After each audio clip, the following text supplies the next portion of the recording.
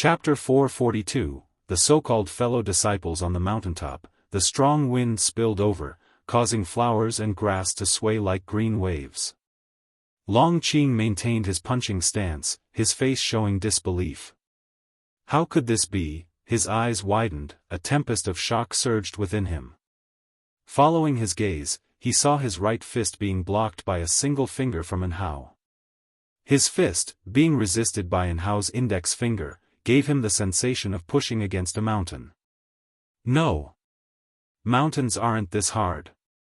Anhao's hair fluttered in the wind as he stared at Long Qing, his lips curling into a smile. Not a bad reaction, but it seems you haven't fully mastered your power, or rather, you don't really know the kind of power you possess at the moment.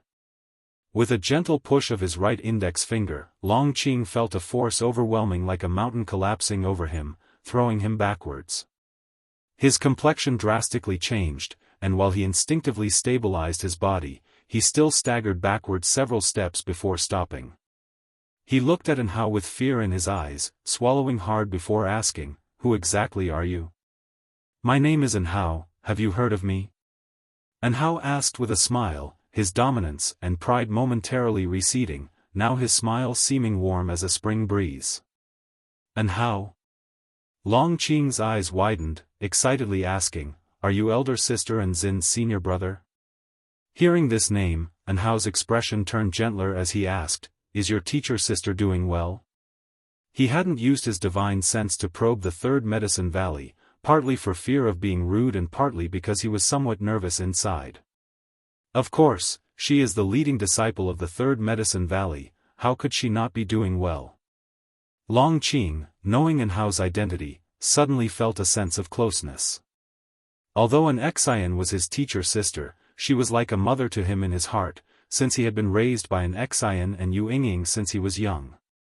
He often heard an Xian mention Anhao, naturally forming a close and curious impression of him.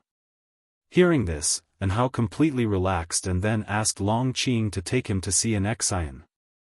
Long Qing was very curious about him. As the two walked towards the valley, they chatted, mostly with Long Qing asking and Anhao answering.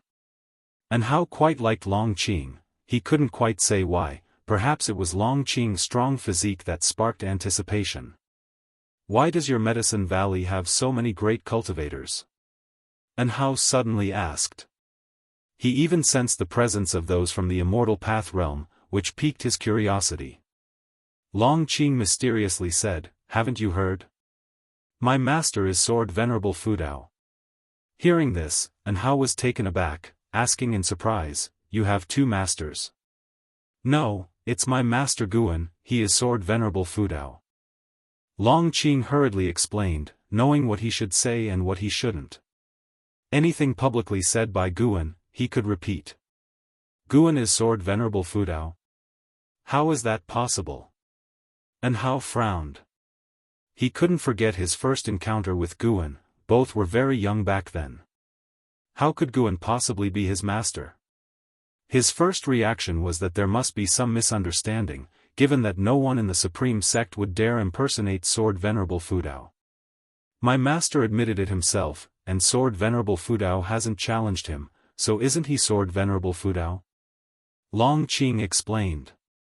He was unaware of the relationship between Anhao and Sword Venerable Fudao, too much time had passed, and only a few knew of their relationship. Long Qing, having spent years in the third medicine valley and an Xian deliberately not mentioning it, those great cultivators had no interest in gossip, so he was also none the wiser. Admitted it himself?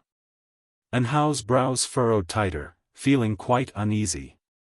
What did Guan mean by this? Trying to take advantage of him? Anhao decided he needed to have a good talk with Guan, as some matters must not be carelessly touched. Half a stick of incense later. An Xian led Anhao into the house, shut the door, and asked him to have a seat, then she began to brew tea.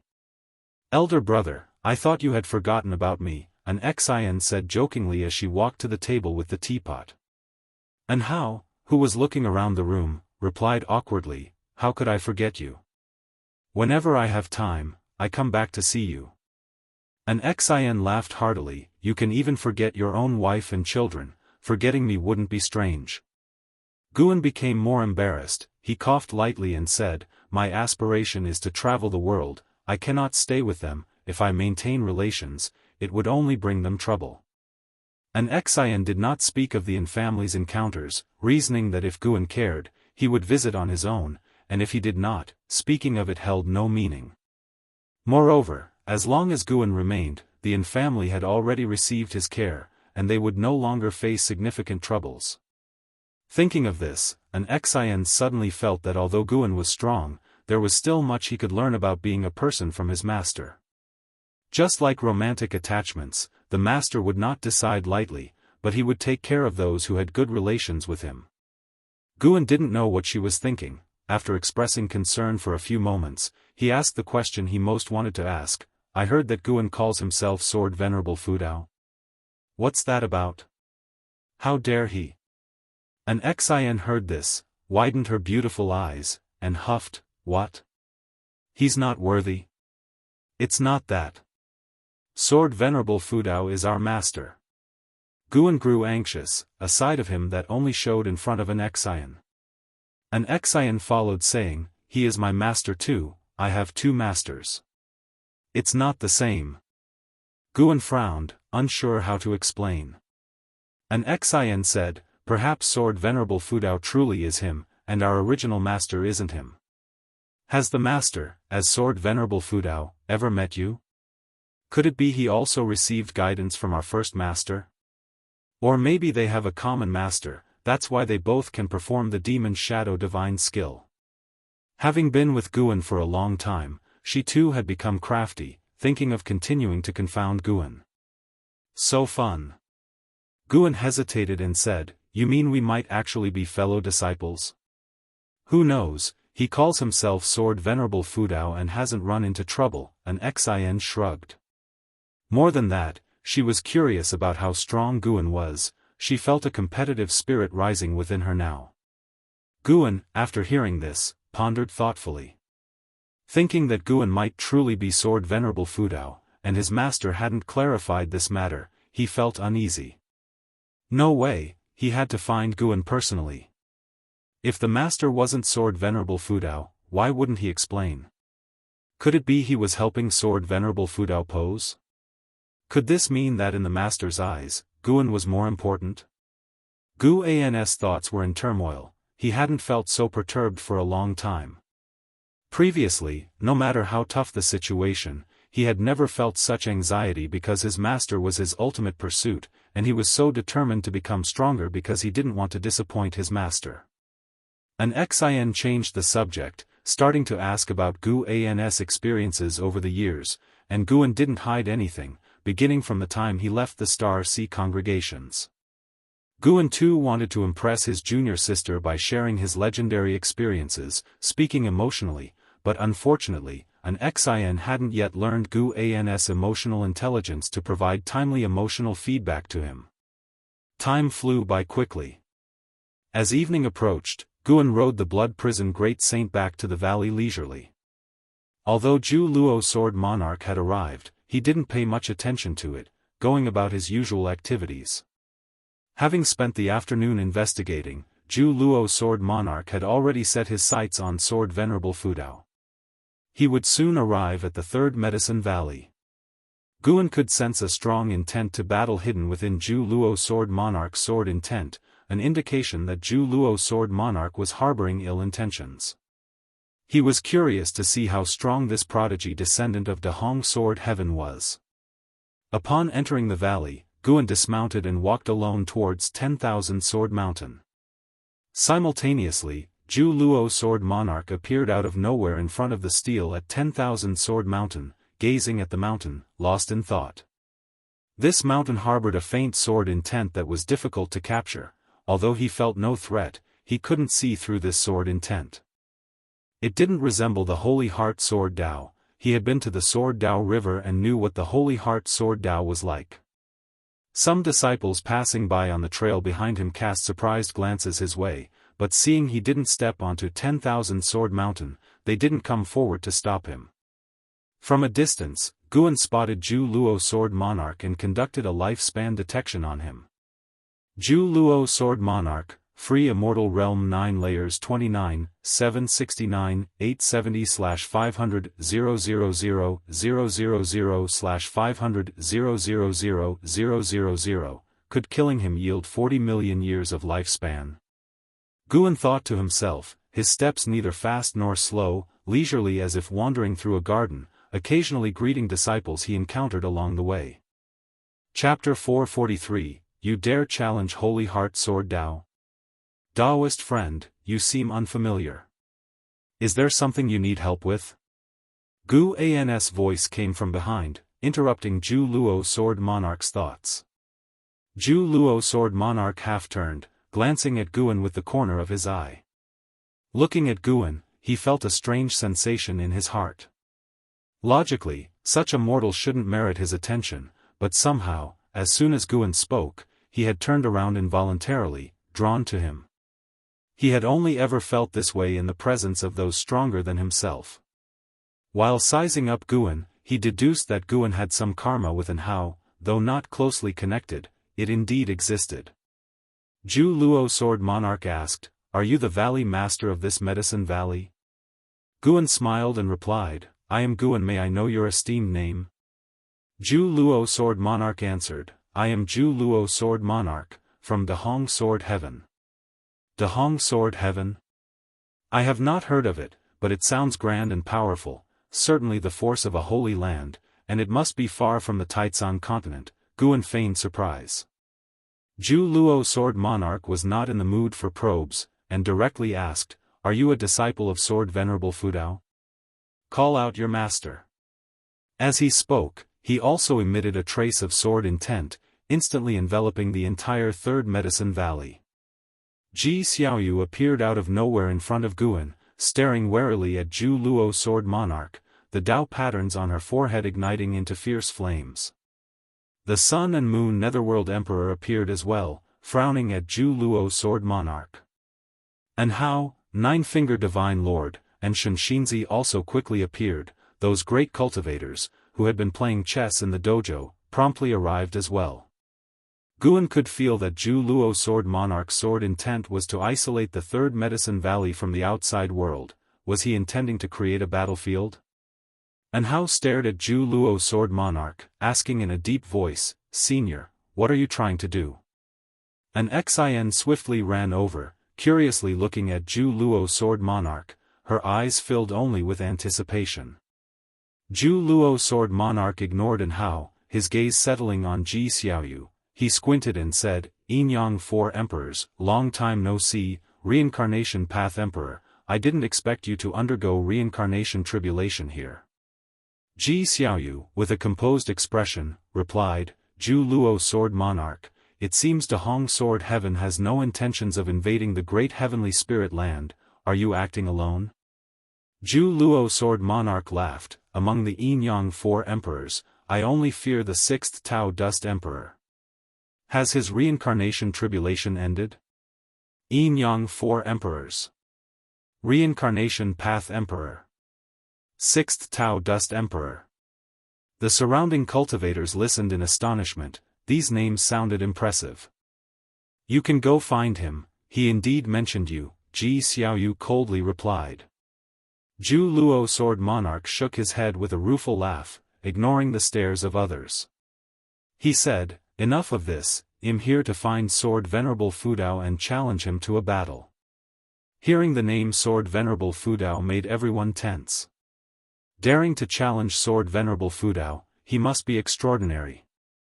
The Sun and Moon Netherworld Emperor couldn't help but ask, did Dahong Sword Heaven come for Sword Venerable Fudao? He had also witnessed the great battle outside of heaven before. Dahong Sword Heavens might have alarmed him. They managed to fight simultaneously against the Immortal Dynasty and the Holy Court, and Zhu Luo Sword Monarch hadn't even participated in that battle. Just how many free immortals did Dahong Sword Heaven possess? Zhu Luo Sword Monarch did not answer the Sun and Moon Netherworld Emperor. Despite being only a single great realm apart, he simply looked down on the Sun and Moon Netherworld Emperor. The scene suddenly quieted down, turning the Sun and Moon Netherworld Emperor's face an iron blue. Guan gave a cough and said, So, it seems you want to challenge me? At these words, everyone turned to look at him. Zhu Luo Sword Monarch's expression changed. He stared intently at Guan and asked, "Are you Sword Venerable Fudao?" So that was it. No wonder he had such an unusual reaction. In his eyes, no matter how one looked at it, Guan seemed like a cultivator in the nascent soul realm with no trace of the immortal path realm. And Hao heard Guan's words and wanted to speak but stopped himself. He had a suspicion in his heart. Could it be that martial master was secretly watching, which is why Guan dared to be so reckless? He also hadn't noticed Guan concealing his cultivation level, so he didn't think Guan had the ability to fight. More and more disciples watched from a distance, not daring to get closer, only able to discuss from afar. Guan walked around Ji Xiaoyu and approached the Zhu Luo Sword Monarch. Ji Xiaoyu grabbed his wrist, trying to persuade him, but Guan just smiled at her and gently pulled his hand away. "Well, I am. How do you want to challenge me?" Guan looked at the Zhu Luo Sword Monarch and asked with a smile. He was giving the Zhu Luo Sword Monarch a chance. If he answered poorly, he would perish along with his cultivation. After all, Dahong Sword Heaven was Yang Pingan's Daoist tradition, and by seniority, the Zhu Luo Sword Monarch was also his disciple. As a martial master, how could he kill a fellow sect member upon meeting? The Zhu Luo Sword Monarch raised his right hand, condensing sword intent in his palm, resembling a thread of lightning, neither dazzling nor enormous, yet it made everyone terrified. This thread of sword intent contained extremely terrifying power, making people shudder. Ji Xiaoyu, the Sun and Moon Netherworld Emperor, the Nine-Finger Divine Lord, and others didn't even dare to move, feeling a terrifying sensation that any movement could lead to death. And Hao clenched his fists inside his sleeves, ready to make a move. Long Qing stood at a distance, on tiptoe, watching. He couldn't feel the sword intent of the Zhu Luo Sword Monarch, but with so many people gathered, how could he not be curious? Naturally, well, compare the sword Dao to see whose sword Dao is stronger. "Show your holy heart sword Dao," the Zhu Luo Sword Monarch coldly stated. Holy heart sword Dao. Ji Xiaoyu and the Sun and Moon Netherworld Emperor both drastically changed their expressions, looking at Guan in astonishment. They had heard of the great fame of the Holy Heart Sword Dao, a supreme inheritance of Dahong Sword Heaven, able to dominate across 3,000 worlds and be invincible. Guan had actually inherited the Holy Heart Sword Dao. No wonder Sword Venerable Fudao refused to show his true self. It turns out he was a great cultivator from Dahong Sword Heaven. In any great heaven and earth, there was no one who could silently reach the free immortal realm. Just the heavenly tribulation from divine thought true immortal to free immortal would shake the universe. How could one hide? Hearing the words of the Zhu Luo Sword Monarch, Guan showed a faint smile. His smile, however, appeared as a provocation in the eyes of the Zhu Luo Sword Monarch. Just then, Guan suddenly shifted, appearing instantly in front of the Zhu Luo Sword Monarch. The gust of air lifted the Zhu Luo Sword Monarch's cloak, and he widened his eyes. Challenge the Holy Heart Sword Dao? Guan slightly raised his chin, looking at the Zhu Luo Sword Monarch with indifferent eyes, as if he were looking down on an ant. With his left hand, he then grabbed the Zhu Luo Sword Monarch's wrist. The entire process went unchallenged by the Zhu Luo Sword Monarch. It wasn't that he couldn't react, but he was unable to resist. With Guan holding him, the Zhu Luo Sword Monarch's pupils dilated, and his heart was struck with shock. Guan looked at him and slowly said, "Let's not first discuss whether I possess the Holy Heart Sword Dao. To you all, what status does the Holy Heart Sword Dao even have? Are you even qualified to challenge the Holy Heart Sword Dao?" These words struck the Zhu Luo Sword Monarch like a hammer, causing his body to tremble, and cold sweat began to bead on his forehead. Everyone else could feel Guan's dominance, and what surprised them most was how the usually arrogant Zhu Luo Sword Monarch had suddenly become mute. And Hao was the most shocked and unable to stay composed. He knew too well how strong the Zhu Luo Sword Monarch was. A mere breath from him could annihilate a cultivator in the nascent soul realm. Although he hadn't felt Guan's aura now, he knew something must have happened that made the Zhu Luo Sword Monarch dare not retaliate. Or rather, the Zhu Luo Sword Monarch simply couldn't retaliate. Chapter 444 Master, I want to be the Heavenly Emperor under the watchful eyes of the crowd. Zhu Luo Sword Monarch trembled all over, unable to speak. All gazes fell on Gu An's hand, which held the wrist of Zhu Luo Sword Monarch. At that moment, Zhu Luo Sword Monarch's aura was not a match for Guan, almost as if he was about to kneel at any moment. Gu An's face was so cold, and his gaze, falling into the eyes of Zhu Luo Sword Monarch, was terrifying. How can this be? The thought of utter disbelief crossed the mind of Zhu Luo Sword Monarch.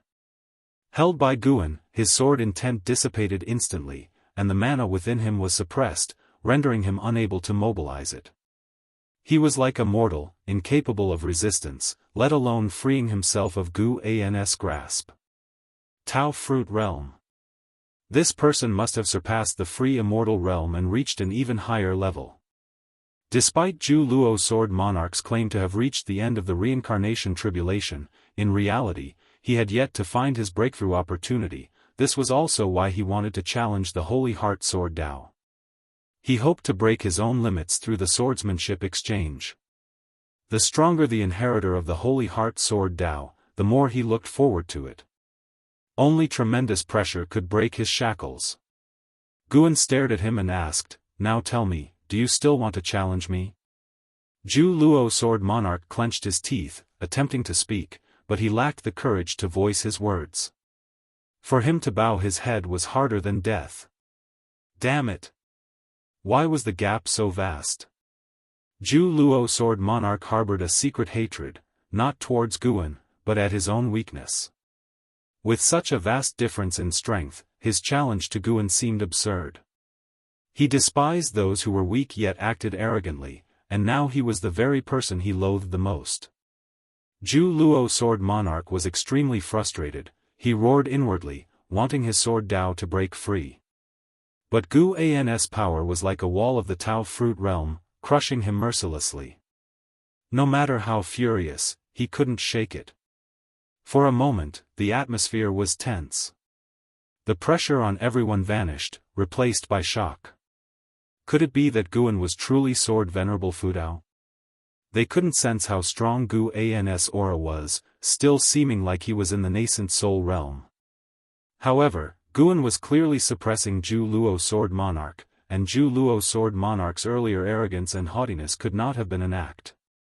And Hao was shocked. He looked at Gu An's retreating figure with complex emotions, astonishment, delight, apprehension.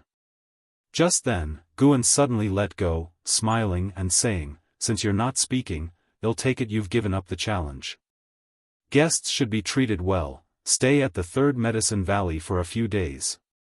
Zhu Luo Sword Monarch felt the suffocating pressure lift instantly. His first instinct was to flee, but he resisted. If the other party didn't kill him, would fleeing not bring shame to the Dahong Sword Heaven? Looking at Gu An's gentle smile, Zhu Luo Sword Monarch didn't know how to respond and wished he could vanish into thin air. Guan turned around and beckoned to an Xian, who immediately ran over. "Accommodate this Daoist friend," said Guan, then turned and left. Ji Xiaoyu stared at Guan in a daze, once again astonished by his strength. Zhu Luo Sword Monarch was stronger than her true body, and such a being was completely suppressed by Guan to the point that he couldn't even speak. How high was his cultivation level, really? Others too were shocked by Gu An's cultivation level and conceived speculations about his realm.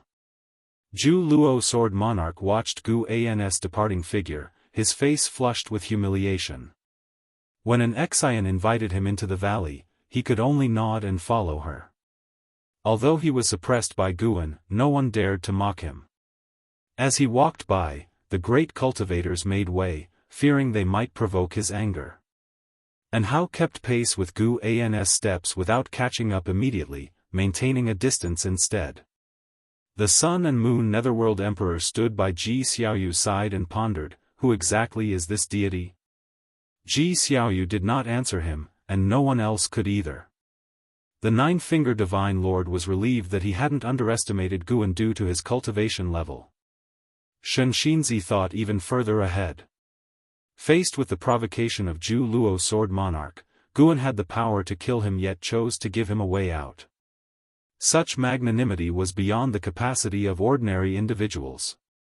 This was the very path Xianxia himself should pursue. On another side, Long Qing ran over to Gu An's side, walking shoulder to shoulder with him, occasionally glancing back at Anhao. He could tell Anhao seemed to want to talk to Guan and was adopting a very humble posture. "Master, what just happened?" Long Qing asked curiously. His gaze followed and fixed on Zhu Luo Sword Monarch, whose presence was so powerful. Just walking down the road, he exuded an air of invincibility, as if even the heavens couldn't contain him. Guan smiled and said, "Nothing much, just chatted with someone."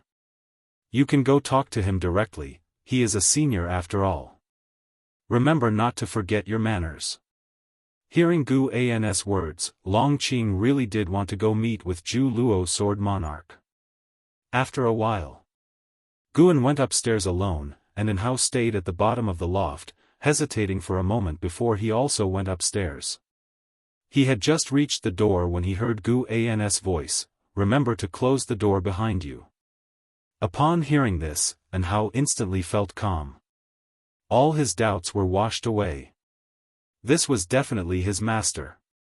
Suppressing his excitement, he closed the door. He strode to the table and then knelt down, kowtowing to Guan. Guan did not stop him, graciously accepting his gesture of respect. Anhao looked up at Guan and exclaimed excitedly, "Master, you've kept me in the dark for so long. No wonder you took an Xian as a disciple. You've been looking after her all along, hasn't she known all this time?" Guan smiled and replied, "She didn't know at the beginning. She was just as excited as you when she found out. Stand up and speak." Anhao hurriedly stood up, he had too many things to tell his master. Guan invited him to sit down and then inquired about his experiences over the years. Anhao did not dare to hide anything, he did not overly embellish his narrative, sharing both his hardships and achievements. After a long time, Guan asked, "What are your goals for the future?" Unlike an Xian, Anhao had been wandering outside for years, and his ambition only grew higher and higher, so Guan had no intention of keeping him.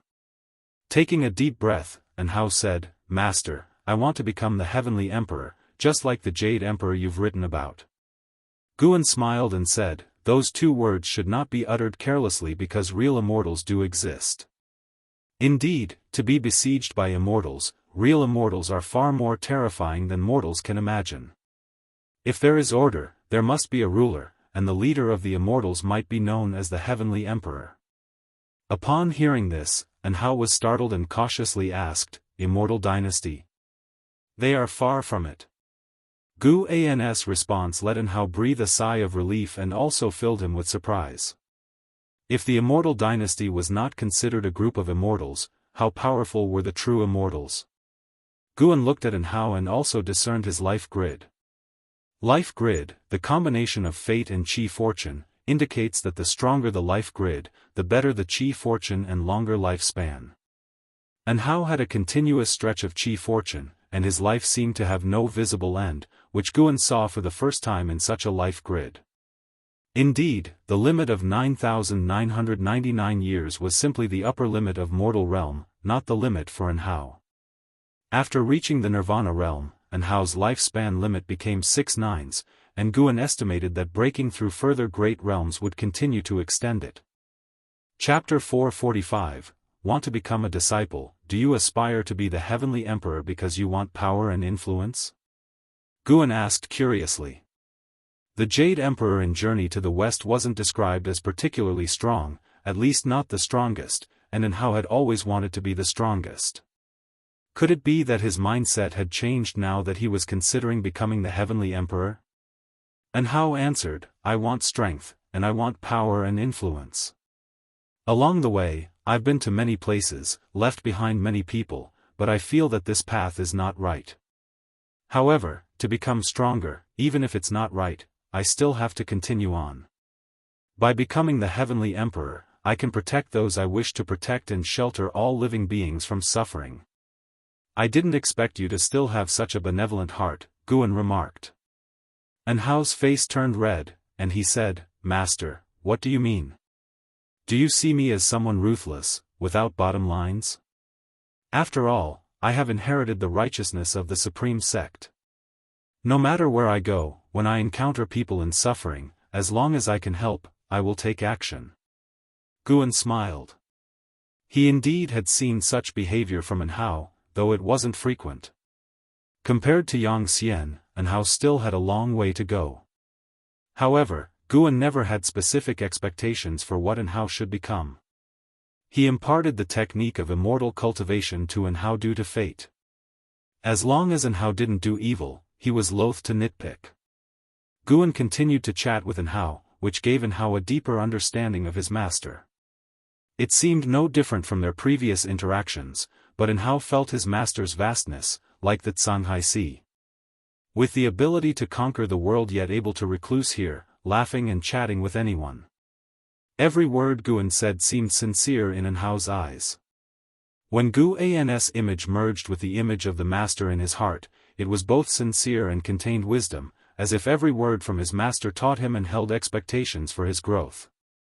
Suddenly, Hao thought of something and asked, Is Yang Jian your direct disciple? Guan smiled and nodded, saying, Yes, he knows I am Sword Venerable Fudao. I even told him he has an impressive senior brother, just didn't say it was you. Upon hearing this, Hao's face broke into a smile. He had a profound memory of Yang Jian, and they had even agreed to a duel at the Sky Ranking Tournament. He had never forgotten it. Where did he go? Why haven't I seen him? Hao asked curiously. Guan recounted Yang Jian's background and current whereabouts, leaving Hao silent. The Holy King of the Holy Court. He had visited the Holy Court, witnessed the demeanor of the Holy King, and suddenly felt pressure.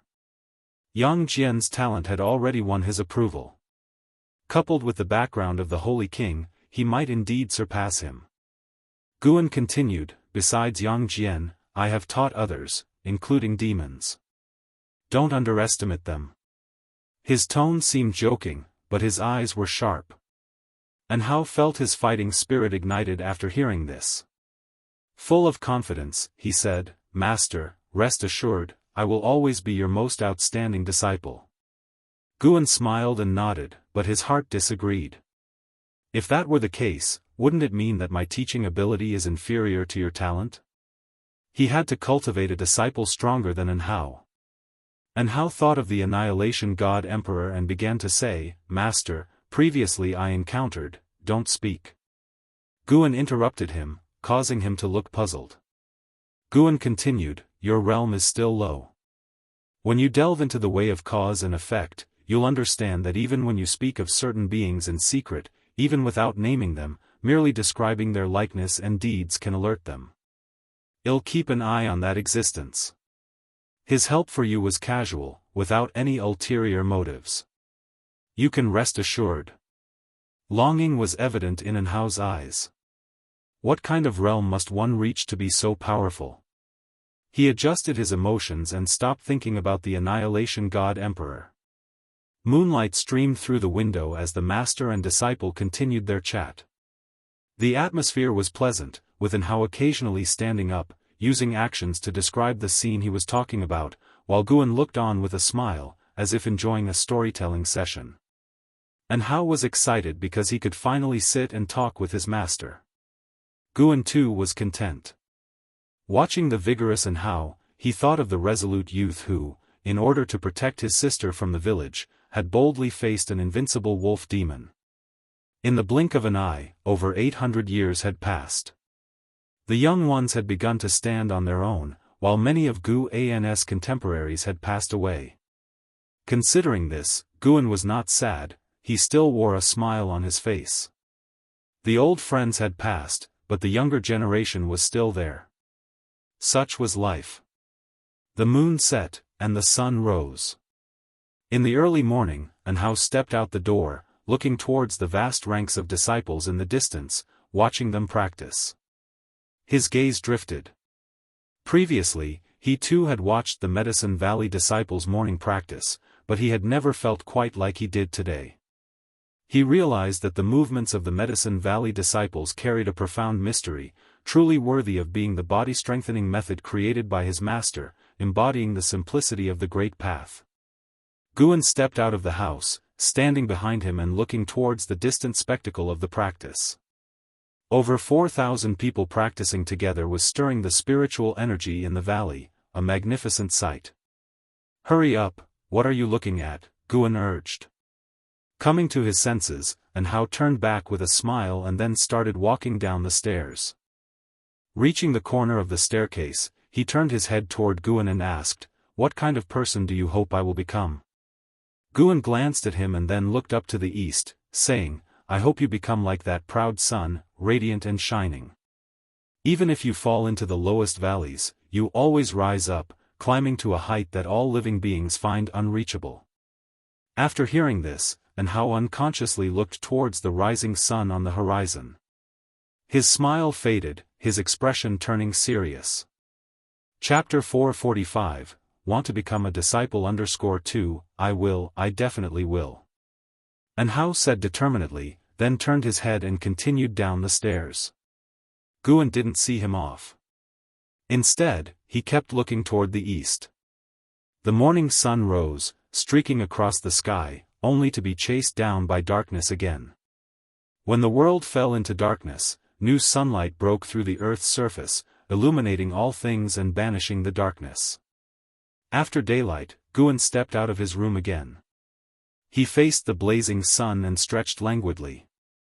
"The first day after 1,000 years seems no different than the rest," Guan said with a smile, talking to himself. Today, he turned 1,000 years old. In his eyes, this marked a brand new page in his life. He followed the stairs down and, just as he reached the bottom, Ji Xiaoyu walked out from inside the house. "Will you intervene in Anhao's conflict with the Sky Demon Great Sect?" Ji Xiaoyu looked at Guan and asked. 97 years had passed since Anhao left. While the world's events changed each year, Guan's life in the Third Medicine Valley remained the same, and he was content with that. Guan casually replied, "Why intervene? I'm just an ordinary cultivator who loves to garden. I have no wish to get entangled in trouble." Having said that, he moved forward with his steps. Since Ji Xiaoyu had learned of his strength, she no longer behaved like a petulant girl, which actually made him find her rather dull. As Ji Xiaoyu watched him walk away, she followed up with, "But as he continues like this, the Sky Demon Great Sect surely will not let him go. You will definitely save him. According to my investigation over these years, behind the Sky Demon Great Sect stands the Heavenly Demon, who is also at the peak of the free immortals." Guan stopped his steps and turned his head to look at her, asking, "What if you surpass the free immortal in this life? What will you do?" Ji Xiaoyu paused, then said, "I am just a reincarnation body, it's impossible for me to reach the realm of my true self." With more of her memories reviving, her reluctance was fading, she was gradually becoming her true self, or rather, reverting to her original temperament. After listening, Guan appeared thoughtful, then continued on his way. Ji Xiaoyu started to ponder Guan's words. Must a reincarnation body truly not surpass the original self? Thinking it through, she didn't know how to reach a higher realm beyond the reincarnation tribulation, she had received no guidance. Ji Xiaoyu felt as though she had grasped at something, but it wasn't clear what it really was. She looked at Guan's retreating figure, feeling that somehow he was reminding her of something. Guan was also in deep thought. Within the lifespan samsara, Long Zhan had once surpassed him, and he believed that a reincarnation body could possibly surpass the original self. His curiosity aroused, if his reincarnation body continued to grow, what would happen? Guan was merely curious and felt no urge to experiment. For the time being, he had no desire to open another lifespan samsara because he was saving up his lifespan for the next breakthrough. Although no existence threatened him at the moment, he couldn't relax. He had to maintain his progression in strength, not wait for an unbeatable foe to arrive before starting to regret. With these thoughts in mind, he made his way towards 10,000 Sword Mountain. A meteor streaked across the sky, caught perfectly by his gaze. Another free immortal has descended. It seemed it wouldn't take many years for another earth-shattering war to erupt. But there had been many such wars in recent years, with high-level beings fighting outside of heaven, clearly all fearing they might shatter the great heavenly spirit land. Gu An's gaze then shifted towards the depths of the cosmos. The Black City, created by the Annihilation God Emperor, was still devouring Tao's spiritual energy, and Guan could sense a faint power gathering inside it. The Annihilation God Emperor seemed to be refining some kind of supreme treasure, but it was unknown whether it was an immortal path supreme treasure. Was he trying to force Long Qing out by using this treasure? Guan pondered curiously in his heart. He wasn't in a hurry at all. As long as the true form of the Annihilation God Emperor didn't appear, he felt no fear. For Guan, time was even more important. He made his way to Sword Mountain, where treasure swords covered the mountain, reflecting sharp sword lights under the sunlight. Stepping up the mountain, he touched every sword hilt along his path, infusing each with the sword intent of different swordsmanship. The swords he touched would instantly lose their luster, seeming to lose their spirit, but in reality, they were being nurtured by the sword intent, with the underground spiritual energy altering the essence of the swords. After a while, Guan reached the mountain peak. Looking down upon all the swords, his figure was noticed by Zhu Luo Sword Monarch, who was under a distant tree. Since coming to Third Medicine Valley, Zhu Luo Sword Monarch had not left. He acted properly, no longer arrogant and imposing. He wanted to understand Guan. Although Guan didn't acknowledge that he had inherited the Holy Heart Sword Dao, instinct told the Sword Monarch that Guan must be connected to it. Perhaps it was because of the relationship between the Holy Heart Sword Dao and the Hong Sword Heaven that Guan had spared him. Putting himself in Gu An's shoes, the way he had previously addressed Guan was enough to warrant death 10,000 times over. It was precisely because he understood this that he acted so properly and would occasionally give pointers to the disciples in the valley. A figure rode a sword through the air, landing beside Zhu Luo Sword Monarch. This was a man in blue attire, holding a treasure sword. He saluted Zhu Luo Sword Monarch, saying, "Senior, I have learned the swordsmanship you taught me." The standoff between Guan and Zhu Luo Sword Monarch had not spread. Firstly, because the Sword Monarch had isolated Third Medicine Valley with his sword intent at the time, and secondly, since the Supreme Sect saw that Guan didn't kill Zhu Luo Sword Monarch, they thought to win him over. This was a being of the 9 heavens of the immortal path, and if they could successfully win him over, the Supreme Sect could leap to become a powerful force under heaven. The blue-attired man was Su Jie, the disciple with the strongest talent in the history of Third Medicine Valley. Su Jie had heard from LV Badian that a powerful sword cultivator had appeared in Third Medicine Valley. He loved using swords, so he took the initiative to visit Zhu Luo Sword Monarch.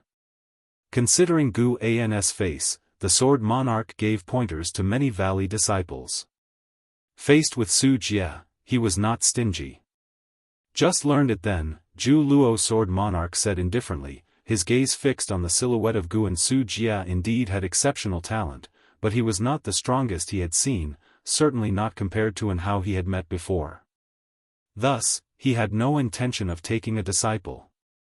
He was now focused on becoming a disciple of Guan. How could he have the time to take on his own disciple? Su Jie followed Zhu Luo Sword Monarch's gaze and saw Guan. His feelings towards Guan were complicated. He even felt a bit defiant.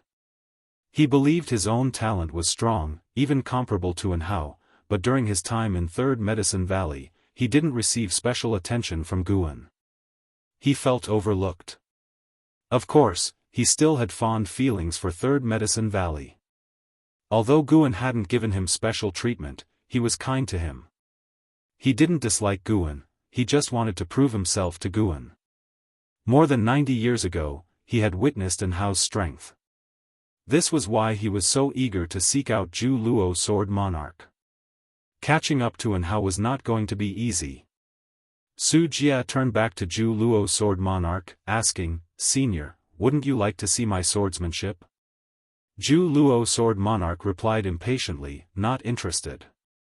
Upon hearing this, Su Jia's expression became unnatural. Suddenly, the Sword Monarch remembered the Valley disciples' assessment of Su Jia. He was the pride of Third Medicine Valley, Guan must be paying attention to him too. No, he couldn't offend Guan. He still wished to become his disciple. Zhu Luo Sword Monarch looked at Su Jia and began to scrutinize him. Chapter 446, Pure Land Under Heaven. Su Jia had been feeling quite stifled, but seeing the Zhu Luo Sword Monarch reassessing him, hope rekindled in his heart. "Do you want to learn the most superior swordsmanship?" the Zhu Luo Sword Monarch asked seriously. Upon hearing this, Su Jia quickly responded, "Of course, I do. Would the senior be willing to teach me?" The Zhu Luo Sword Monarch raised his right hand, and a piece of silvery white jade appeared between his fingers. He tossed the jade to Su Jia, who caught it instinctively. "If you can comprehend the swordsmanship contained within this, I will pass on my sword Dao to you. After that, dominating the great heavenly spirit land will certainly not be difficult," the Zhu Luo Sword Monarch said calmly. Upon hearing these words, Su Jia immediately bent at the waist to bow and thank the Zhu Luo Sword Monarch. The Zhu Luo Sword Monarch waved his hand, indicating that Su Jia could leave. Su Jia didn't dare to linger and turned to leave. Yet, he couldn't help but glance toward Guan. He wasn't foolish. The Zhu Luo Sword Monarch had clearly been impatient just moments ago, but after looking at Guan his attitude changed completely, indicating that it was only because of Guan's face that he agreed to impart his swordsmanship to Su Jia. This made Su Jia's feelings even more complex. He was very grateful to Guan and even wanted to thank him, but he felt like there was an invisible wall between himself and Guan that was very difficult to cross. Meanwhile, Guan was still standing on 10,000 Sword Mountain, deducing fates and cause and effect. He saw many people coming and going at the foot of the mountain. These were visions of the future. Inheriting the memories of Yang Xian, his understanding of the sword Dao and fate was profound. Using the sword intent of 10,000 Sword Mountain to deduce the future, he could see the shadows of times far away. Suddenly, he spotted a figure standing still at the foot of the mountain, looking up at him. Guan slightly raised his eyebrows, focusing on the figure, his eyes revealing a hint of surprise. He deduced that this figure in 10,000 Sword Mountain had the closest connection of fate. This individual would inherit all the sword intent of 10,000 Sword Mountain and even boost its chi fortune. He could even deduce the person's name and identity. A talent like this in the new epoch, Guan thought to himself, feeling somewhat emotional. The talent of this individual in the sword Dao was extremely terrifying, almost like he was seeing another Yang Xian. It wasn't an exaggeration to say that this individual's talent was even stronger than Hao's. Regrettably, he wasn't born in the same epoch as Hao. By the time he came into this world, Hao had already become the most dazzling sun in the heavens. Guan didn't keep his focus on this future talent, continuing to deduce the future, not to probe for something, but to increase his own understanding of cause and effect and the way of destiny. He stood there the entire day. Although the disciples in the valley were curious about what he was pondering, no one dared to disturb him. No matter how Guan was viewed by the outside world, within Medicine Valley, all the disciples believed he was formidable, and many had even concluded that he was Sword Venerable Fudao. This led to more and more disciples choosing to stay in Medicine Valley after their foundation establishment, and those who became masters often returned to visit. For this reason, Guan had established several positions within Medicine Valley to help manage the disciples. And an Xian also delineated several other positions, causing Third Medicine Valley to unavoidably form a hierarchy of power, much like a mini immortal cultivation world. The next morning, Guan rode the Blood Prison Great Saint to Tianya Valley. Over the years, Tianya Valley had expanded, providing a steady income to Guan's lifespan. The valley also fostered many talented individuals cultivated by Li Xiandao, who had established good relations with Guan. Guan loved to mingle with the talented, and no matter what they played, they would not give up easily after losing, always coming back to challenge Guan.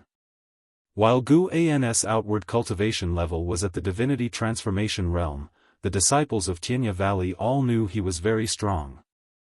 The change in demeanor and appearance enabled Guan to no longer deliberately conceal his strength, though at most he didn't appear overly strong.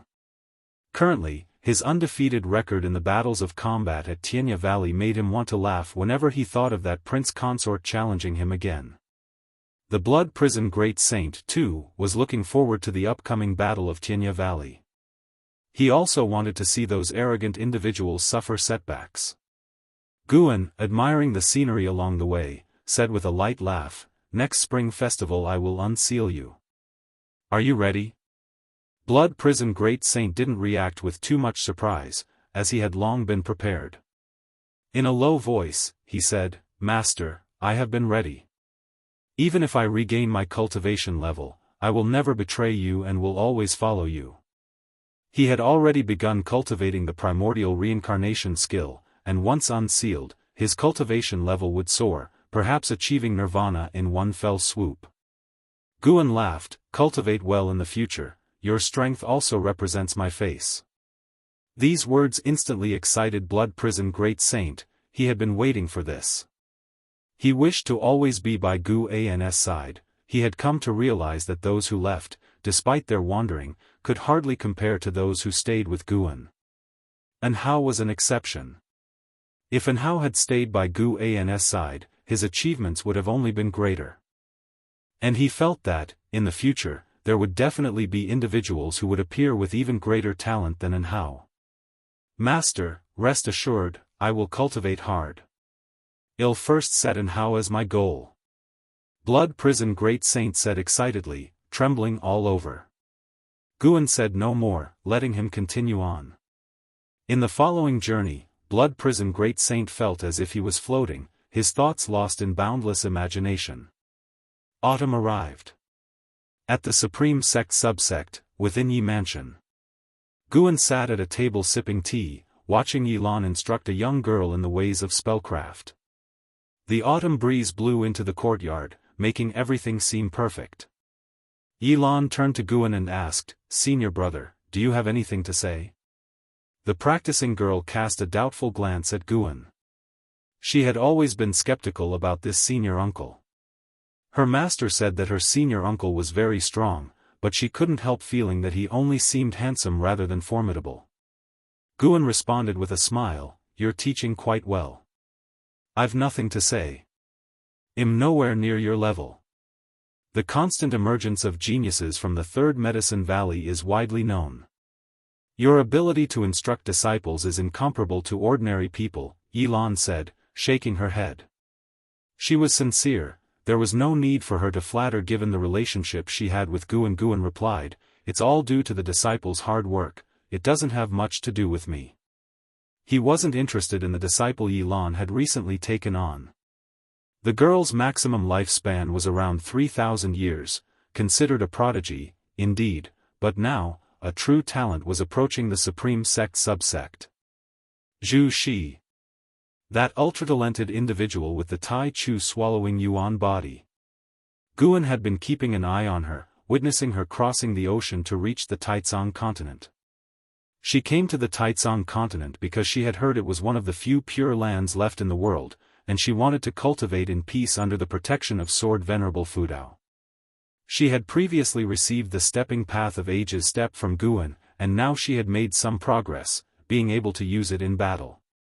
Although in Guan's view, her Stepping Path of Age's step was rather unrefined, this divine skill was difficult to cultivate. To be able to master it and employ it in combat at less than 600 years of age, her aptitude was definitely terrifying. Hearing Guan's words, Yilan couldn't help but pout. She could see that Guan was not interested in her disciple, Yi Qingxue. Indeed, compared with a talent like Su Jie, Yi Qingxue did indeed seem mediocre. Chapter 447 Immortal Creation. Xianxia felt quite disgruntled as she listened to her master heap praise upon Guan. Despite having only met Guan a few times, she spent all day and night with her master. In her eyes, her master was strict and decisive, wielding tremendous power, the strongest woman she had ever seen. She too wanted to become a female cultivator like Yilan. It was precisely because of this that it was particularly unpleasant for her to watch Yilan ingratiate herself with Guan, but she dared not show her anger in front of her master. Xianxia feels hostility towards you and wants to beat you up. Do you wish to perform a lifespan detection on her? A notification appeared before Guan's eyes, causing him to pause. He couldn't help but glance at Xianxia. Xianxia was staring at Guan, but as soon as she met his gaze, she quickly turned her head away, her face and even her ear tips flushed red as though they were about to bleed. Guan shook his head with a smile, not taking her seriously. What would be the point of taking issue with a 14-year-old child? If it wasn't murderous intent, he was too lazy to care about it.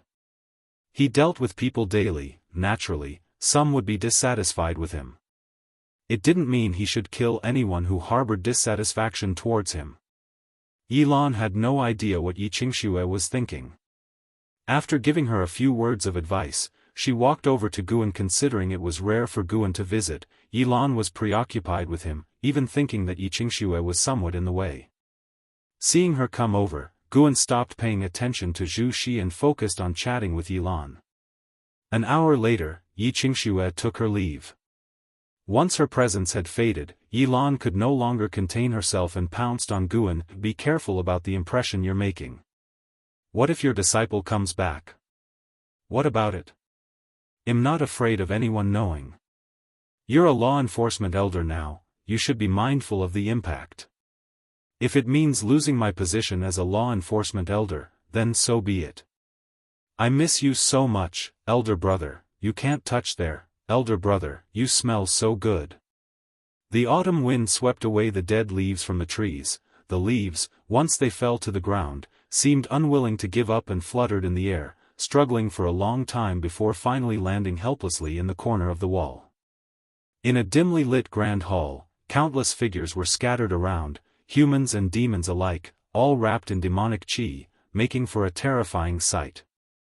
All their gazes were fixed forward. On a stone platform suspended a red and purple orb of light, displaying a silhouette. This figure seemed to sit lazily on a throne made of bones, as if in another world. He too was surrounded by demonic qi, covered in thick armor, and at his feet lay a black lion with a ferocious face, 3 tails, each tail ending in a snake's head, hissing with tongues flickering. He was the heavenly demon Great Emperor, the ruler of the heavenly demon clan, and the mastermind behind the Sky Demon Great Sect. So you're saying, you're also unclear about who's pulling the strings behind the Xianyu divine dynasty? The voice of the heavenly demon Great Emperor emanated from within the orb. His tone was icy cold, quieting every heavenly demon in the hall. The black-robed elder at the forefront spoke up, Your Majesty, the opponent hails from Xianyu, the reincarnation land, and indeed we cannot discern any concrete information from the mortal world. The others concurred. Over the years, they had sent many spies and even turned some people from the Xianyu divine dynasty, yet they were constantly unable to gather useful intelligence. The heavenly demon Great Emperor fell silent for a while before speaking. What is the stance of the Xianyu divine dynasty then? A woman in red responded, They wish to gather the souls of the dead. They want all beings in the great heavenly spirit land to perish, which, in a sense, aligns with our intentions because we too wish to destroy the great heavenly spirit land. The fingers of the heavenly demon Great Emperor began to tap on the armrest, adorned with skulls, the tapping sounds chilling everyone in the hall into silence. After a long while, the heavenly demon Great Emperor finally spoke, If that's the case, then let us fully unleash the great calamity upon the world, and let the great heavenly spirit land feel despair ahead of time. As his words fell, the 3-tailed black lion at his feet howled upwards, its roar deafening. The heavenly demons in the hall kneeled, silent, all staring fervently at the heavenly demon Great Emperor. As the year came to a close, with snow covering the great heaven and earth, soon to melt, the supreme sect began preparations for the spring festival. The Third Medicine Valley was also in the midst of preparing for the spring festival. Unlike previous years, it was said that Guan was planning a grand celebration, much to the anticipation of the disciples. "Come on, tell me, what are you up to?" Shenzhen urged Guan, looking quite beautiful today in a white dress and a silver jade phoenix crown, embodying elegance and nobility. As Guan was writing, he casually responded, "You'll know when the time comes." This made Shenzhen even more curious, but no matter how much she pressed him, Guan simply wouldn't spill the beans. Feeling it futile, Shenzhen stood up to leave.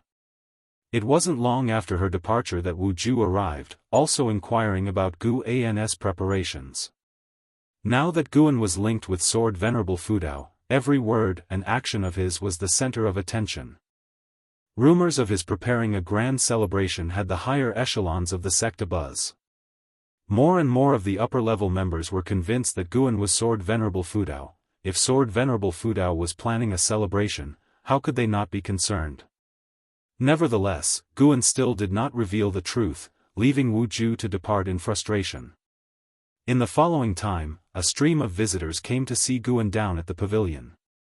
Long Qing, holding a wooden stick, looked up at the second floor and asked Blood Prison Great Saint, "You're guarding master every day. Do you have any insider news?" Blood Prison Great Saint lay on the ground and glanced at him, ignoring the question. Long Qing squatted down, pulling out a white jade bottle from his storage bag, whispering in a mysterious tone, "This is heart-cleansing jade honey, exceedingly rare. I have only 2 bottles, and am sharing one with you." The Blood Prison Great Saint opened his eyes and revealed a smile, saying, "You've put in some thought, kid, so I'll give you a hint. The Master wants to create an immortal realm existence, right here in the valley, in the Third Medicine Valley." Upon hearing this, Long Qing's eyes widened, and his heartbeat quickened. He carefully asked, "Master, whom will you choose?" "I have no idea," replied the Blood Prison Great Saint.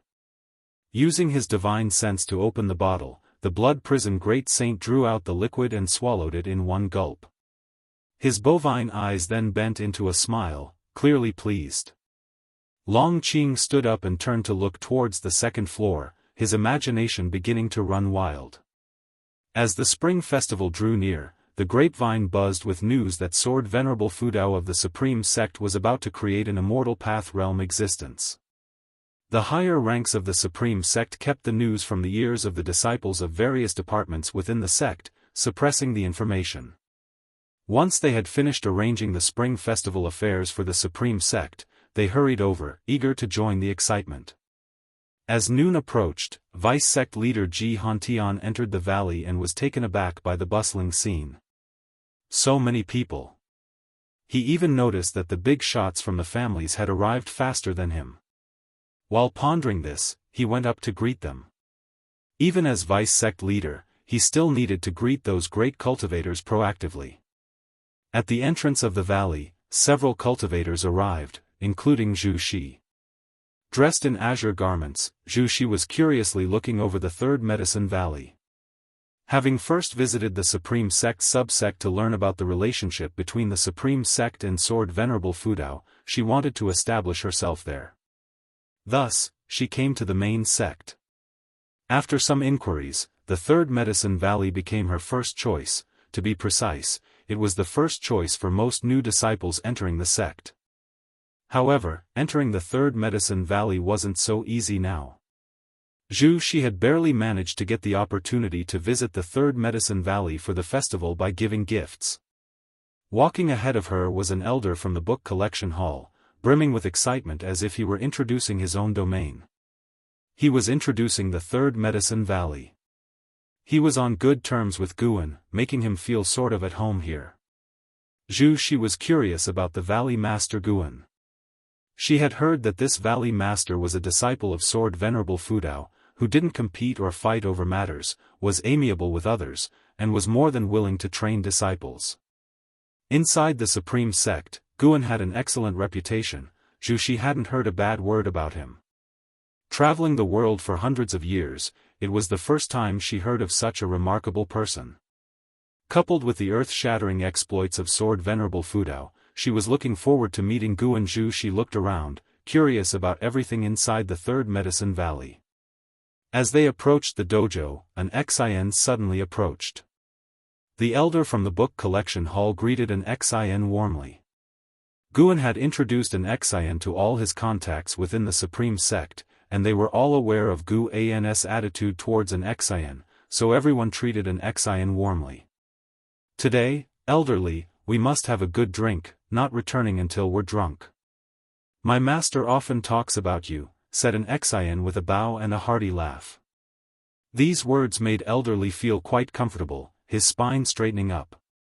He pinched his beard and glanced at the disciples beside him, who looked up to him in admiration. An Xin turned her gaze to Zhu Xi and asked with a smile, "May I ask if you are Zhu Xi, Miss Zhu?"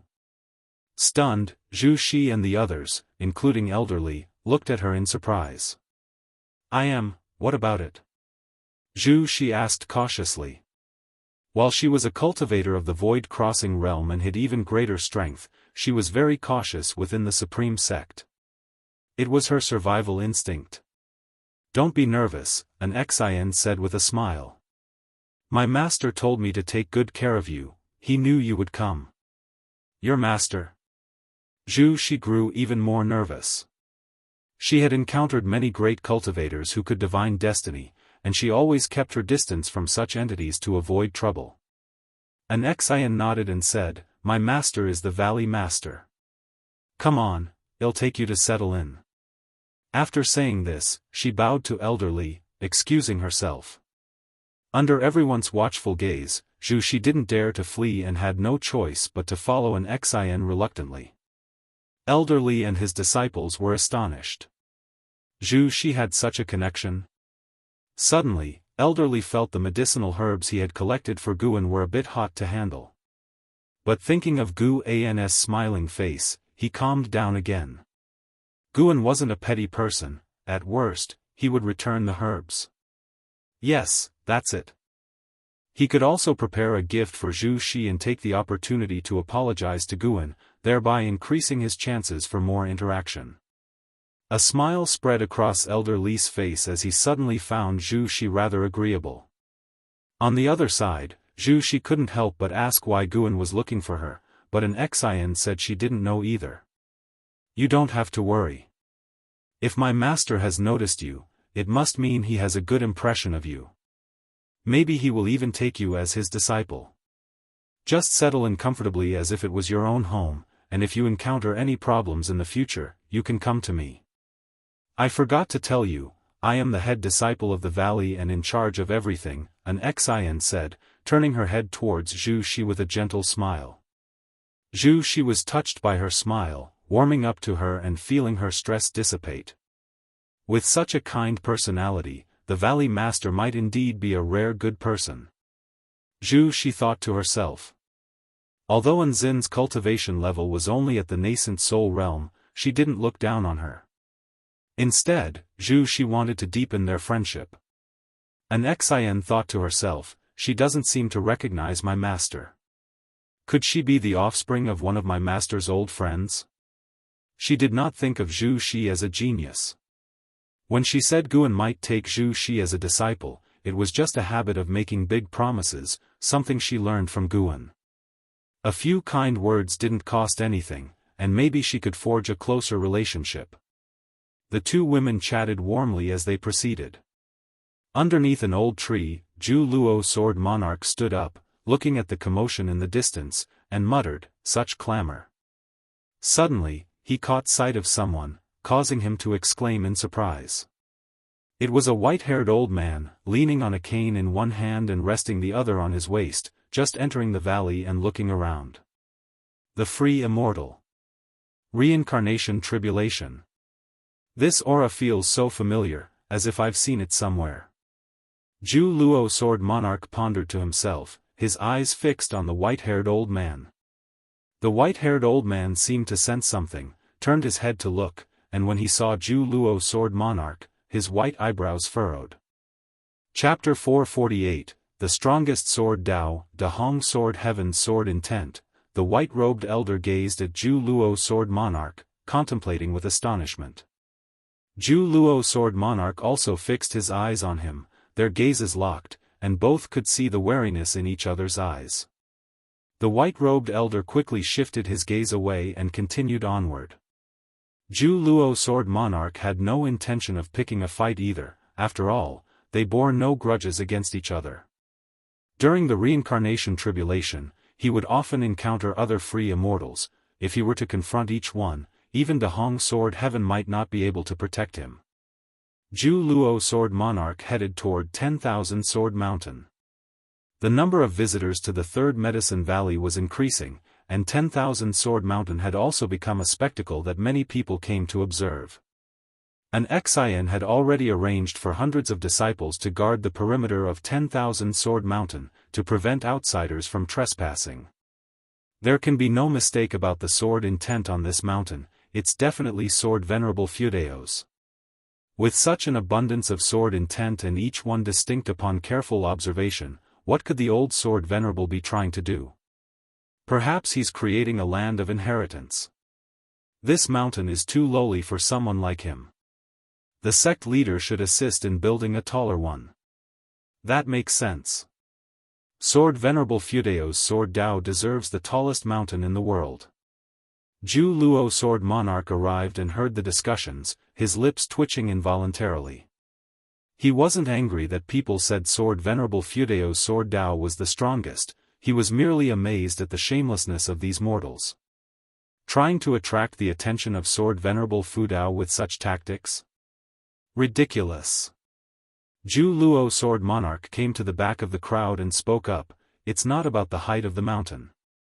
Sword Venerable Fudeo's sword Dao is indeed the strongest.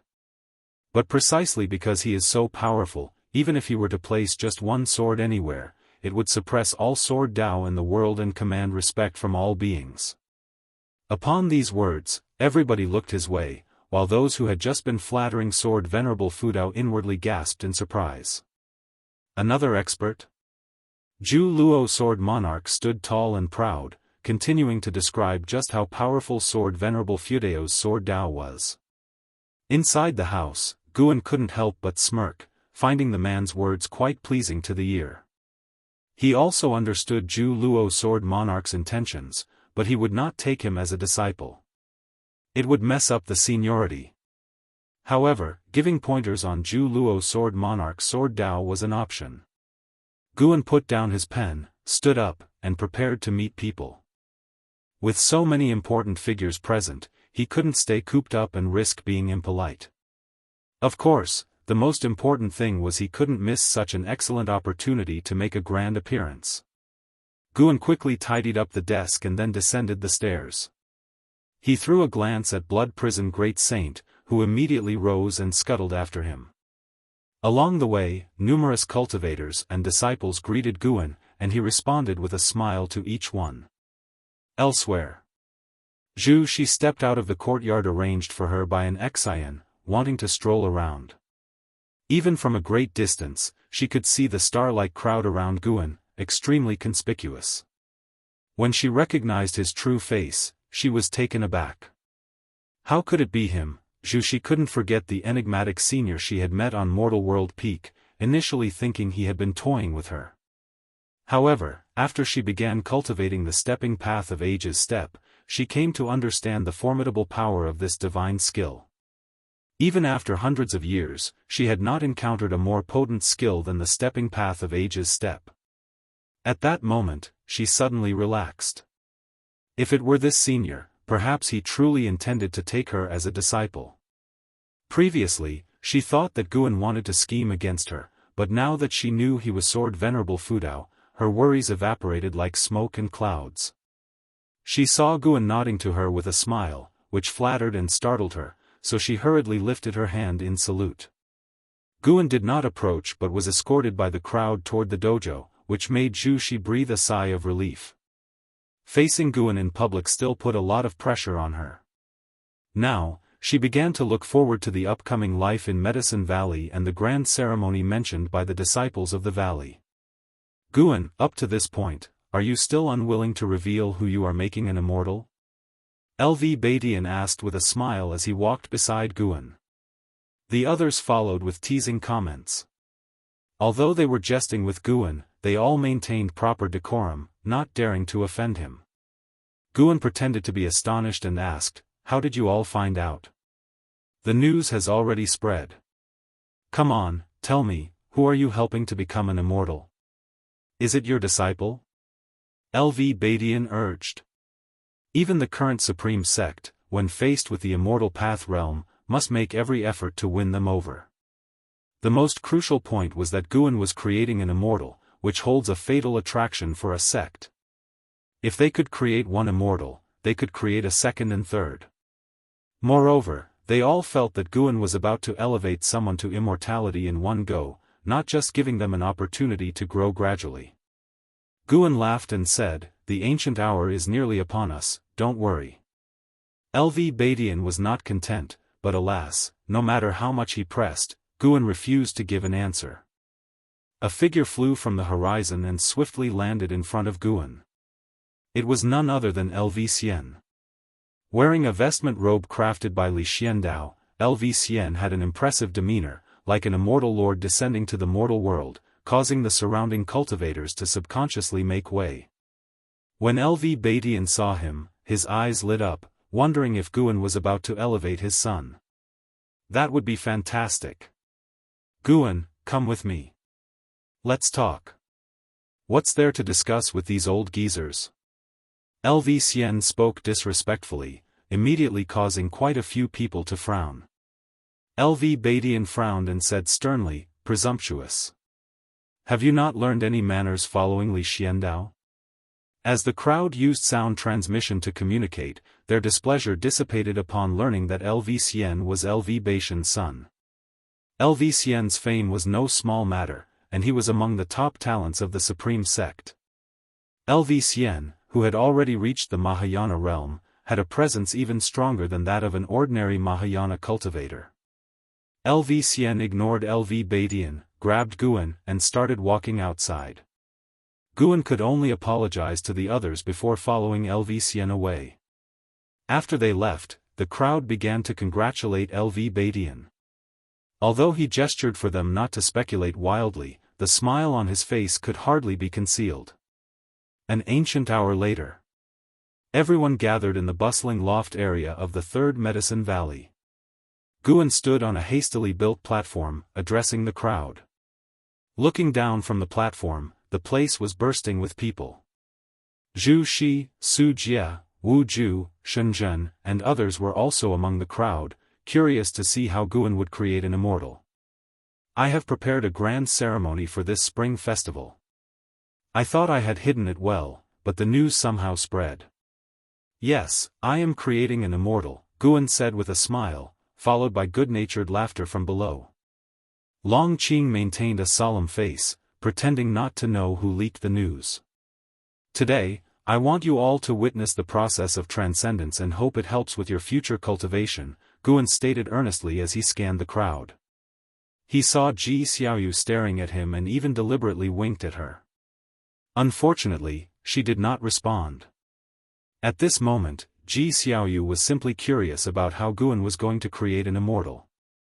She even wished he would just start and spare them the idle chat. Guan spoke at length before finally getting to the point. He simply said, "Bull Demon King." As soon as his words ended, the Blood Prison Great Saint immediately leaped onto the stage from the side, proudly stepping towards Guan, enjoying everyone's gaze. The crowd below paid no attention to the Blood Prison Great Saint, assuming Guan had called him up for something unrelated to immortal creation. After all, what did a core formation realm demon creature have to do with becoming an immortal? Chapter 449, Is there a second person in the world? Blood Prison Great Saint arrived before Guan and reverently knelt down, as if he were about to prostrate himself.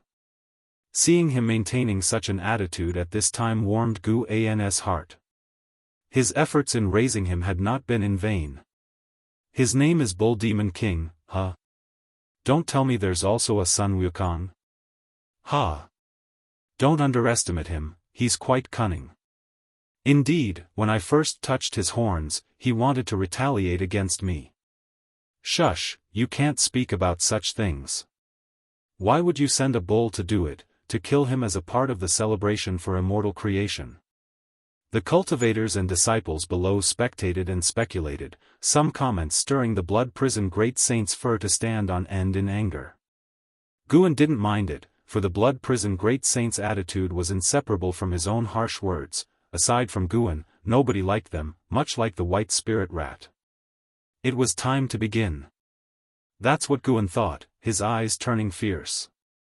Under the watchful eyes of the crowd, Guan took out the fate-determining pen, allowing it to spin in his hand before gripping it firmly, the tip pointed at blood prison great saint. Everyone's gaze followed suit, falling upon blood prison great saint, unsure of what Guan was about to do. Today, I shall let my mount transform into the immortal realm. Everyone, watch closely. Gu An's voice sounded, echoing through the third medicine valley.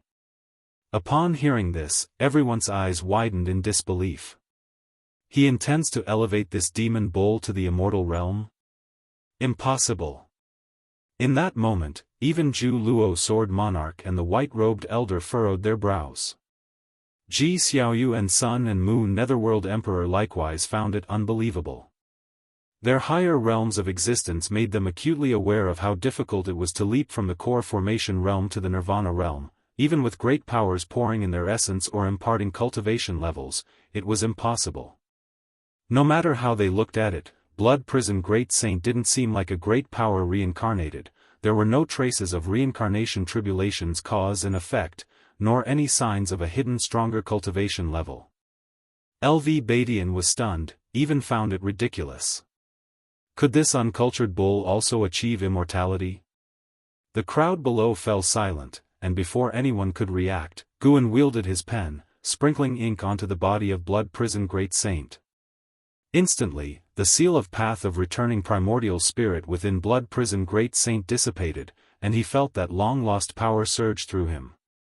His entire bovine body ignited. Primordial reincarnation skill, release. Blood Prison Great Saint roared inwardly. As he just released his Mahayana realm aura, his cultivation level skyrocketed, causing his presence to burst forth like a flood breaking free, reaching the heavens. Boom! A terrifying aura erupted from within him, forming a pillar of flames that shot into the clouds, dispersing the accumulating mists and spreading fiery waves across the sky, plunging the third medicine valley quickly into crimson. Everyone looked up, even Zhu Luo Sword Monarch unable to remain composed. How is this possible? Zhu Luo Sword Monarch's pupils quivered, a storm raging in his heart. Judging by Blood Prison Great Saint's surging aura, this demon was likely to surpass the Nirvana realm. From the core formation realm to a loose immortal in one go? How could this be? The path of cultivation could allow this? Zhu Luo Sword Monarch glanced again at Blood Prison Great Saint atop the platform. Still, he detected no hint of reincarnation causality. Could this rascal have concealed his cultivation level? But that shouldn't be possible either. How could he not see even the slightest clue? Zhu Luo Sword Monarch's mind was in turmoil. The white-robed elder still trapped within the reincarnation tribulation also watched Blood Prison Great Saint in astonishment. Your Majesty, this is... Sun and Moon Netherworld Emperor turned to Ji Xiaoyu beside him, hoping she could provide an explanation.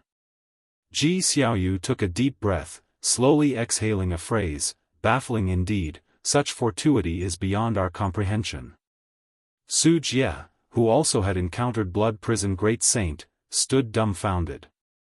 He, too, had dealt with Blood Prison Great Saint. Guan had wanted to prove himself because Blood Prison Great Saint scoffed at his genius demeanor, telling him that for all his talent, there were countless others far more formidable than him.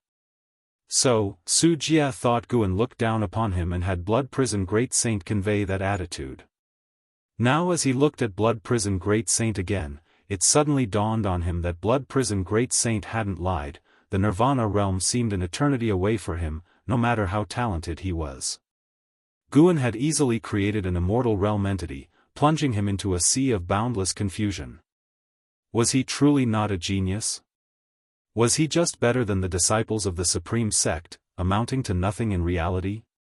Another genius remained stunned, Zhu Shi. She considered herself well-informed, yet she had never heard of such a feat. How did he do it? How profound was his Dao level? LV Xian, after a brief shock, became excited, clenching his fists as though he were the one making a breakthrough. He was amazed by Gu An's methods, but the thought of being the only talent Guan acknowledged made him glow with pride. Even with the capability to create immortals at will, Guan still recognized his talent. What did that mean? LV Xian's self-confidence soared. He puffed out his chest and began to look down on others with laughter. Could he truly be Sword Venerable Fudao? Wu Ju's eyes widened, his body stiffened to rigidity. He had worked so hard for his Dao level, only to have it surpassed by the Blood Prison Great Saint in an instant, which made him question his life. Shenzhen's gaze shone brightly as she stared at Guan, her eyes filled with infatuation. She most admired the Sword Venerable Fudao, and her favorite peer and friend was Guan. Even without the identity of Sword Venerable Fudao, she sincerely admired Gu An's talent. When Gu An's identity coincided with that of Sword Venerable Fudao, Shenzhen's admiration and fondness for Guan reached its peak. The imposing aura of the Blood Prison Great Saint whipped up a gale that fluttered Gu An's robe and hair. He turned his head to look at the Blood Prison Great Saint, the corners of his mouth lifted into a smile. This scene, witnessed by the crowd below, made him seem so vigorous and high-spirited. Could there be a second person in the world capable of scribing immortals? Everyone was shocked by Gu An's methods, and the aura of the Blood Prison Great Saint disturbed the entire supreme sect, as more and more cultivators flew toward the Third Medicine Valley. Ji Hantian came back to his senses and immediately went to stop other disciples from coming. Gu An's methods were too unfathomable, and he felt they should not be exposed. Not only did he think this, but LV Badian and the other higher-ups shared the same view. If news of this were to spread, could the disciples continue to cultivate peacefully? Surely a large number of disciples would come seeking Gu An's favor upon hearing the news, and other sects would go crazy trying to please Gu. And LV Badian also flew into the sky to take charge of the situation. He turned his head in the air and looked toward Guan standing on the platform, whose presence could not be overshadowed by the Blood Prison Great Saint's imposing aura. LV Badian suddenly felt a bit dazed. He felt that the supreme sect could not retain Guan, nor were they worthy of him. Without Sword Venerable Fudao, how many times would the supreme sect have been destroyed by now? Thinking this, LV Badian suddenly felt relieved. Why continue to suppress? Such an extraordinary event surely could not be hidden. Guan, do you disdain the position of sect leader because you will live longer than the supreme sect? LV Badian looked at Guan and sighed softly, his voice so low as if only he could hear it. Thunderous clouds rolled in from the horizon, gathering above his head, accumulating heavenly might, and casting a quick darkness over the land and sky. Amid the vast and mighty aura, the Blood Prison Great Saint slowly stood up, his fur bursting apart, his form changing. A blood-red robe appeared out of nowhere, wrapping around the bull's body before it had fully shape-shifted, aiding its transformation into human form. The bull's head shrank rapidly, revealing a handsome and unruly face, his arrogance even more pronounced than that of Anhao and LV Xian. The once invincible Blood Prison Great Saint, who had dominated his own great heaven and earth, had returned. Underneath the mystic pure tree, a plump white spirit rat held a fruit. Staring blankly at the figure of the Blood Prison Great Saint, the fruit fell to the ground unnoticed. An Xian stood at the edge of the platform, looking at the true form of the Blood Prison Great Saint and secretly marveled, so this is what he looks like? Or is he imitating Master? But no matter how I look at it, Master is more handsome.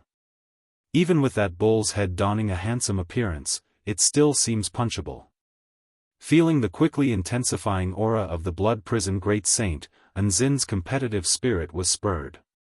One day, she would become stronger than the Blood Prison Great Saint, and she would even surpass her senior brother, Anhao. The heavenly tribulation was about to arrive, and all the people in the valley were not frightened by its might, they all stared blankly at the Blood Prison Great Saint. It was unclear who spoke first, but the third Medicine Valley instantly became like a pot boiling over, the clamor bursting forth, threatening to overturn the heavens. How is that possible? Has the demon bull really become an immortal? He is not just a disciple of Sword Venerable Fudao, he is Sword Venerable Fudao. My heavens! How did he do it? Could it be that this bull was always an immortal? Immortal my ass, I've known the bull demon king for 500 years, watching him nap every day. Can an immortal do that? That's right, this bull has indeed been around for a long time, not just a recent appearance. Everyone was immensely excited, fervently discussing the blood prison great saint, and Gu An's gaze turned towards the heavens, sensing a powerful presence rushing from the silent destruction domain. It was the aura of the heavenly demon, stronger than the Ju Luo sword monarch, truly half a step into the Tao fruit realm. The heavenly demon emperor, interesting. Gu An's eyes sparkled, his thoughts playful. In the dim great hall, the sickly green candlelight flickered as if demons were baring their fangs and brandishing their claws.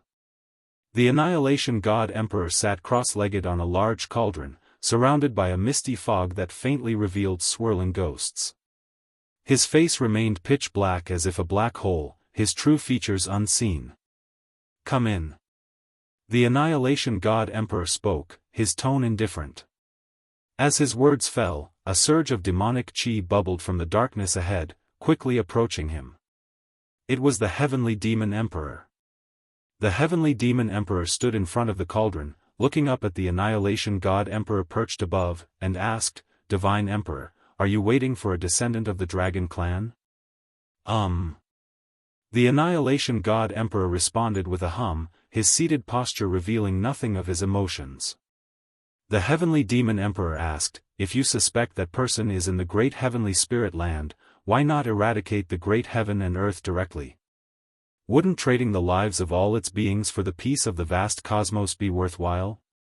The Annihilation God Emperor's head tilted slightly, as if he were looking at the Heavenly Demon Emperor. The Heavenly Demon Emperor was not afraid and continued, you are not a paragon of virtue, you have destroyed numerous great heavens and earth. Could it be that you do not actually wish to kill that person, perhaps even to protect him? It is said that the primordial ancestor of the Dragon Clan was not Emperor Long Xian but his father, who was known as the Emperor of Heavenly Dragon. He founded the battle court but swiftly fell. Emperor Long Xian was merely heir to his legacy. Moreover, I heard that Emperor Long Xian was your disciple, is that so? The Annihilation God Emperor fixed his gaze on the Heavenly Demon Emperor and said, Heavenly Demon Emperor, though you have become an emperor, are you sure you want to provoke me? Chapter 450, Chaos Heavenly Tao, Demon God Xianhuang. Facing the threat of the Annihilation God Emperor, the Heavenly Demon Emperor showed a smile and said, Divine Emperor, you should understand my meaning, if not for your promotion, how could I have today? It is because of this kindness that I wish to remind you of the cost of doing this. The Annihilation God Emperor looked down at him and asked, have you already defected to the battle court? The Heavenly Demon Emperor replied, the Disaster Demon Emperor did indeed seek me out, but the battle court cannot cross the boundary gate, and I have no need to defect. However, you are different, you don't belong to this universe and will leave sooner or later. The Annihilation God Emperor fell silent. The Heavenly Demon Emperor's eyes flickered as he said, why don't I help you eliminate that person, so you won't be seen as having failed Emperor Long Xian? Boom! A terrifying aura burst forth from the Annihilation God Emperor's body, continuously impacting the Heavenly Demon Emperor and causing the demonic chi around him to disintegrate and reconvene. The Heavenly Demon Emperor slightly bowed his head, his face cast into darkness. It seems you are not sure you can eradicate the great heavenly spirit land, and you want to rely on my strength, the Annihilation God Emperor's voice sounded. The Heavenly Demon Emperor took a deep breath and said, our Sky Demon Clan's existence is to eradicate the great heaven and earth of the Heavenly Tao, it is our clan's mission. If I do not do it, sooner or later I will turn to dust, and my path will be in vain. Nowadays, the great heavenly spirit land has the power of Xianyu, the sword Tao of Dahong Sword Heaven, and the unknown origin of the free immortal. I indeed do not have absolute confidence. Divine Emperor, although you have transcended, you still belong to the chaos. Such a stance destines you to be incompatible with the creatures of the heavenly Tao. The descendants of the Dragon Clan, by leveraging reincarnation and entering the heavenly Tao, have already stood against you. The Annihilation God Emperor retracted his aura, thought for a moment, and raised his right hand, gesturing slightly. A towering figure appeared from the darkness behind him, shrouded in flickering flames, its true face impossible to see. The heavenly demon emperor's expression changed at the sight of this figure. He couldn't help but exclaim, "Demon God Xianhuang, how is it possible? How did you bring him?" The Annihilation God Emperor did not reply, but gently waved his hand. The demon god Xianhuang opened a pair of eyes that resembled two suns of divine might, filled with an oppressing presence. In front of these eyes, the heavenly demon emperor seemed as insignificant as dust. The heavenly demon emperor took a deep breath, and a crazed and fierce expression spread across his face. With this power, the great heavenly spirit land will surely be eradicated. The supreme sect was basking in the festive atmosphere of the spring festival, while the third Medicine Valley had been isolated by a formation. Within the great formation, the blood prison great saint was undergoing his tribulation, with violent heavenly lightning incessantly striking him. He hovered high in the air, twisting his neck without feeling any pain. On the contrary, he felt quite comfortable. Guan stood on a high platform, using his own Daoist intent to accelerate the blood prison great saint's heavenly tribulation. At this moment, the blood prison great saint had already stepped into the loose immortal realm, adapting to the changes within his body. Everyone in the valley watched this scene, conversing among themselves. Invisibly, they each had their own realizations. This was because Guan's Daoist intent enveloped the entire Medicine Valley, letting everyone enjoy it. A grand celebration, naturally, couldn't just be to watch the blood prison great saint's breakthrough. Those who came to Medicine Valley were either friends with him or honored guests of the sect, considering it a gift for the spring festival. Many people believed that the supreme sect relied on sword Venerable Fudao, but Guan felt that the supreme sect also helped him cover up a lot and indeed respected him at the higher levels. Even if there were calculations, they were outside the third Medicine Valley and did not disturb his quiet cultivation. Over 1,000 years, the supreme sect had experienced bumps and turbulence, but it had always been able to correct its mistakes. Overall, Guan was quite satisfied with the supreme sect, which was why he was willing to offer such a grand gift. The pursuit of immortal cultivation and enlightenment are equally important. Many of you are busy with qi absorption cultivation, focusing on becoming stronger, which may become an obsession and lead to inner demons. My mount has been sitting in meditation for years, perceiving the natural world, and that is why he has become an immortal. Guan's voice rose, his words clearly reaching every person's ears, sinking them into contemplation. Guan wasn't just talking. Although the blood prison great saint's strength had nothing to do with enlightening the path, perceiving the natural world was also a route, and its potential was higher than that of qi absorption cultivation. If one can attain the Tao, mana will come naturally. The majority of cultivators busied themselves with qi absorption cultivation, neglecting the comprehension of nature. Their utilitarian mindset also made them restless, leading to extreme paths. What Guan spoke of was not enlightenment like Wu Ju's, but rather the comprehension of the Great Tao. The Great Tao is omnipresent, and even a trace of realization is worth more than 1,000 years of arduous cultivation. Even without enlightenment, occasional meditation could soothe the restlessness in one's heart, making the journey ahead more stable.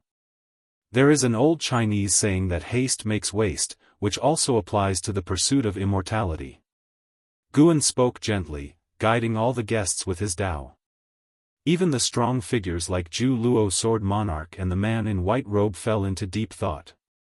Su Jie stood among the crowd, feeling profoundly enlightened. In fact, over the years, he felt very impatient, with anger brewing in his heart. If not dispersed, it could become a heart demon in the future. Right now, listening to his master's voice, his heart fell into an unprecedented calm. It was a very comfortable sensation. time flew swiftly. With Gu An's help, the Blood Prison Great Saint's tribulation crossing process was extremely fast. As dusk arrived, the heavenly tribulation dissipated. The Blood Prison Great Saint successfully crossed the tribulation and became a loose immortal realm first layer being. He was able to leap directly over the Nirvana realm, thanks in large part to the medicinal herbs and elixirs that Guan had invested in him over the years. Feeling the powerful cultivation level of the loose immortal realm, the Blood Prison Great Saint had an urge to let out a long howl, but he restrained himself. He descended from the sky and landed in front of Guan, knelt on one knee, and with a fist in palm, saluted, "Thank you, Master, for your grace. I will forever serve by your side." His voice was loud and clear, causing many people to awaken. This public declaration also confirmed that his becoming an immortal was a gift from Guan.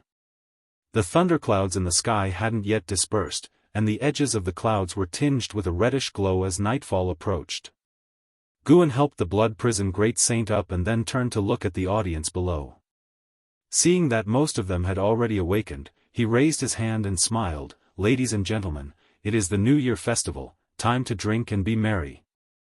As his words fell, an Xian gestured with a wave of her hand, and a large number of Medicine Valley disciples started to move. Boom!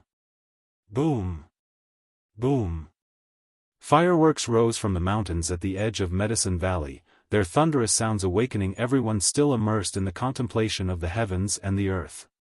Suddenly awakened, they felt a sense of loss and even wished to recapture their previous experience. They started to seriously consider Gu An's words about comprehending nature. The New Year celebration at the Third Medicine Valley officially began, and Guan, accompanied by the Blood Prison Great Saint, stepped off the stage.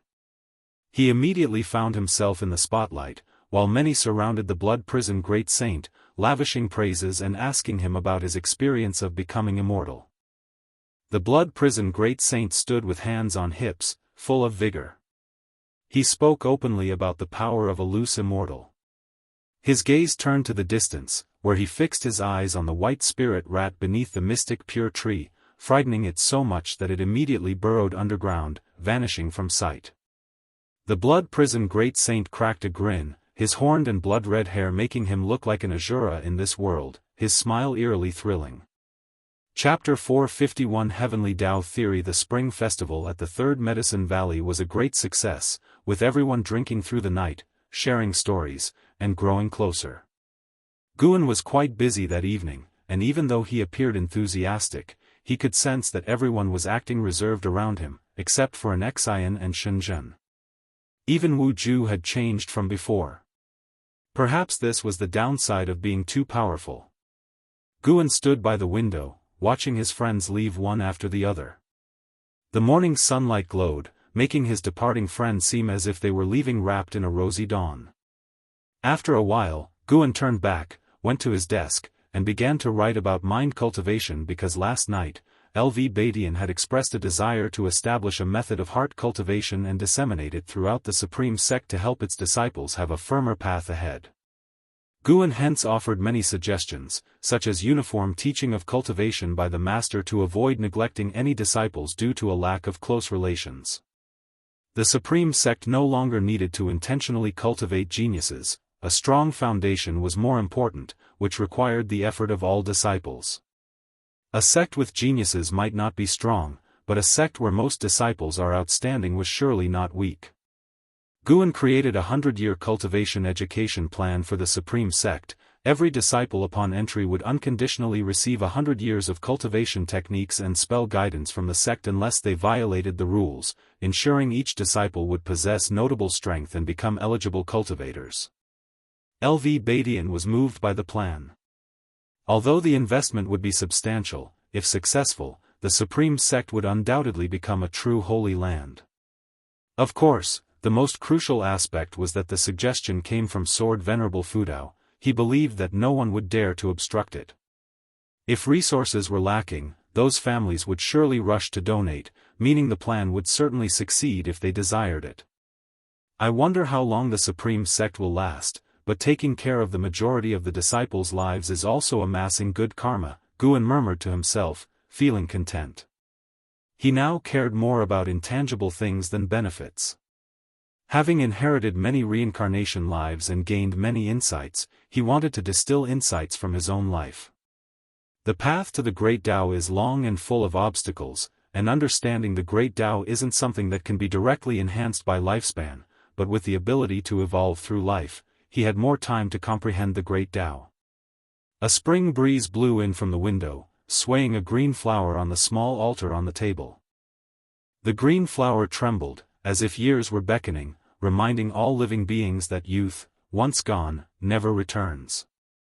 Time flies, and a century passed. One day, Guan strolled through the streets of the outer gate city, followed by the blood prison great saint, whose shape-shifted form was tall and imposing, his fierce gaze capturing attention. Yet, many people looked not at him, but at Guan. People greeted Guan warmly along the way, and he nodded in response, while the disciples who had never met him asked others about him. "That's the Valley Master of the Third Medicine Valley, Guan. It's suspected that he's Sword's venerable Fudao." "What? He is the rumored Sword's venerable Fudao?" "It's unclear, but I remember he is supposed to be the disciple of Sword's venerable Fudao. Anyhow, he represents him. The 100-year mentorship was his proposal. You younger generations should thank him. Otherwise, entering the sect without talent would have made pursuing Daoist sorcery dependent on connections or fighting it out. The 100-year mentorship was his idea? Then he indeed deserves such treatment. We've all benefited from his grace." Wherever Guan went, nearby people discussed the 100-year mentorship. The Supreme Sect implemented this initiative swiftly, spreading it throughout the land and overseas. Even disciples from other sects praised the Supreme Sect for the great sect spirit, with some wanting to learn from it, but facing internal resistance. Within the same sect, not all those in power wanted their disciples to prosper, valuing their own interests more. The 100-year mentorship touched on these interests. How could they agree? For a time, the conflict between families and sects played out everywhere, some resulting in bloodshed, while others had undercurrents. The world was still in chaos, but Guan could not be concerned with the whole world. Managing the Supreme Sect was impressive enough. Name: Guan. Lifespan: 1/100/3, 391, 514, 220. Physique: Mixed Yuan Dao Golden Body. Cultivation level: Perfect Xian Yuan Zai Immortal Realm. 33 billion years of lifespan. Guan felt very satisfied. Time seemed to be passing faster for him. He did not go to develop or expand Medicine Valley, or to seize more lifespans. It had to be done by his original self. Puppets and avatars would not suffice. In the absence of hatred, there was no need for him to focus all his energy on seizing lifespans. Moreover, the bigger his movements, the more likely he would draw greater crises. At present, the increase in his lifespan satisfied him. He could steadily acquire lifespan and still have time to enjoy life. Such an immortal cultivation life could not be more wonderful. Since the blood prison great saint had recovered his cultivation level, he began to understand the pleasures Guan indulged in. A mundane life was not necessarily dull, and fighting and killing should not encompass all that immortal cultivation entailed. Seeing Guan enter the book collection hall, the blood prison great saint didn't follow him in but instead wandered around in front of the hall's entrance. With long horns on his head and draped in blood-colored hair, his presence attracted attention wherever he went. Though the Supreme Sect had many demon clan disciples, few demons possessed such an outstanding and sharp demeanor. He unabashedly displayed his loose immortal aura, leaving others curious about his cultivation level. Within the Supreme Sect, even if one encountered someone from the Immortal Path realm, disciples would not panic because they believed that no Immortal Path powerhouse would dare cause trouble at the Supreme Sect. They were protected by true Immortal Path Supremes. This time, Guan came to the book collection hall not to donate books, but to buy them. The book collection hall was helping him collect rare books from across the world, and he did not refuse. With his Tao level, he could predict outcomes, but he had not done so. He preferred the feeling of flipping through the pages of a book. Even with power surpassing that of great heavenly spirit land, he kept as many mundane habits as possible. Over the years, in addition to the growth of his lifespan, he had gained a deeper understanding of fate and karma. He could wield two kinds of heavenly Tao and great Tao divine skills with even greater might. This was also the benefit of remaining a part of the secular world. Compared to deduction, interacting and living among people allowed for a better understanding of others' emotions and the realization of life. When the elders from the book collection hall knew of Gu An's arrival, they flocked to him, eagerly recommending the rare books each had found. Guan asked them to present their findings one by one without rush, as he planned to stay for an ancient hour. Hearing that Guan would stay for an ancient hour, everyone calmed down, and the smiles on their faces never faded. They began to recommend books in order of their seniority. Guan listened attentively, but the first few books did not attract him. "Brother Gu, this book I have is extraordinary. Its origin is unknown to anyone. It suddenly appeared overseas and has been praised by many. Some say this book can predict the future," said an elder while presenting a blue-covered book mysteriously. Guan looked at the book's cover and saw 3 words. Heavenly Tao Theory. Guan raised his hand and drew the book into his grasp. The elder was not surprised, accustomed to his methods, and continued to introduce the commotion that Heavenly Tao Theory had caused. Guan was captivated from the first page. Heavenly Tao, all living beings perish for the Heavenly Tao. The Great Tao perishes for the Heavenly Tao. Was this a book criticizing the Heavenly Tao? Guan grew even more curious and continued to flip through, wanting to see how this book could predict the future. More than one elder had heard of Heavenly Tao Theory, and according to them, there were only 9 true copies of Heavenly Tao Theory. The rest were imitations. To possess Heavenly Tao Theory was to gain extraordinary power, but it could also bring misfortune, leading to death and the annihilation of one's Tao, an unpredictable revival. After a long time, Guan closed the book and smiled. "This book is good. I'll take it. In the future, if there is more Heavenly Tao Theory, you can keep it for me." The elder beamed upon hearing this, patting his chest and readily agreeing. He did not request any compensation. To be on good terms with Guan was the greatest reward. To call oneself a friend of Guan, within the supreme sect, who would dare to disrespect him? If someone dared to impersonate, cultivators would come knocking on their door. It was said that the supreme sect had established a dark hall, which included oversight of such matters to prevent anyone from tarnishing the reputations of Guan or Sword Venerable Fudao. Guan asked them to bring out all the books they had prepared for him.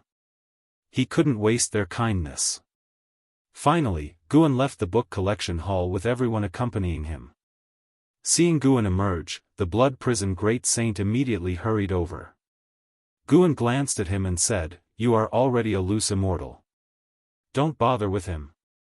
The blood prison great saint, who had just purchased a curious treasure, gave an awkward smile and coughed. "I was just playing with him. I see him as a kid. Why would I bully him?" The child he referred to was the white spirit rat. Chapter 452, Surpassing the 9 Heavens of Immortal Path. After Guan spoke up, the blood prison great saint abandoned his plan to scare the white spirit rat.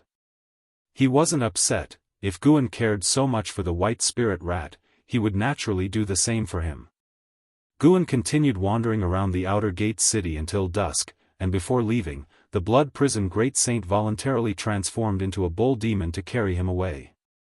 The blood prison great saint had not forgotten his duty as a mount, and although Guan told him it wasn't necessary, he insisted on doing it. He wasn't foolish. If Guan said he didn't need him to be a bull, and he actually believed it, Guan could easily find another bull to replace him the next day. Guan was very pleased with the blood prison great saint's attitude. He could guess what the blood prison great saint was thinking. Indeed, with Gu An's current capabilities, finding a mount was easy, and he wouldn't even have to look for one himself. People would rush to offer one if they saw he needed it. Guan wouldn't force the blood prison great saint, but if the blood prison great saint wanted to stick by him, he wouldn't reject him either. At least by following him, his efforts wouldn't be in vain. Sitting on the back of the bull, with the breeze on his face, Guan took out the Heavenly Tao Theory again and continued to read. Although the book was a copy, through its words, Guan could feel a special Daoist intent. If it possessed Daoist intent, it likely meant its creator was in the Tao fruit realm. There were many great heaven and earth realms beyond the outer heaven, and Guan had even sensed the presence of the Taoist hidden immortal, though it was deeply hidden and fleeting. He hadn't yet encountered the Xian Yuan Zizai Xian. The Heavenly Tao Theory didn't just appear by chance. After deducing, Guan found that it descended around the world in the same year, indicating that some powerful entity had set its sights on the great heavenly spirit land. Now there were more than 10 free immortals within the great heavenly spirit land. They fought subtly in the shadows, and though they occasionally met, they moved their combat to the outer heaven without disturbing the world situation. The emergence of another Taoist hidden immortal didn't worry Guan, it posed no threat. Besides, he had already started planning his next breakthrough. The blood prison great saint wasn't flying fast. By the time they reached the third medicine valley, the moon had already risen. Upon landing, Guan didn't go inside, instead, he walked towards a distant courtyard. The number of disciples in the third medicine valley exceeding 5,000 had forced an Xian to establish a set of criteria for those who wished to stay, thus, nowadays, the real challenge wasn't finishing one's training but managing to remain. Of course, this set of rules was for new disciples after its implementation, although the older disciples could choose to stay as well, and Guan still treated them the same as before. Along the way, Guan continuously responded to the disciples' salutations. He arrived at that quiet courtyard, sensing Zhu Shi was cultivating inside. He surveyed the courtyard, then walked to the door and raised his hand. The door was knocked, and soon Zhu Shi opened it. Seeing Guan, she immediately bowed. "May I come in to chat with you?" Guan asked with a smile. Upon hearing this, Zhu Shi hurriedly stepped aside, inviting Guan inside. Having known him for 100 years, she respected Guan deeply and wasn't worried he might harm her. She thought that if Guan were hypocritical, he couldn't possibly maintain it for so long, especially not a great power cultivator interacting with others daily. Could he continue to behave with such equality? Moreover, from Guan's perspective, there was no need to pretend, he could now make the whole world submit to him, who could stop him? Compared to reckless strongmen, Zhu Shi admired Guan more, a man who could restrain his emotions and desires. Guan entered the room and noticed Zhu Zai's room was clean and simple, with no excessive furnishings, and a refreshing fragrance wafted through the air, refreshing the senses. Guan took a seat at the table, and Zhu Shi closed the door and began to pour him tea. After exchanging pleasantries for a while, Zhu Shi sat opposite Guan and asked, "Master, is there something you need?" She was now a disciple of the Third Medicine Valley, and it was only proper to address Guan as her master. Guan smiled and asked, "Did you recently acquire a book?" Zhu Shi, puzzled, inquired, "What book?" "Heavenly Tao Theory." Upon hearing this, Zhu Zai's expression changed slightly. She immediately took out a copied version of the Heavenly Tao Theory and asked, "Is it this book?" "Master, do you want it?" Previously, when Guan was calculating the Heavenly Tao Theory, he deduced that one of the true copies was in Zhu Zai's possession, which she had found by chance during an outing several months ago. But such coincidences were too many. Guan did not take the Heavenly Tao Theory from her hands but rather said slowly, "Zhu Shi, I have actually known what kind of person you are for a long time. I noticed you back when you were still at the Moonfall Divine Lake, you liked to steal medicinal herbs." Zhu Shi widened her eyes and instinctively stood up and stepped back. Guan stared at her and said, "You are wary of everyone, so I did not expose you. The reasons I accepted you as a disciple were firstly because of your talent, secondly because you had not committed grave evils and there was still hope for you, and I can provide you with endless medicinal herbs. However, I also need you to trust me. The reason I focused on you early on was only because of your unique physique. Have you always wanted to know the origins of your bloodline?" Hearing this, most of Zhu Zai's panic dissipated. She cautiously approached the table and said, "Master, I have not stolen any medicinal herbs within the Third Medicine Valley." What she said was true because the treatments in the Third Medicine Valley were good. The words an Xian had previously spoken to her alone had spread, and many families were trying to win her over, thinking she might become the direct disciple of Sword Venerable Fudao. Guan said, "I know, so I never questioned you. Today, I sought you out because this book, Heavenly Tao Theory, is extraordinary and could bring trouble to both you and the Third Medicine Valley." Upon hearing this, Zhu Shi immediately took the Heavenly Tao Theory out. The real Heavenly Tao Theory was a red-covered book, almost as if it was stained with blood, emanating a sinister aura upon its appearance. Guan flicked his finger and the Heavenly Tao Theory, in Zhu Zai's hands flew out, landing on the table close to Gu An's arm. Zhu Shi thought to herself, what an impressive skill. Her cultivation level wasn't low as she had only concealed her true strength, but in front of Guan, she felt her spiritual power was fragile and couldn't react in time. Guan said, "This book probably comes from beyond the outer heaven and is the work of someone who surpassed the 9 heavens of the immortal path. It will continuously integrate with your causation and chi fortune. The more you use it, the more dependent you become, eventually becoming manipulated by it. To be unaffected, you need to surpass the free immortal, even surpass its creator." Surpass the 9 heavens of the immortal path? Zhu Shi, frightened to pallor, cautiously asked, "Master, what should I do?" Guan smiled and asked, "Do you like this book?" "I do, no, I just like its power," Zhu Shi honestly replied. She had mistakenly thought it was an immortal path's supreme treasure, which is why she had hidden it so carefully. Guan smiled and said, "I can let you keep it, but you mustn't use it. I'll teach you how to control its power, and if any entity tries to contact you, you must tell me." Zhu Shi agreed without hesitation. She had no reason to side with the entity behind the Heavenly Tao Theory. Chapter 453, Demon God Descends to the World. Guan saw that Zhu Shi agreed, then pushed the Heavenly Tao Theory towards her.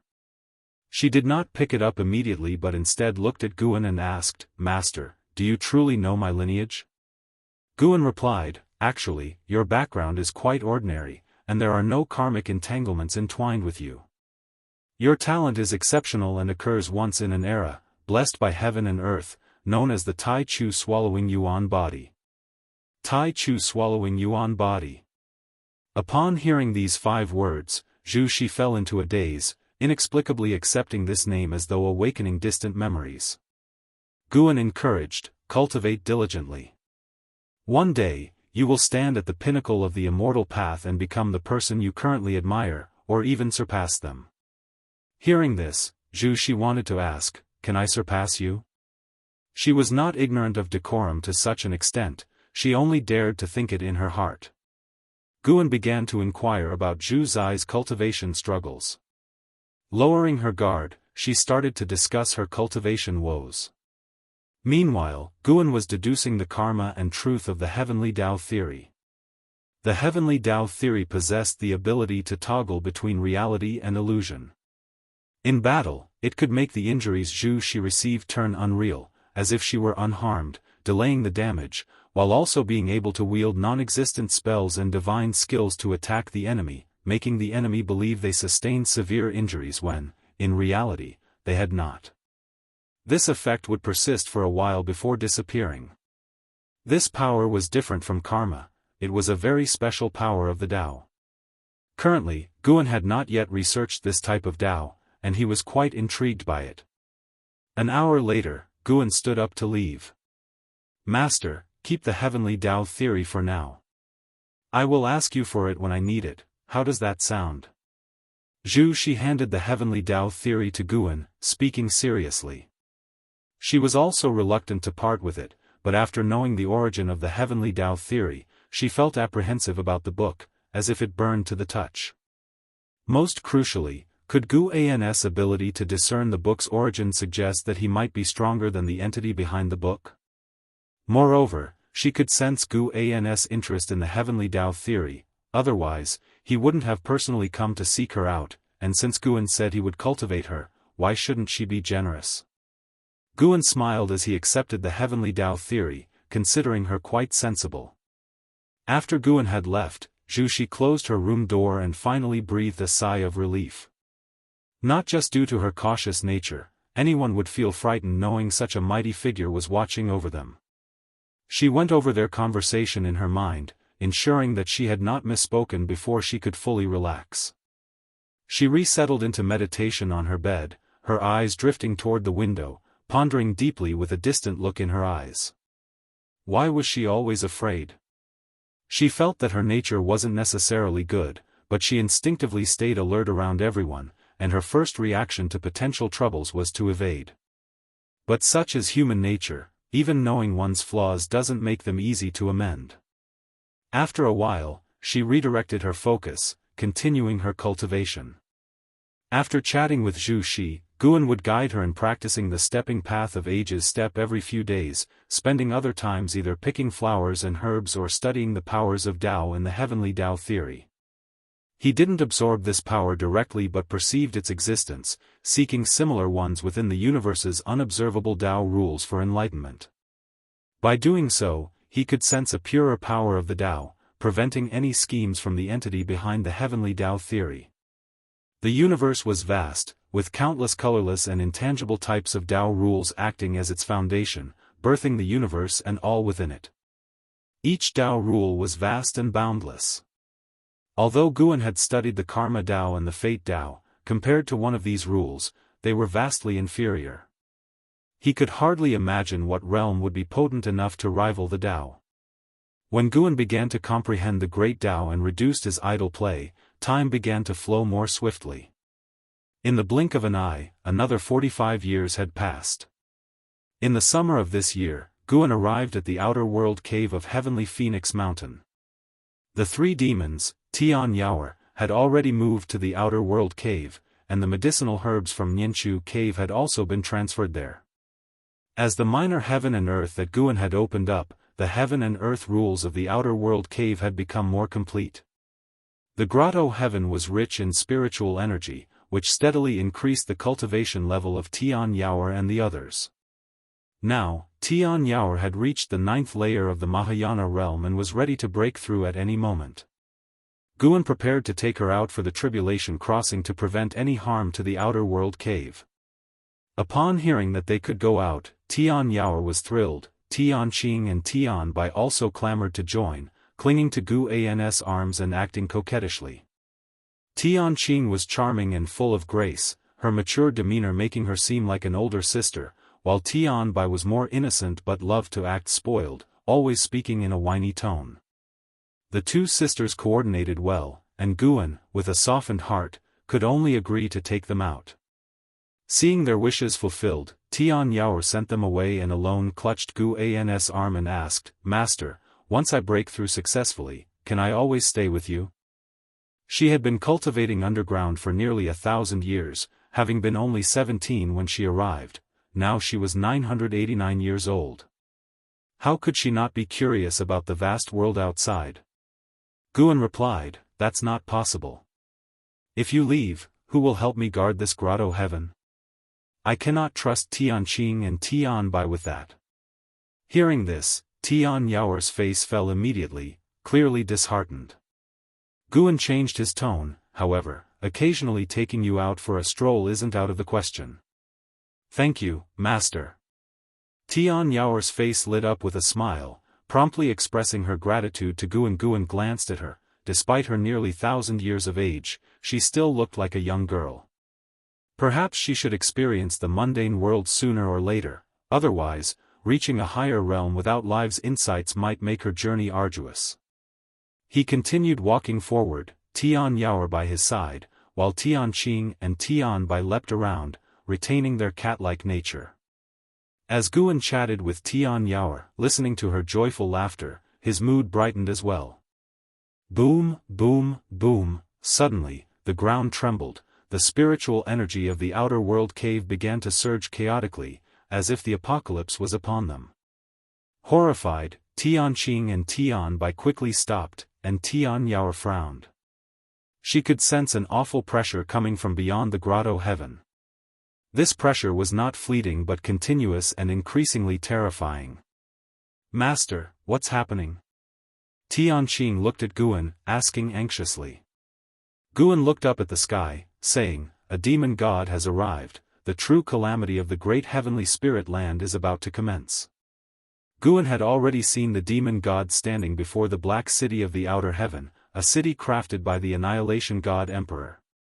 Demon god Xianhuang.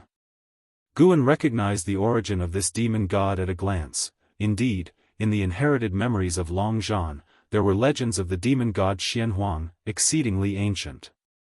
Long Zhan had only seen skeletal remains that emitted an endlessly vast aura.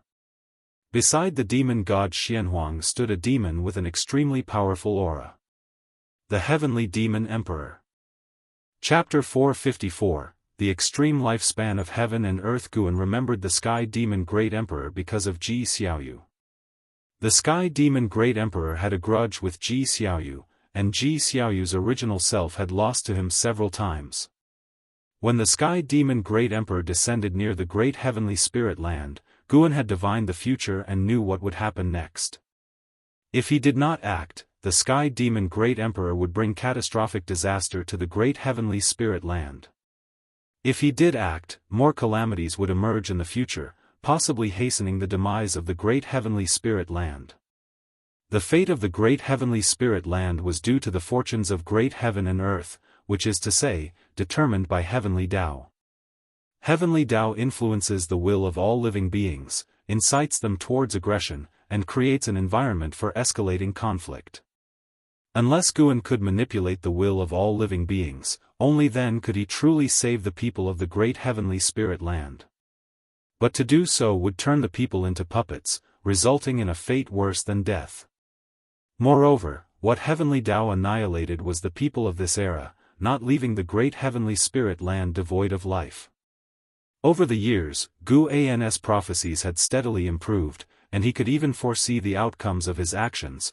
Of course, he could not predict entities more powerful than himself. A demon god? What demon god? Is it an adversary of yours, master? Tian Bai instinctively asked upon hearing Guan's words. Outer World Cave was still trembling. Here, isolated by the powers of heaven and earth, it was still so much so, one could imagine the greater commotion in the mortal world outside. Guan replied, "I have the power to protect myself, but not the whole world. Invisible and intangible forces beyond our grasp manipulate everything. Immortal cultivation is about breaking free from such powers." Upon hearing this, the three demons fell into contemplation. Tian Yaoer cautiously asked, "Then, can I still go out to break through?" Guan smiled. "Of course you can. In a few days, I'll take you there." Worry vanished from Tian Yaoer's face, replaced by excitement. She was too eager for her breakthrough into the Nirvana realm. Tianqing and Tian Bai were equally anticipating the Nirvana realm, yet with lesser talent than Tian Yaoer, their breakthrough would require hundreds more years of waiting. Boom, the earth shook, and even the supreme sect was seized with panic. Ji Xiaoyu stepped out of her house and looked up at the sky. Billows of black qi cascaded down from the zenith, sweeping across the sky with overwhelming oppressiveness, as if the demon world had descended. She sensed a presence and frowned. Sun and Moon Netherworld Emperor appeared at her side, his expression solemn, and said, "He has come." He did not need to name the one he referred to, Ji Xiaoyu already knew. Inside Medicine Valley, everyone was discussing the strange phenomena in the sky. Disciples who had been meditating indoors came out, and chess players in the dojo lost interest in their game. Taking advantage of the situation, Nine-Finger Divine Lord altered the chessboard, then frowned at the sky. The surging black qi rolled tumultuously, like a sea pouring down from the sky, stunning all observers. The sound of a dragon's chant rose sharply and incessantly. Before any could see the dragon's shadow, other roars and piercing cries followed. In outer heaven, massive divine beasts had been battling for the great heavenly spirit land for 7 days, supported by the Holy Court and the Immortal dynasty in a vast effort. Above the great heavenly spirit land, giant black whirlpools appeared one after another, with ceaseless heavenly demons flying out. In the distant beyond, a colossal and terrifying figure approached, wreathed in waves of fire akin to dragons coiling around him, each step capable of shaking the cosmos into void. He seemed like the most ancient demon god from the dawn of the universe, exuding an endless and vast aura. The tremors beneath his feet were visible to the naked eye, as if the Tao itself was being shaken. His appearance immediately brought to mind obliteration, striking extreme dread in all. Whether it was cultivators of the Holy Court or immortal spirits of the Immortal dynasty, looking at his arrival, they all instinctively felt terror. He was the demon god Xianhuang. On his shoulder was yet another figure, appearing tiny as dust, indeed the Sky Demon Great Emperor. The Sky Demon Great Emperor stood with his arms folded across his chest, looking mockingly toward the great heavenly spirit land. A beam of golden light burst from within the great heavenly spirit land and came to a stop, revealing a figure. It was Yang Xian Emperor, with a golden wool floating behind him, emanating rays of brilliant golden light, more dazzling than the sun. Yang Xian Emperor looked towards the distant demon god Xianhuang, his eyes filled with wariness. He felt immense pressure. The Holy Minister, another free immortal, also made his appearance among the Holy Court's ranks. He was rapidly calculating, and the more he inferred, the grimmer his expression became. "Ladies and gentlemen, it's been a while. Why do I not see Shengtian?" The voice of Sky Demon Great Emperor echoed through the void, reaching the ears of the great cultivators of the Holy Court and Immortal dynasty, free immortals and divine thought true immortals, all showing a sudden change in expression, making it clear they all knew of the Sky Demon Great Emperor. Sky Demon Great Emperor, a holy god, ground his teeth and spoke, his expression unsightly to the extreme. Boom! Another thunderous roar erupted, deafening, startling the cultivators of the Holy Court and immortal spirits of the Immortal dynasty to turn their heads. In the boundless and spectacular great heavenly spirit land, an explosion devastated a continent, scattering the sea of clouds, and terrible demonic chi surged like a fountain towards outer heaven. An immortal spirit of the Immortal dynasty contorted his face hideously and gritted his teeth as he cursed, "Sky Demon Great Sect. I've said it before, we should have joined forces with the Holy Court back then to wipe them out." With demon god Xianhuang and the Sky Demon Great Emperor pressing in from the outside and the Sky Demon Great Sect ravaging all living beings at the opportune moment, the Holy Court and the Immortal dynasty both felt immense pressure. The countenance of Yang Xian Emperor also turned icy as his gaze fell upon the Holy Minister. The Holy Minister likewise looked at him. Their eyes met, and then both turned their attention to demon god Xianhuang. Guan returned to the Third Medicine Valley, walking towards the mouth of the valley. Looking up, it seemed as though dusk had arrived, dark clouds churned and crimson glows spread, countless meteors trailing fire as they smashed into the distance, a poignant yet spectacular scene. The Supreme Sect had already activated the protective formation of the sect, and at the edges of the Taizong continent, a grand formation rose from the ground, a formation purchased from overseas by the Taizong dynasty. It took 200 years to succeed in its deployment, but once complete, it could protect the entire Taizong continent. Thanks to this action, Li Xiandao won the hearts of the people. No sooner had Guan entered Medicine Valley than he was surrounded by numerous disciples. "Master, what's going on? Could it be that the conflicts between the great sects have reached our Taizong continent?" "Foolishness, this commotion is clearly coming from outer heaven, it must be the heavenly demons attacking. Nothing like this has happened for hundreds of years. This time, the Supreme Sect might be affected. Master, your Tao level is high, tell us." Faced with the disciples' barrage of questions, Guan replied, "Indeed, it's a great tribulation of heaven and earth. What came before were just minor scuffles, this is the real calamity. But the Supreme Sect shouldn't be threatened in the short term. You should continue your cultivation, marveling here is in vain."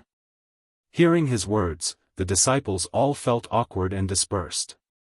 Guan continued onwards, when Zhu Luo Sword Monarch approached him and asked, "Senior, do you know the origin of the demon god from outer heaven?" Guan stopped in his tracks and looked at him, asking, "Do you know?" "Then tell me." Zhu Luo Sword Monarch took a deep breath and said, "That is the demon god Xianhuang. It is said that long ago, all the great heaven and earth in the universe belonged to the same great heaven and earth. Countless powerful beings existed back then, treasure bodies emerged one after another. There was a race known as the divine race, and merely reaching adulthood granted them the power to destroy heaven and earth. The demon god Xianhuang was a notable figure among the divine race. He is also one of the few whose corpse remained intact. From what I know, he fell under the control of the prohibited existence within the silent destruction domain, which means there is even a stronger being behind the sky demon Great Emperor." After finishing, he looked at Guan but did not see any change in his expression. As expected. This senior knows everything. Zhu Luo Sword Monarch's worries dissipated. He was not afraid of the sky demon Great Emperor, but after realizing the identity of the demon god Xianhuang, he became afraid. No matter how confident he was, he did not consider himself an invincible being. Guan sighed and said, "Heaven and earth have welcomed a calamity. Some seek to fulfill their mission, others seek to profit from the chaos. Tell me, when will such cycles of reincarnation ever end?" After hearing this, Zhu Luo Sword Monarch was stunned. He pondered deeply over Guan's words. Guan was lamenting over the heavenly Tao. Humans have a limit to their lifespan, and it seemed, so did heaven and earth.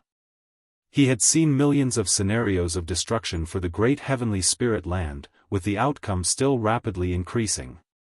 Zhu Luo Sword Monarch had not considered the heavenly Tao. He thought that Guan was expressing dissatisfaction with the beings behind the demon god Xianhuang. Beyond the game of chess, each chess player is also a chess piece. If your sword Tao wishes to ascend to a higher level, you must forge your own path, independent of any Tao. Guan left those words behind and continued towards his loft. Zhu Luo Sword Monarch furrowed his brows, considering how difficult it was to forge one's own path. Not everyone was the sword saint ancestor. His holy heart sword Tao did indeed count as his own path. He had once visited the Sword Tao River, where the Holy Heart Sword Tao existed eternally, coexisting with the Great Tao. Despite his constant claims of wanting to surpass the Holy Heart Sword Tao, he knew in his heart how far he was from it. He merely wanted to use the Holy Heart Sword Tao to break the shackles on his path of cultivation. He looked towards the retreating figure of Guan, his eyes brimming with curiosity. The great heavenly spirit land was about to turn to dust. What would this being, who had surpassed the free immortal, do? Would he intervene to protect, or would he distance himself from the strife? Turning his head to look at the disciples in the valley, a premonition told him that Guan would not forsake everything here. This was his observation from staying in the Third Medicine Valley for so many years. Guan arrived at the base of the building, noticing Ji Xiaoyu and Sun and Moon Netherworld Emperor still engaged in observation. He raised his hand to greet them. Ji Xiaoyu looked at Guan and said, "It seems this life of mine is coming to an end." Guan stopped and asked with surprise, "Why? You're not from the great heavenly spirit land, so you shouldn't feel such a great sense of responsibility, right?" Ji Xiaoyu replied, "The sky demon Great Emperor is a sworn enemy of my original self. When he appears, the power of the primordial Daoist talisman also stirs, eager for a confrontation." The Sun and Moon Netherworld Emperor stood by, silent. He had long hoped for Ji Xiaoyu to end this life, but the differences in seniority kept him from acting rashly. Guan narrowed his eyes, asking, "Do you have any regrets or wishes then?" There was no sadness in Ji Xiaoyu's eyes, only calm. She looked at Guan and asked, "In this life and the previous one, am I different to you?" Chapter 455, Saving the World. Of course, there are. Although it's the same person, when interacting with him, I feel like they are two completely different people. Guan seriously responded, which was indeed what he thought. However, each Ji Xiaoyu had the same soul, it was only due to the discrepancies caused by lost memories and new experiential memories that different emotions emerged, yet he couldn't divide Ji Xiaoyu's soul in two. Reincarnation Path Emperor would reincarnate with his own soul, rather than splitting his soul or reincarnating through an avatar. What Guan spoke of were his feelings at the moment, his true feelings. Once Ji Xiaoyu's memories fully merged, he would no longer be so conflicted, but the interactions during this time would occupy a place in Gu An's memories, one that even the true Ji Xiaoyu couldn't completely replace. Everyone, when existing in the world, definitely places great importance on their own feelings. The same person may induce different feelings during different periods, and many even reminisce about their former selves. When Ji Xiaoyu heard what Guan said, a smile appeared on his face, and said, "If that's the case, then I have no regrets in this life." Just as Guan was about to reply, Ji Xiaoyu stared at him with a smile curving his lips, and asked, "Have you ever thought that from the beginning, I was always myself?" Guan raised his eyebrows, not waiting for him to answer. Ji Xiaoyu turned around and went back inside. The Sun and Moon Netherworld Emperor's expression drastically changed, and he looked at her excitedly, even his body couldn't help but tremble. "Netherworld Emperor, fight against the Sky Demon clan while I restore my cultivation level." Ji Xiaoyu spoke without turning his head. The Sun and Moon Netherworld Emperor was overjoyed and immediately gave a fist and palm salute and then vanished on the spot. Guan watched Ji Xiaoyu's retreating figure, his eyes filled with surprise.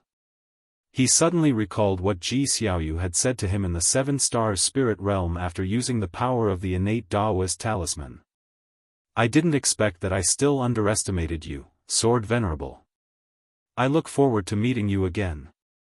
Could it be that Ji Xiaoyu chose to be reincarnated in the Ji family again this life, continuing to use the name Ji Xiaoyu? Was it to meet him? On further thought, it's indeed probable. Ji Xiaoyu understood all her karmic ties, and when she was in peril, Sword Venerable Fudao appeared. It could not be coincidental. The strength Guan had displayed should have been capable of annihilating the Seven Stars Spirit Realm at any moment in Ji Xiaoyu's eyes. Possessing such power yet only intervening during her moments of crisis was indeed suspicious. Guan thought of Ji Xiaoyu's attitude towards him in this life. He couldn't clearly tell if she was just acting superbly or if her feelings were genuine. He didn't ponder further and turned towards the stairs. The sky continuously streaked with shooting stars, strong winds consistently approached from afar, and the whole Third Medicine Valley was inundated with noise, the atmosphere filled with a tense and frightening aura. Although the Taizong continent had temporarily not been affected, the territories overseas were already enveloped in turmoil. The Sky Demon Great Sect swept across all lands, numerous transport barriers emerging, and hordes of sky demons directly descended upon the earth, killing every living spirit they encountered, be it human or demon. From above outer heaven observing the great heavenly spirit land, it was akin to a magnificent scroll upon which ink spots continuously emerged and expanded. Simultaneously, demon god Xianhuang had already arrived near the great heavenly spirit land, and up ahead, 7 free immortals appeared: Yang Xian Emperor, Holy Minister, Ancient Immortal Emperor, Saint Ancestor, and 3 free immortals who had returned from outer heaven. Even though they were all in the same great realm, the 7 free immortals felt immense pressure. The oppressive aura of demon god Xianhuang was simply too strong, so strong it made them feel as though they faced a being from a higher realm.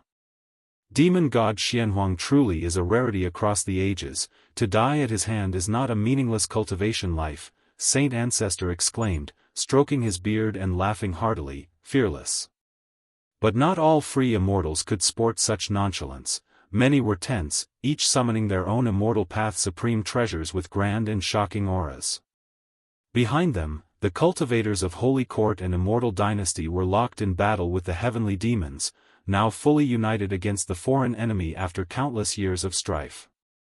Some fled, but many chose to fight to the death, defending the great heavenly spirit land. 2 days later. At midday, the sky remained dark and the black clouds rolled heavily.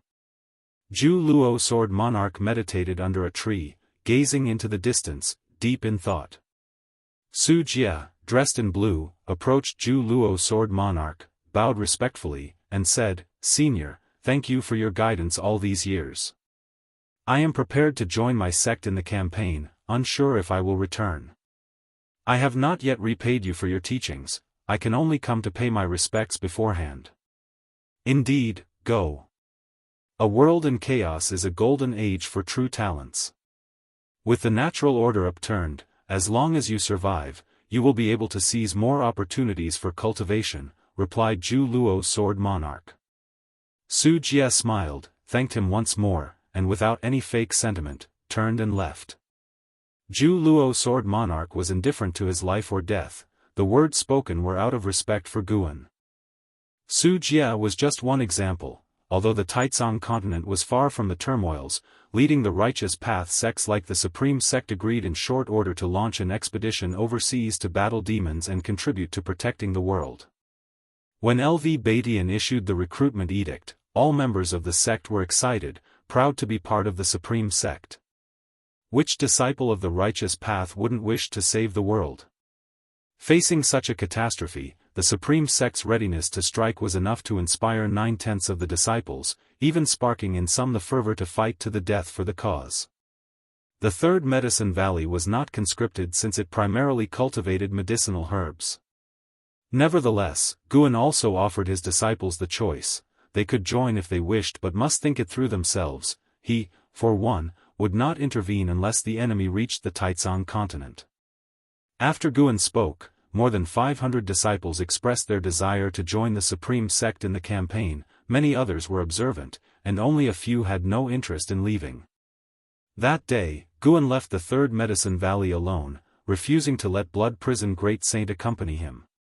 He arrived at the Outer World Cave, took the three girls Tian Yaoer and in a single step crossed overseas to a remote island far from the Taizong continent. Standing on the island, Tian Yaoer and the two other girls could see the sky in all directions churning with demonic qi, as if they were in the middle of the demon world. Having not come out for nearly 1,000 years, they found everything novel.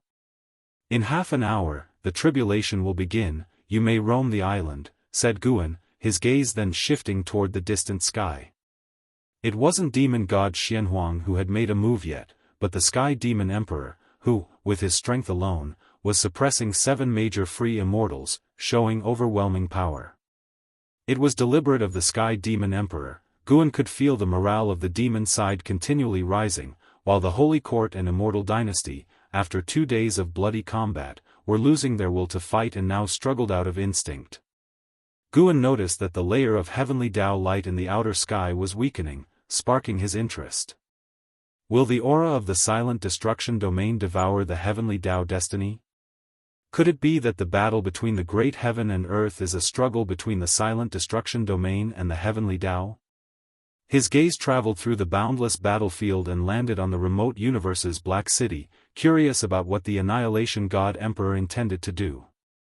Chapter 456. The most reliable existence. An hour quickly passed, and Tian Yaoer came back to Gu An's side with her 2 companions. "Master, how should I go through my tribulation? I feel nothing right now," Tian Yaoer said coyly, not even daring to meet Gu An's gaze. The master brought her here to break through, but she hadn't caught the feeling of breakthrough. How embarrassing. The fact she hadn't spoken earlier was that she wanted to take this opportunity to see the world outside. Guan smiled and said, "No worries, just find a place to stand."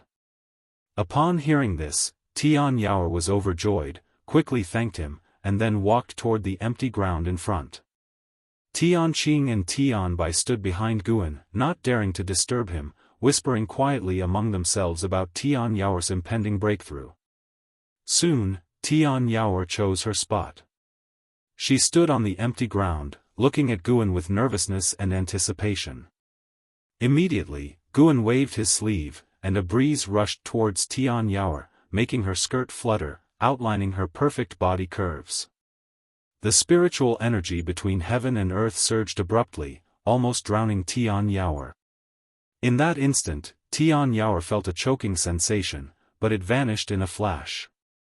Right after, the demonic power within her started to flow into her demon core. Boom! A thunderbolt suddenly appeared, its booming sound tearing through all clamor in the world, startling Tianqing and Tianbai, who looked up. The thunderbolt left an afterimage in the sky, with thunderclouds beginning to form around it. The clouds of the heavenly tribulation were denser and more oppressive than demonic clouds. Tian Yaor looked up, her eyes revealing a trace of fear. This heavenly tribulation was clearly different from the ones she had crossed before, but she instinctively looked at Guan. Seeing him standing in the distance, her heart immediately settled. The heavenly tribulation was about to begin. She must reach the Nirvana realm and not disappoint her master. She looked at the sky again, her eyes no longer showing fear, only excitement. Once upon a time, the Heaven Phoenix Demon Mother of the Unification Realm had been the most terrifying being in her eyes, but now she had far surpassed her, continuing to chase higher realms. All this was bestowed by her master. For nearly 1,000 years, the master had not mistreated her, she only needed to take care of medicinal herbs, which the master himself had collected. She had always wanted to repay Guan, but her strength was not enough. Maybe when she reached the Nirvana realm, she would be qualified to help her master? Over an endless ocean, waves crashed against a lone mountain, on top of which stood a figure in black clothes. It was Leah. Leah looked up at the sky. Although he couldn't see beyond it, he could feel a tremendous pressure descending from above, even oppressing him. When will I be able to achieve the Nirvana realm? Without entering the immortal path, I am merely an ant, Leah murmured, furrowing his brows. Recently, he heard the name Anhao. Anhao had entered the Nirvana realm and even defeated loose immortals, now becoming a celebrated figure throughout the world. Leah, although at the Mahayana cultivation level, was still far from the Nirvana realm. He increasingly felt the struggle. No matter how hard he tried, he couldn't catch up with Anhao, a sentiment that distressed him deeply. He then thought of Zhang Buku. If Zhang Buku had stayed in the great heavenly spirit land, he might have also become famous worldwide. Li Ya's thoughts drifted, his gaze becoming distant. Standing on his shoulder, divine exotic immortal spirit laughed and said, "You're so young, what's there to worry about?" Having been together so long, they had formed a bond, so divine exotic immortal spirit communicated with Guan through her heart's voice, revealing Li Ya's desires. However, Guan did not respond to it, and it felt it wasn't appropriate to say more. After all, its master was Guan, and Leah was just a junior it took care of. Leah took a deep breath and said, "Are you telling the truth? Can divine exotic city really transform a heavenly demon into a divine ghost with a strange soul?" The power of divine exotic city was still too sinister, causing him to hesitate to kill more people, but if it was a heavenly demon, then he would not feel burdened. Upon hearing this, the divine exotic immortal spirit quickly nodded and said, "Of course, by turning them into divine ghosts with strange souls, you are actually saving all living beings." After listening, Li Ya's lips curled into a smile, and he laughed, "Since that is the case, I must go then. You're right, I'm still young, being slightly behind temporarily means nothing. Who will be stronger or weaker after 1,000 years or 10,000 years, who can tell?" He leaped up, transforming into a streak of sword light speeding towards the distance. The divine exotic immortal spirit stood on Li Ya's shoulder, gazing at his profile and suddenly felt he had an extraordinary aura. His talent did not seem dazzling, but there was a tenacity about him that made him appear remarkable. Perhaps after 10,000 years, this young man could truly become a renowned figure throughout the world. Thinking so, the divine exotic immortal spirit turned its thoughts to its own master. Where would the master be in 10,000 years? No. By that time, it must stay with the master, lest the master really does give it away to this young man. The divine exotic immortal spirit shuddered, shook its head, and looked forward again, its little fist clenched, brimming with fighting spirit, yet appearing somewhat naive. Violent winds surged within the universe, an anomaly created by the rampant spiritual energy. The heavenly demon Great Emperor landed back on the shoulder of demon god Xianhuang, just like the divine exotic immortal spirit on Li Ya's shoulder. He looked ahead at the 7 free immortals and laughed, "Gentlemen, enough of the chaos, are you ready to die?" Upon hearing this, Yang Xian Emperor and the others prepared for battle, not daring to take it lightly. They had fought until now and could see no chance of victory, but they could not retreat, they could only keep defending, even if it was just for a moment longer. "Your Majesty, where exactly are you?" Holy Minister gritted his teeth, his eyes filled with unwillingness. At this moment, not only the people of the Holy Court were thinking of Shengtian, but also Yang Xian Emperor was thinking of Shengtian. Yang Xian Emperor had to admit that in defending against foreign enemies, Shengtian was the most reliable. He also thought of Guan, but he knew Guan would not intervene unless the enemy confronted Guan directly. In his view, Guan had come from outer heaven, was an otherworldly great power that had secluded himself here, and had no obligation to guard the great heavenly spirit land. Just then, the aura of demon god Xianhuang changed, and he opened his mouth, a scorching breath emerging from it, his surrounding black aura dispersing, gradually revealing his true form. He was bare-chested, his body human-like, but his chest bore a mouth full of sharp teeth, his mouth's darkness acting like a gateway to the abyss, chilling to the bone, his face ferocious, eyes pitch-black with occasional glimmers of blood-red pupils, his skin appearing scorched, his hair flowing, and upon a closer look, each hair strand resembled a dragon snake with black dragon heads at the tips, relentlessly emitting a fiery aura. His waist encircled by a bone dragon, his legs sturdy as pillars that could not be shaken, wrapped in flowing demonic qi till the knee, his feet unseen. When demon god Xianhuang opened his mouth, the pressure on the 7 free immortals doubled. "Gentlemen, let's all out fight." Saint Ancestor spoke, his tone grave. The other free immortals could also feel the terrifying power accumulating in demon god Xianhuang. Demon god Xianhuang was facing the great heavenly spirit land. If they moved aside, the beings of great heavenly spirit land would face annihilation. Chapter 457, Beyond the Free Immortal Realm. Boom. Boom. Boom. Thunderstorms constantly struck down, assaulting Tian Yaoer, who countered with her demonic power, her body trembling, barely holding on. "Give it your all, and if you can't bear it, I'll step in." Gu An's voice reached her, slightly calming Tian Yaoer's heart. After all, Tian Yaoer had accompanied him for 1,000 years, he couldn't bear to test her and thus spoke to comfort her directly. It would be different for An Hao and Yang Jian. Cough cough. Am I, as her master, somewhat biased? Guan thought so, feeling a bit guilty, he instinctively looked toward the distant An Hao, who was battling fiercely with the warriors of the Sky Demon Great Sect, moving through the battlefield with awe-inspiring valor. Yes, that's how a male disciple should be tempered.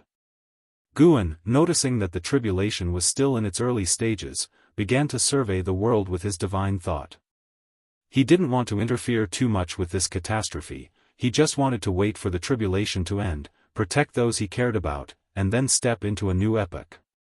Because even if he interfered, new calamities would arise, and continuous meddling would only lead to more brutal outcomes. However, seeing the suffering mortals in the world, Guan felt somewhat reluctant. He was indifferent to the deaths of cultivators and demons, as those beings at least possessed the power to resist fate and simply failed. However, the common folk, those without cultivation levels, lacked even the power to resist. He saw 2 Nirvana realm great cultivators in combat, their residual power too strong, a blazing fire falling to the mortal world, directly burning alive hundreds of thousands in a town, their screams turning the area into a hell on earth. Guan sighed, resigning himself. His gaze hardened, and the sea of fire instantly dispersed, the unburned survivors quickly freed from their burns. Guan didn't seek revenge for them, saving them was already fortunate.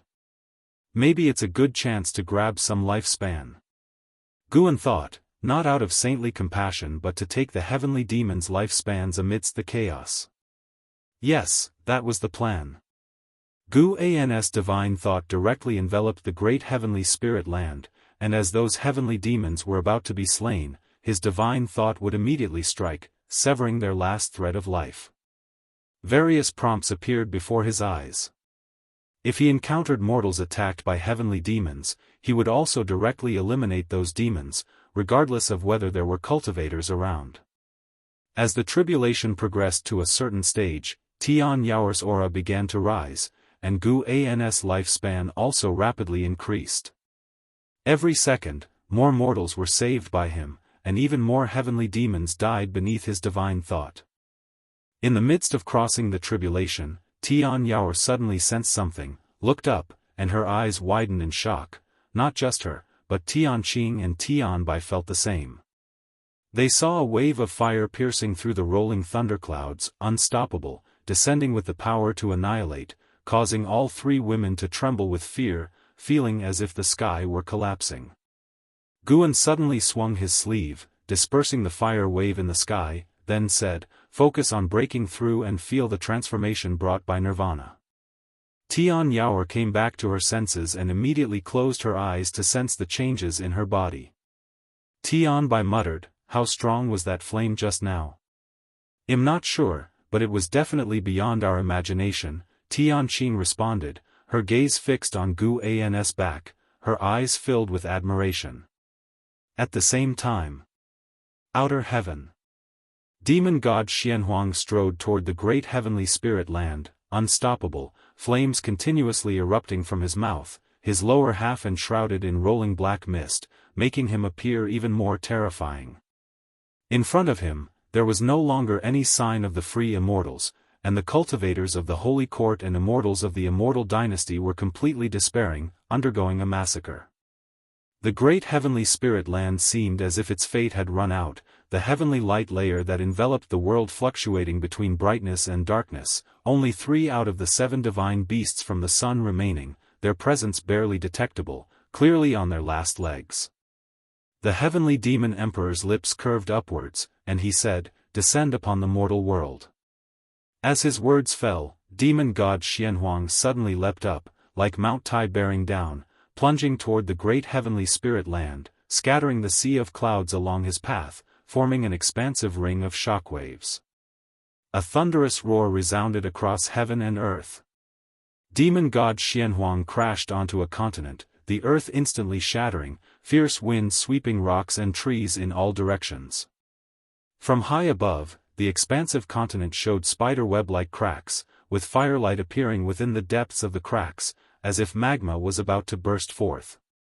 Standing on the continent, demon god Xianhuang appeared as though standing on a small island, his towering figure visible from any corner of the continent.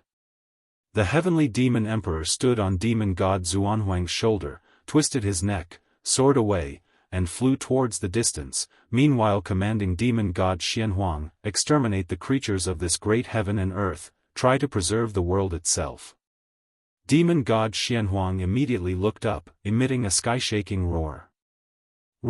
This roar intensified the fear for beings trapped in dire straits. Even the disciples far in the third medicine valley of the supreme sect were startled, all turning their heads to see where the sound came from, and what kind of entity had made it. An Exian, who was meditating under the mystic pure tree, furrowed her brows, wondering if her master, who had gone out today, might be going to battle such a demon.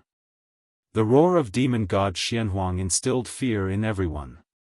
An Exian felt as though she were in a cold cellar, her whole body chilled, as if she were about to face the most terrifying existence in the world. The declaration of war from demon god Xianhuang unsettled all the powers in the great heavenly spirit land. After leaving demon god Xianhuang, the heavenly demon emperor flew in the high sky, holding a black mirror as if searching for something, his gaze sweeping across heaven and earth. Suddenly, he noticed something and turned his head, then vanished from the spot. The next second, he arrived on an island, following his gaze, which was fixed on Tian Yao, who was enveloped by intense thunder. Further away were 3 figures, Guan, Tian Qing, and Tian Bai. "Nirvana tribulation, this cultivation technique is not simple," murmured the heavenly demon emperor as he stood on a rock, quietly observing Tian Yao. Tianqing's gaze suddenly caught sight of him. Her beautiful eyes widened at the sight of the heavenly demon emperor. He looked menacing, exuding an extreme sense of danger. She instinctively grabbed Gu An's arm and whispered, "Master, someone has come." Guan glanced at the Heavenly Demon Emperor. Heavenly Demon Emperor, Free Immortal Realm 9 Layers 239,709, 201/500,000,000/999, 999, 999, pure ages, all nines. It seemed this being truly was a rare fortunate existence blessed by heaven and earth. Feeling Gu An's gaze, the Heavenly Demon Emperor's lips curled into a smile. In an instant, he moved 100 yards to appear right beside Guan, startling Tianqing and Tianbai, who instinctively shrank back. Just as the Heavenly Demon Emperor was about to speak, Guan suddenly swung his sleeve. Boom! In an instant, the Heavenly Demon Emperor was reduced to ash, and a gust swept back, lifting a dust dragon into the air. The sound of thunder continued to echo, while Tianqing and Tianbai stood stunned. Tianyao, hearing the commotion, opened her eyes and looked toward the trio facing one side. She couldn't help but ask, "Master, what happened?" Guan turned to her and said, "Nothing much, just a mosquito trying to bite me." "A mosquito?" Tianyao looked skeptical, feeling that Guan was joking. At that moment, a prompt appeared in front of Guan. "You have successfully seized 26,708,213 years of lifespan from the Heavenly Demon Emperor, Free Immortal Realm 9 Layers. Over 20 million years of lifespan, not bad. Worthy of a free immortal." Guan smiled satisfactorily. Eradicating the Heavenly Demon Emperor had little impact on the progression of heaven and earth. The real threat was Demon God Xianhuang. Demon God Xianhuang had already begun a massive slaughter. Guan seized this opportunity to accelerate his harvesting of demons, making way for the forces of heaven and earth to combat Demon God Xianhuang. Since Demon God Xianhuang was not a living spirit, killing him would not release a lifespan, thus Guan had no interest in him. Boom! A golden thunderbolt struck down, resembling a golden dragon, its majestic power formidable. Gu An's gaze locked onto Tianyao as a faint golden light burst from her, resisting the attack of the golden thunder. Tianyao felt her heart skip a beat and looked up instinctively, not seeing the golden thunder anymore. "Master, about that guy just now," Tianqing began cautiously. She didn't know how to express it. The sudden appearance of the Heavenly Demon Emperor had almost scared her to death. Unexpectedly, with a wave of their master's sleeve, the Heavenly Demon Emperor was obliterated. Tianbai, more daring, directly asked, "Master, what realm was that man from?" Guan responded nonchalantly, "Free Immortal." "What realm is Free Immortal? How many levels higher than Nirvana?" Tianbai's eyes shone with excitement as she asked. Guan glanced at her and snorted, "You'll have to figure that out yourself." Tianbai was lost in infinite possibilities. She aspired to reach the Free Immortal realm in the future, no, to surpass it, otherwise, she would seem insignificant before her master. Chapter 458. An even more terrifying existence. The words, Free Immortal, deeply embedded themselves in the hearts of Tianqing and Tianbai, who both aspired to reach this goal. It was only many years later that they realized how unattainable the Free Immortal truly was. Although Tianyao was curious about what had just happened, her current priority was to make a breakthrough. She closed her eyes, adjusted her mindset, and re-entered a state of enlightenment. The heavenly tribulation continued. The heavenly demon Great Emperor, who had suppressed the 7 free immortals, died silently without anyone noticing, as if he had never been to the great heavenly spirit land. As Guan watched Tianyao undergo her tribulation crossing, he extended his divine thought throughout the world, continuing to expel demons and, incidentally, to save mortal spirits. The roar of demon god Xianhuang constantly resounded, killing countless beings with his power every moment. More and more sects began rushing to where demon god Xianhuang was located. Despite the terrifying aura of demon god Xianhuang, they had to confront him to protect the great heavenly spirit land. It was their home, and they had no choice. Guan noticed that the free immortals like the Yangxian Emperor were not dead but had all gathered in one place, apparently discussing something. In a valley, 7 free immortals were meditating on the grass, their auras weak, some even engulfed in flames, looking utterly bedraggled. The saint ancestor opened his eyes and looked at an elderly man in white robes standing with his back to them, and asked, "Who are you, sir, and why have you saved us? You likely do not belong to the great heavenly spirit land." He was the oldest among the 7 free immortals and had never seen this white-robed elder before, which led him to this conclusion. This white-robed elder was indeed the reincarnator who had once visited the Third Medicine Valley and had faced the Zhu Luo sword monarch. Without turning around, the white-robed elder said leisurely, "The world is vast, and even free immortals cannot see everything clearly. I saved you because I have some connection with the great heavenly spirit land. I have deduced countless times and see no hope. Perhaps heavenly Tao intends to cleanse the mortal world, and the silent destruction domain seeks to exploit the weakness. You had better leave early and seek other paths." At these words, the free immortals' faces changed. The ancient immortal emperor spoke with a heavy tone, "Senior can save us from the hands of demon god Xianhuang. Your divine skills are surely beyond our imagination. If the great heavenly spirit land is destroyed, where can we go? Although there are many realms, they are all guarded by great powers. Can you point out a path of survival for us?" The other free immortals echoed his plea, as they were bound by the chi fortune of the Holy Court or the Immortal Dynasty. If the great heavenly spirit land were destroyed and chi fortune dissipated, their cultivation levels would severely drop, or worse, they would perish altogether. This was also why, despite the Holy Court's strength, they could not uproot the Immortal Dynasty as it was blessed by the heavenly chi fortune. The white-robed elder, with his back still turned to them, shook his head and said, "You do not understand what you are facing. Whether the Sky Demon clan or forces from Jianghu, they are not the main cause of the destruction of the great heavenly spirit land, they are merely opportunists." These words silenced the free immortals. Having lived for so many years, how could they not be aware of the existence of heavenly Tao and the similar trials recounted in ancient legends? When heavenly Tao wanted to reset the world, it would bring various calamities. After a long while, the Yangxian emperor stared at the white-robed elder, breaking the silence, and asked, "Then, Senior, what are you plotting?" The white-robed elder turned around, looked at him, and said, "I am looking for someone." "Who?" "I cannot tell you." The white-robed elder's response made the Yangxian emperor furrow his brows. He thought of Sword Venerable Fudao, as there had been many powerful beings from outer heaven in recent years. Were they all searching for some specific entity? The roar of demon god Xianhuang echoed from afar again, this time more strained, clearly attacked by someone.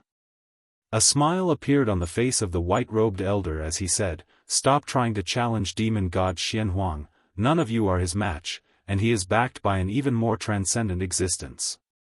Even if you somehow manage to eliminate him, it will only provoke an even more terrifying calamity, and then I can only flee." An even more terrifying existence? Upon hearing this, all the free immortals turned pale. If demon god Xianhuang alone was enough to drive them to despair, what kind of being could possibly be orchestrating behind him? "Does Senior recognize Sword Venerable Fudao?" One of the free immortals could not help but ask.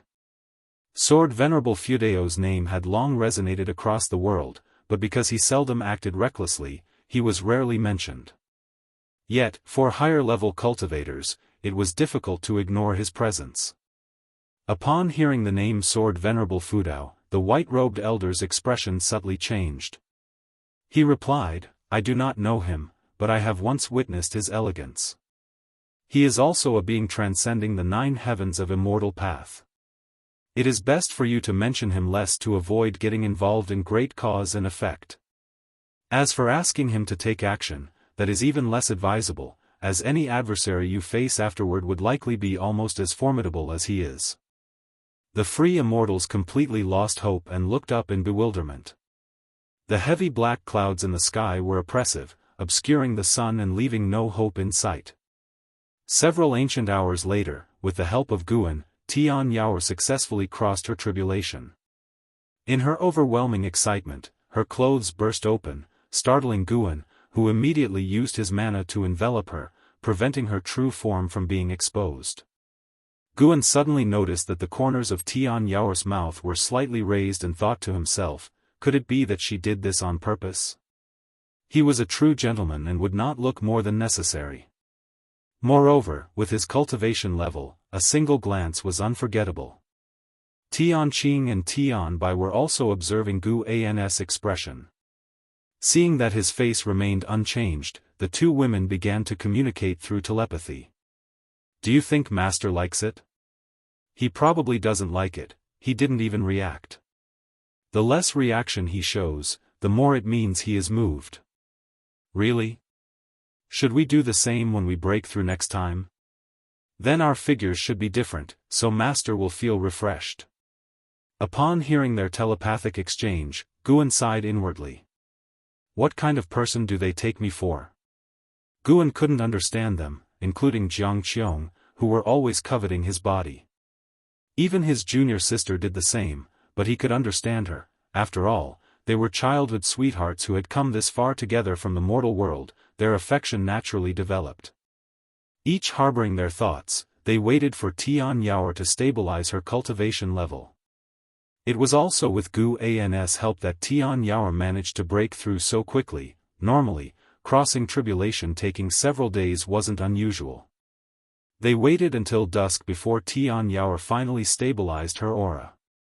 She stood up, wrapped in a loose white robe, and flung herself at Guan who, upon being hugged by her, could feel her body. Alright, from now on you are also a Nirvana realm powerhouse, try to keep some dignity, Guan said sternly. Tian Yao looked up, giggling, I just want to be like this, even if it means hanging on to my master forever, I am willing. Hanging on forever? Aren't you tired? Guan shook his head with a smile. Tian Yao blinked and asked, what about trying for 100 years? 100 years? Gu An's face twitched, and he immediately pushed her away. Tian Qing and Tian Bai came over and asked her how she felt now. Tian Yao was very excited and began talking about the transformations of the Nirvana realm. Tian Qing and Tian Bai listened attentively, while Guan, not in a hurry to get back, continued to eliminate demons. During this half-day period, the lifespan he had harvested had almost reached 1 billion years. If he had to cultivate by conventional methods, it would take hundreds of years. With Guan operating covertly, the Sky Demon Great Sect was temporarily unable to overturn the world, and the slaughter methods of demon god Xianhuang, in order to preserve heaven and earth, were not too wild. As night fell, after sending Tian Yao and the two women back to the outer world cave, Guan finally returned to the third medicine valley. Before going upstairs, he sensed Ji Xiaoyu's presence. Ji Xiaoyu's cultivation level had already climbed to the immortal path realm, and the power accumulated in the primordial Daoist talisman could burst forth at any moment. He did not linger, but went straight upstairs and into the house, sat down at the desk, and picked up a book to read. Having eradicated many heavenly demons and saved many mortal spirits today, he felt content and thus was in the mood to read. 30 minutes later, footsteps came from outside the door. Guan waved his hand, and the door opened, with Ji Xiaoyu walking in. She stood at the doorway, without moonlight shining on her, appearing like a shadow. Guan looked up at her and asked, "Are you ready?" Ji Xiaoyu's face was calm as she said, "The battle with the Sky Demon Emperor is a promise between him and me. I must defeat him to overcome the demons of defeat in my heart. But you are bound by the rules of reincarnation, you couldn't possibly be his match," Guan asked, feigning concern. He began calculating Ji Xiaoyu's fate. Indeed, the future had changed again. Chapter 459, Just want to test the edge of the annihilation god Emperor. Guan calculated that Ji Xiaoyu, due to not encountering the heavenly demon Great Emperor, would end up battling against the demon god Xianhuang, and furthermore, there would be even stronger beings targeting her, wishing to forcefully drag her from the reincarnation rules. Indeed, troublesome. He had helped Ji Xiaoyu handle the heavenly demon Great Emperor, but in doing so, he had attracted the attention of an even more formidable existence. It's precisely because of the reincarnation rules that even if I'm not his match, there won't be any trouble. At worst, he'll just be expelled back to the Yin-Yang domain, Ji Xiaoyu calmly replied. Guan couldn't directly reveal the future, so he asked, aren't you afraid there are other beings behind the heavenly demon Great Emperor? Ji Xiaoyu closed the door and then walked over to the table. She looked at Guan and said, the appearance of the demon god Xianhuang indicates that there are stronger beings plotting from behind the scenes, but it's none of my concern. I'm not burdened with the mission of saving all living beings. She leaned forward, raising her right hand toward Guan. Guan could have avoided it, but sensing a farewell atmosphere, he chose not to. Ji Xiaoyu reached across the table and grabbed his collar. Her eyes were complex as she said, it's strange. We haven't gone through any heart-wrenching story nor faced adversity together. The days we spent together were so mundane, yet why am I moved by you, feeling emotions I never had before? Guan tilted his head and asked, you're asking me? I'm curious too, is it because I'm too handsome? Usually, Ji Xiaoyu would have glared at him, but she was not in the mood to care about such trivial matters now. Her right hand suddenly pulled with force, drawing Guan toward her. In that moment, Guan had plenty of time to react, and countless thoughts raced through his head, but inexplicably, he chose not to resist. The two quickly drew closer, and eventually, their lips met. Guan's eyes widened, but seeing Ji Xiaoyu's somewhat resentful gaze, he lost the interest to pretend. The two just looked at each other, and the entire world seemed to fall silent. In their eyes, there was only each other. Guan understood what she was thinking. Ji Xiaoyu couldn't figure out what was on his mind, but she wasn't disappointed because she had already made her decision. After a while, Ji Xiaoyu let go, gently pushing Guan back. Looking at Ji Xiaoyu's expression returning to indifference, Guan couldn't help but sigh. When I first saw you as a child, your gaze was just like it is now. I thought you were emotionless. Ji Xiaoyu stared at him and said, you guessed right. After tonight, I will sever these feelings. Your cultivation level is higher than mine, so if we meet again later, let's pretend this past never existed. Guan asked, why? Are you afraid it'll become your weakness? Ji Xiaoyu shook her head, speaking in a very calm tone, no, it's just that I want to become the strongest, and you are also that kind of person. How can there be two strongest in this world? With that, she turned and walked away. She walked to the door and glanced back at Guan, saying, you are the only man who has ever moved my heart, in all the reincarnations. Clang, Ji Xiaoyu opened the door and left, closing it behind her. Guan turned to look outside the window, where demonic qi obscured the moon. He raised his hand to touch his lips and let out a light chuckle. Love in this world, what is it really? It commands people to pledge their lives to each other, Guan murmured to himself, not feeling sad, his tone even slightly cheerful. This morning at dawn, Ji Xiaoyu departed with the Sun and Moon Netherworld Emperor. They had few close friends in Medicine Valley, so their departure went largely unnoticed. As Guan wandered through the valley, he found himself standing before 10,000 Sword Mountain, where Zhu Luo Sword Monarch stood before a stele, lost in contemplation of the mountain. The great heavenly spirit land is in peril, why do you not leave? Guan approached him and asked curiously. Zhu Luo Sword Monarch came back to his senses, turned, and gave Guan a respectful bow, saying, the seniors have not left, why should I? Moreover, this catastrophe is aimed at all living beings of great heaven and earth. As a free immortal such as myself, as long as I do not become their enemy, I should not encounter any trouble. Guan nodded, then followed with another question, has your Dahong Sword Heaven ever experienced such a calamity? Zhu Luo Sword Monarch replied, yes, a very long time ago. It is said that Dahong Sword Heaven was the only survivor of that era. Indeed, having endured such a calamity is what qualified Dahong Sword Heaven to traverse the myriad universes. As he spoke of Dahong Sword Heaven's past, his face showed a trace of pride. "Who is the current ruler of Dahong Sword Heaven?" Guan asked curiously. The Daoist tradition of Dahong Sword Heaven lay in the far-off Dahong realm, beyond his ability to deduce its causality. Yet he had an intuition that Yang Pingan might be an ancient figure in relation to today's Dahong Sword Heaven.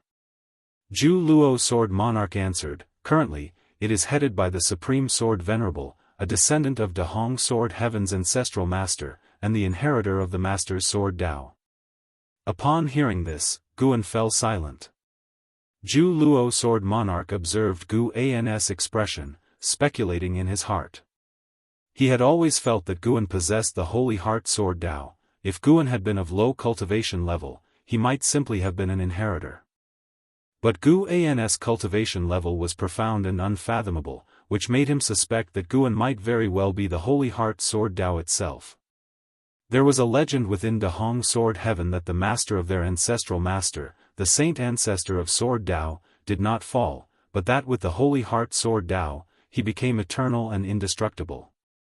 The saint ancestor of Sword Dao dispersed into the cycle of reincarnation, impossible to find, only potentially revealing himself when the Holy Heart Sword Dao reappeared in the mortal world.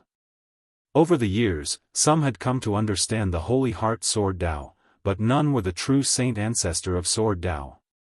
Nonetheless, Dahong Sword Heaven continued to search for the saint ancestor, fulfilling the ancestral master's will. As long as Dahong Sword Heaven exists, so must the search for the saint ancestor continue. Boom! A rumbling roar came from afar, and a tremendous oppressive force descended. Zhu Luo Sword Monarch turned his head, murmuring, "The reincarnation path emperor truly is extraordinary, worthy of being one of the 4 emperors of Yin Yang. My master once said her talent was the strongest among the 4, it's just that she is the youngest." Guan also looked towards the distance. Ji Xiaoyu did not seek out the heavenly demon divine emperor, but instead chose to make a move against demon god Xianhuang. Speaking of which, she has a very good relationship with the saintly lands of the great heavenly spirit land. If she can find Sheng Tian, with Shengshan's abilities, perhaps he could preserve the holy court.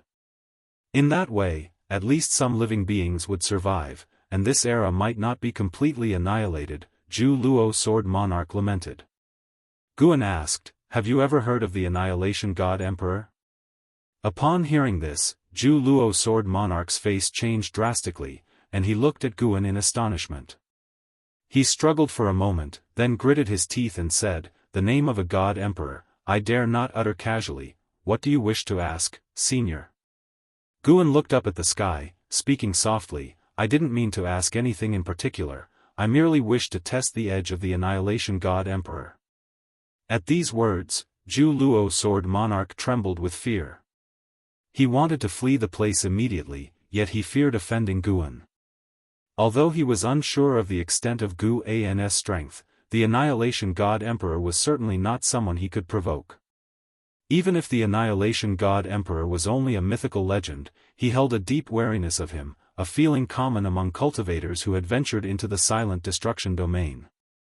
Chapter 460, Demon God approaches the sky, despair descends, just wanted to test the mettle of the Annihilation God Emperor? Upon hearing these words, Zhu Luo Sword Monarch felt a tingling sensation on his scalp.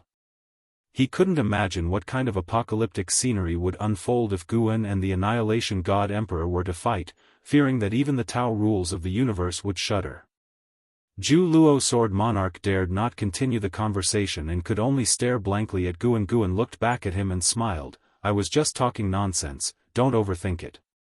Practicing the formless and invisible freedom body, he was not affected by karma. Even if he mentioned the Annihilation God Emperor's name, he wasn't afraid of being overheard by the Annihilation God Emperor, let alone, the Annihilation God Emperor of Outer Heaven was not the real body. Then, Guan patted Zhu Luo Sword Monarch on the shoulder, turned around, and walked along the foot of 10,000 Sword Mountain, planning to wander around the valley. While it seemed he was inspecting Medicine Valley, his divine thought was constantly watching Ji Xiaoyu. Faced with the formidable demon god Xianhuang, Ji Xiaoyu completely unleashed the power of the primordial Daoist talisman. Although Sun and Moon Netherworld Emperor did not join the battle, he was setting up a formation, channeling mysterious forces from other great heaven and earth to aid Ji Xiaoyu. Guan saw 3 towering figures in that formation, which he estimated were the other 3 from the group of Yin Yang 4 emperors. The intense power of the reincarnation path emperor erupted, alarming various sects around the world and attracting more great cultivators and great demons to support. Guan saw that Yang Xian Emperor and others also chose to join the fight, continuing to fiercely battle with the demon god Xianhuang. At the same time, at the edge of the third Medicine Valley, atop a mountain peak by the cliff, Long Qing sat, his brows furrowed as he gazed at the sky, lost in thought. Yu Yingying approached from behind, standing beside him, and asked, "Do you feel something?"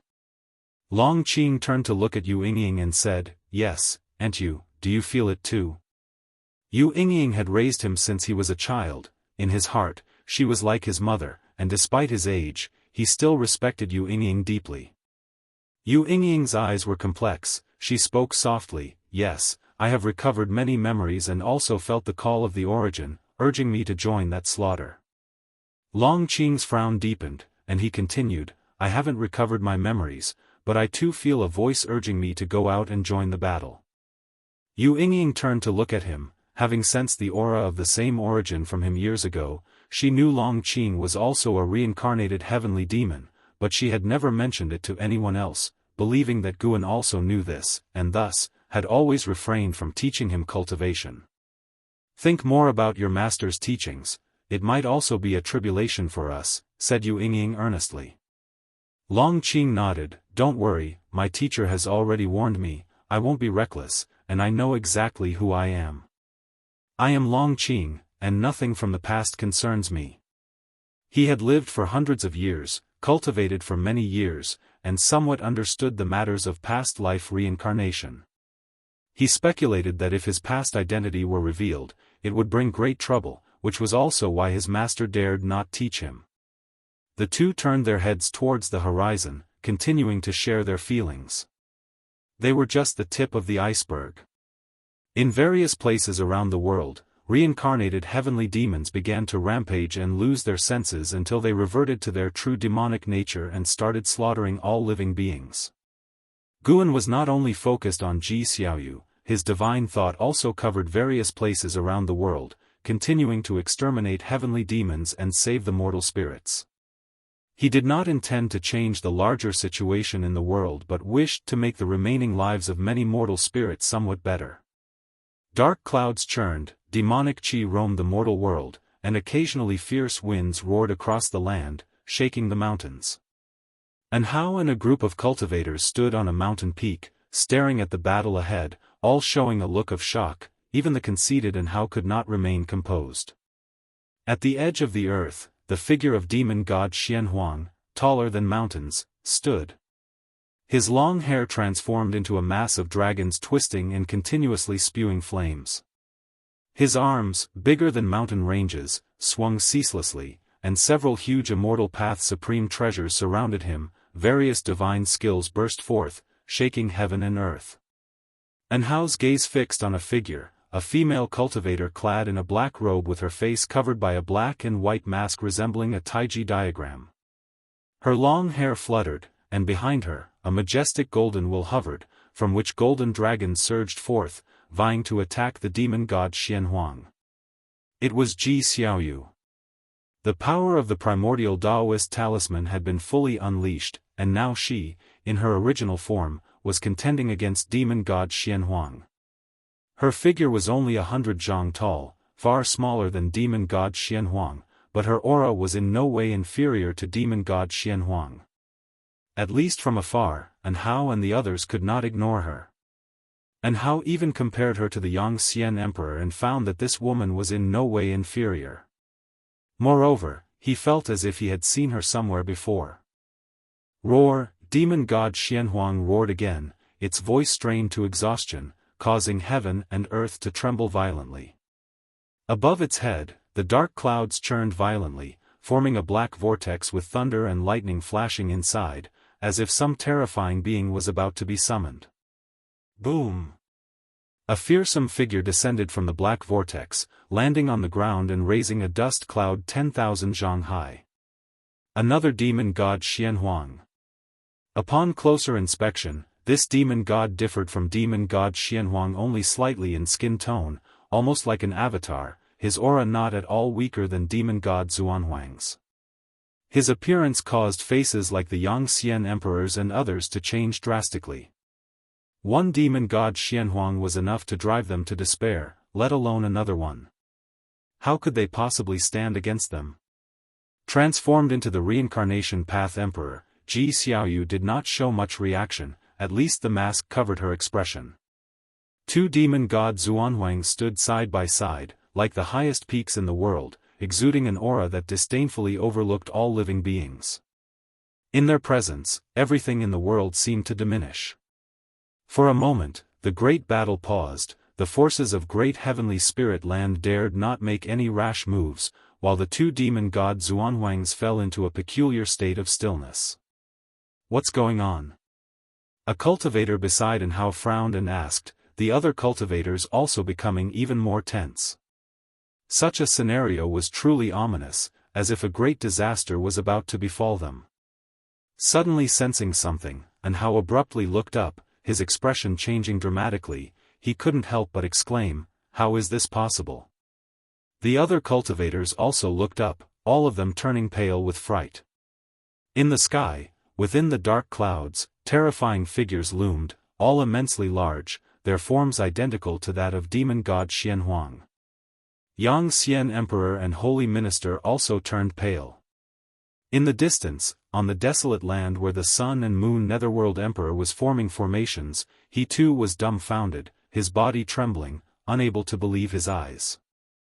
"How can there be so many?" the Sun and Moon Netherworld Emperor said tremblingly. Behind him, three huge shadowy figures constantly supplied power to the reincarnation path Emperor, but these three figures seemed insignificant in front of the myriad demon god figures, like ants looking up to a god. As far as the eye could see, the figures of demon god Xianhuang filled the whole firmament, each one already monstrous in size, now numbering over 100, forming a scene that drove all beings to despair. Chapter 461, Defying the Heavens, A Battle in Outer Heaven. Supreme Sect, Third Medicine Valley. All the disciples outside the houses gazed up, their pupils dilating, reflecting the terrifying visage in the sky, fear creeping across everyone's faces. The black clouds in the sky surged endlessly, revealing only small parts of the horrific figures of the demon gods Xianhuang, yet even the sight of their feet was enough to chill the spine. What in the world is that? So many, could these really be heavenly demons? How can they be so massive? Are they coming for our Taizong continent? Don't panic, we have sword Venerable Fudao, what's there to fear? Disciples in the valley discussed among themselves, trying to dispel the fear in their hearts, while those inside the houses also came out. An Xian looked up at the terrifying scene in the sky, her eyebrows knitted tightly. She looked towards Gu An's loft, feeling the presence of her master, and her heart suddenly calmed. With the master here, even if the sky falls, there is no problem. Meanwhile, inside the house, Guan held a book in one hand and twirled the fate-determining pen in the other, raising his eyebrows slightly as he muttered to himself, "Have you sensed it yet?" Before Ji Xiaoyu left, Guan divined her future. She was meant to face a single demon god Xianhuang. After a fierce battle and securing victory, she would encounter the Annihilation God Emperor's intervention.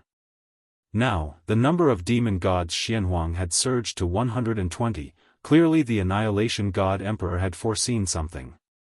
His target was not Ji Xiaoyu, nor the free immortals of the great heavenly spirit land, but Guan had eradicated many heavenly demons. The Annihilation God Emperor could not be unaware. However, the Annihilation God Emperor could not foresee the hidden hand behind all this, so he dispatched more demon gods Xianhuang. If he knew it was Guan, he would have directly descended upon the Third Medicine Valley himself. Guan was proficient in various sorceries to isolate causal divination, making him inscrutable to the Annihilation God Emperor. As Guan looked at the lifespan notifications that kept popping up, a smile formed on his lips. In the last 2 days, by eliminating heavenly demons, he had already amassed 2 billion years of lifespan. Once this ordeal was over, he planned to prepare for his breakthrough, to reach higher realms sooner for peace of mind. At that moment, footsteps approached from outside the door. "Come in." Before Shenzhen had even reached the door, Gu An's voice had already reached her. The door was pushed open, and Shenzhen stepped quickly inside, closing the door behind her, then walked over to Gu An's desk and slammed a scroll onto the surface. "How is it? How well did I draw?" Shenzhen asked proudly. Guan looked intently and saw the figure of a demon god Xianhuang rendered lifelike on the scroll. Guan raised an eyebrow, surprised, and asked, "How did you manage to draw this?" With Shenzhen's cultivation level, even if she could approach a demon god Xianhuang, it was impossible for her to clearly see their complete form. Could someone have visited her in a dream again? Guan quietly divined, but did not sense anyone else's causality in Shenzhen. The fact that Demon Shore chose Shenzhen was no coincidence, it was because of her talent. Guan had thought it was his Daoist intent that influenced Shenzhen, but now it seemed her own comprehension was also astonishing.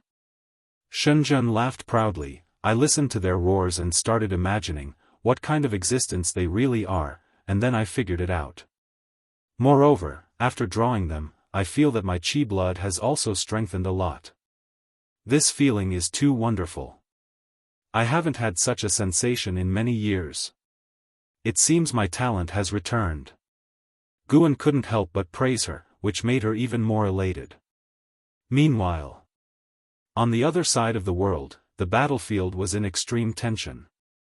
Demon gods Xianhuang descended from the sky, causing the land to tremble. Many fell into the ocean, yet somehow they remained close to each other.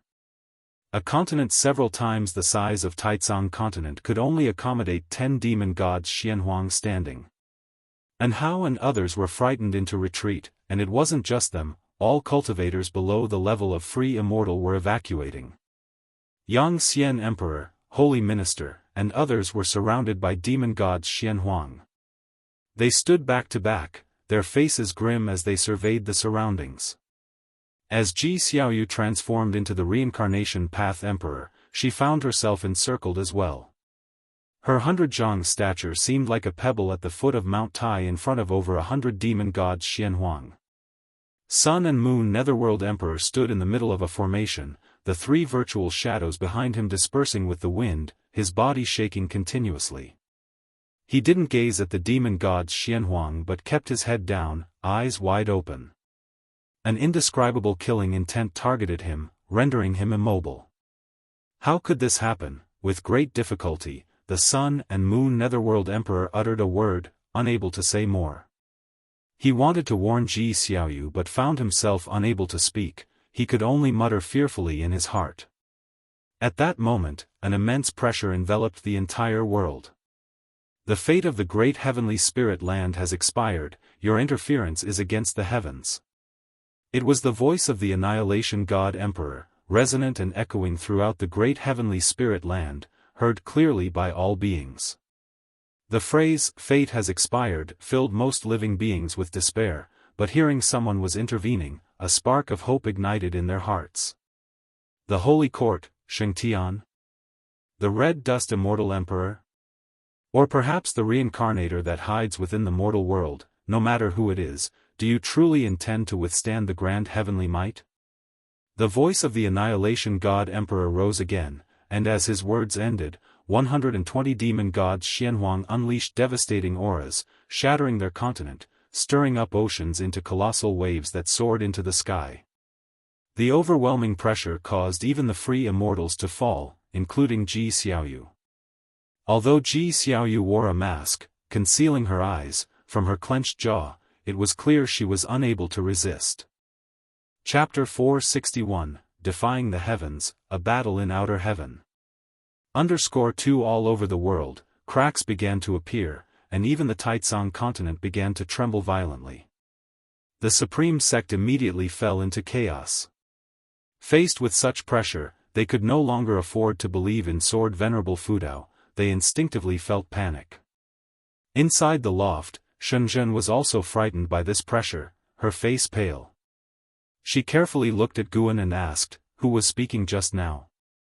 It wasn't the demon god from my painting, right?" Guan glanced at her and said, "Indeed, it's not the demon god from the painting, it's someone much more powerful." Each demon god Xianhuang possessed the pinnacle of strength in the free immortal realm. Their combined momentum made it impossible for the great heavenly spirit land to endure.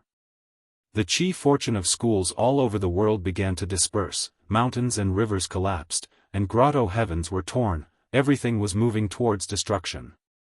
Lava surged from crevices in the ground, driving away the mortal spirits, but the mortal spirits could not outrun natural disasters. Like a flood sweeping over an ant nest, life at that moment became incredibly fragile.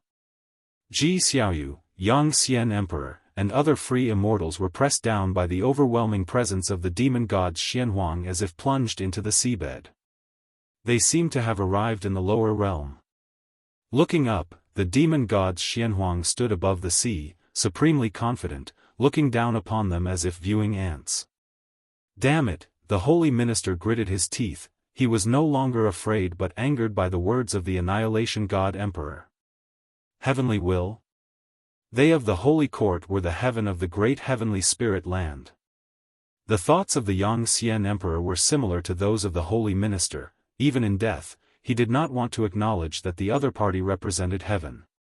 What saddened them most was that not just them, but all beings in the great heavenly spirit land at that moment didn't even have the right to speak. In front of that voice earlier, were they any different from plants? If it really is the heavenly will, then tell me why the heavenly will doesn't let heaven and earth perish on their own, instead letting these undead puppets come out to slaughter? Suddenly, a voice sounded. For some reason, at that moment, all beings in the world felt a sense of relief. All disasters on earth paused in an instant, only living beings could continue to move. The oppressive force of the demon gods Xianhuang on them was quickly receding. This voice was Gu Ans. Upon hearing this, An Hao took a deep breath, turned around, and looked towards the figures of the demon gods Xianhuang in the distance, his eyes filled with anticipation. He wanted to see how his master would eradicate these demon gods. Within the third medicine valley, thousands of disciples turned their heads simultaneously toward Gu Ans' loft. Atop the mountain, Long Qing, along with Yu Yingying, also turned around. Before 10,000 Sword Mountain, Zhu Luo Sword Monarch turned, his face showing a tense yet excited expression. Such a matchless battle was a rare sight. The entire supreme sect suddenly quieted down. The subsect, Yilan, Zhenqin were floating in the air, presiding over the formation, but upon hearing Gu Ans' words, they suddenly froze. Senior brother. Master. The two women instinctively looked up at the sky. At that moment, the enormous shadows of the demon god seemed not as terrifying as before. Far away in the Juhua sect, Jiang Qiong was equally stunned. She felt fear from the words of the Annihilation God Emperor and was hesitating whether to abandon the Juhua sect. Then the sound of Gu Ans' voice arose. She could not have mistaken it. The voice just now definitely belonged to Guan. So it's you, Sword Venerable Fudao. I originally thought you were merely in hiding here, but it seems you have other plans. The voice of the Annihilation God Emperor resounded. Far in the cosmos, Black City shook violently, and the grand doors burst open. The Annihilation God Emperor stepped out from the immense black aura as if he had come from the chaotic void, exuding an ancient and vast aura. I indeed do not desire to interfere in worldly affairs, but your self-righteous behavior and your words are unacceptable to me. The fate of this world should be determined by this land itself. Even if its beings are to die, they should perish under the power of heaven and earth, not by the hands of an outsider like you. Gu Ans' voice rang out again, conducting a remote conversation with the Annihilation God Emperor, fearless and even displaying a resolve that stirred the spirits of all beings. His words resonated deeply with the hearts of the beings. Indeed. Why should their life and death be determined by the heavenly demon? Third Medicine Valley, inside the loft. Shenzhen looked at Guan opposite her, extremely excited. Just separated by a table, watching Guan sitting calmly, sizing her up while conversing with a mysterious enemy capable of destroying heaven and earth, she was so moved that she even wanted to kneel down and worship Guan. The scene before her was not difficult to depict, but the impact Guan had on her made it impossible for her to continue drawing. Guan put down the scroll, lifted the fate-determining pen, and smiled at Shenzhen. "Would you like me to write a couple of words for your painting?" Shenzhen was still stunned and nodded subconsciously. Guan then firmly held the fate-determining pen and wrote on the painting. "If you must interfere, then obliterate the demon god and come to outer heaven to battle with us." The tone of the Annihilation God Emperor suddenly changed, filled with oppression. He seemed to tear away his hypocritical facade, transforming from solemn and heavy to wickedly powerful. Battle in outer heaven. His challenge made all beings in the heaven and earth hold their breath and concentrate. The beings awaited the response from Sword Venerable Fudao. After a few moments, "Good." Gu An's voice suddenly rang out, uttering just one word, yet it brought boundless hope to all beings. At the same time, inside the house, as Guan wrote down the last character, he swung the fate-determining pen forward, and ink flew out, soaring right in front of Shenzhen. Shenzhen subconsciously turned her head, trying to chase the flowing ink. With this stroke, Guan utilized his causal power. The terrifying causal power of Xianyuan Zizai Xian swept unnoticed across mountains and lakes, vast oceans and islands, flying past countless birds and through fleeing cultivators and demons. Located underwater, Ji Xiaoyu, Yang Xian Emperor, and others looked upwards at the arrogant figures of the demon gods, their tension escalating as they awaited the intervention of Sword Venerable Fudao. Suddenly, every free immortal felt a shudder in their soul, overwhelmed by an indescribable fear, and then they witnessed a scene they would never forget. The figures of the Xianhuang demon gods above seemed to be extinguished by an invisible hurricane, all disappearing in ashes together. Everything happened so quickly that the free immortals couldn't even react in time. In an instant, 120 Xianhuang demon gods ceased to exist. Inside the house, Guan stood up and walked around the table. Shenzhen's gaze subconsciously followed him, and she saw him approach her. Guan pointed at the white paper that had appeared on the table without her noticing, smiled, and said, "Can you draw me next? Make sure to depict me handsomely." Upon hearing this, Shenzhen instinctively grabbed Gu An's arm, breaking from her fervent emotions. She looked at him and asked through gritted teeth, "Are you confident?" Somehow, seeing Guan about to leave filled Shenzhen with anxiety. She thought of those heroes in stories preparing for their final moments of glory. Although she was unclear about who the Annihilation God Emperor truly was or how powerful, it was obvious from his previous words that he did not fear Sword Venerable Fudao. Guan smiled, "I'm not confident, but I still need to stand up, otherwise, who will champion this world? Don't forget, you're also part of this world." He gently broke free from Shenzhen's hand and walked to the windowsill.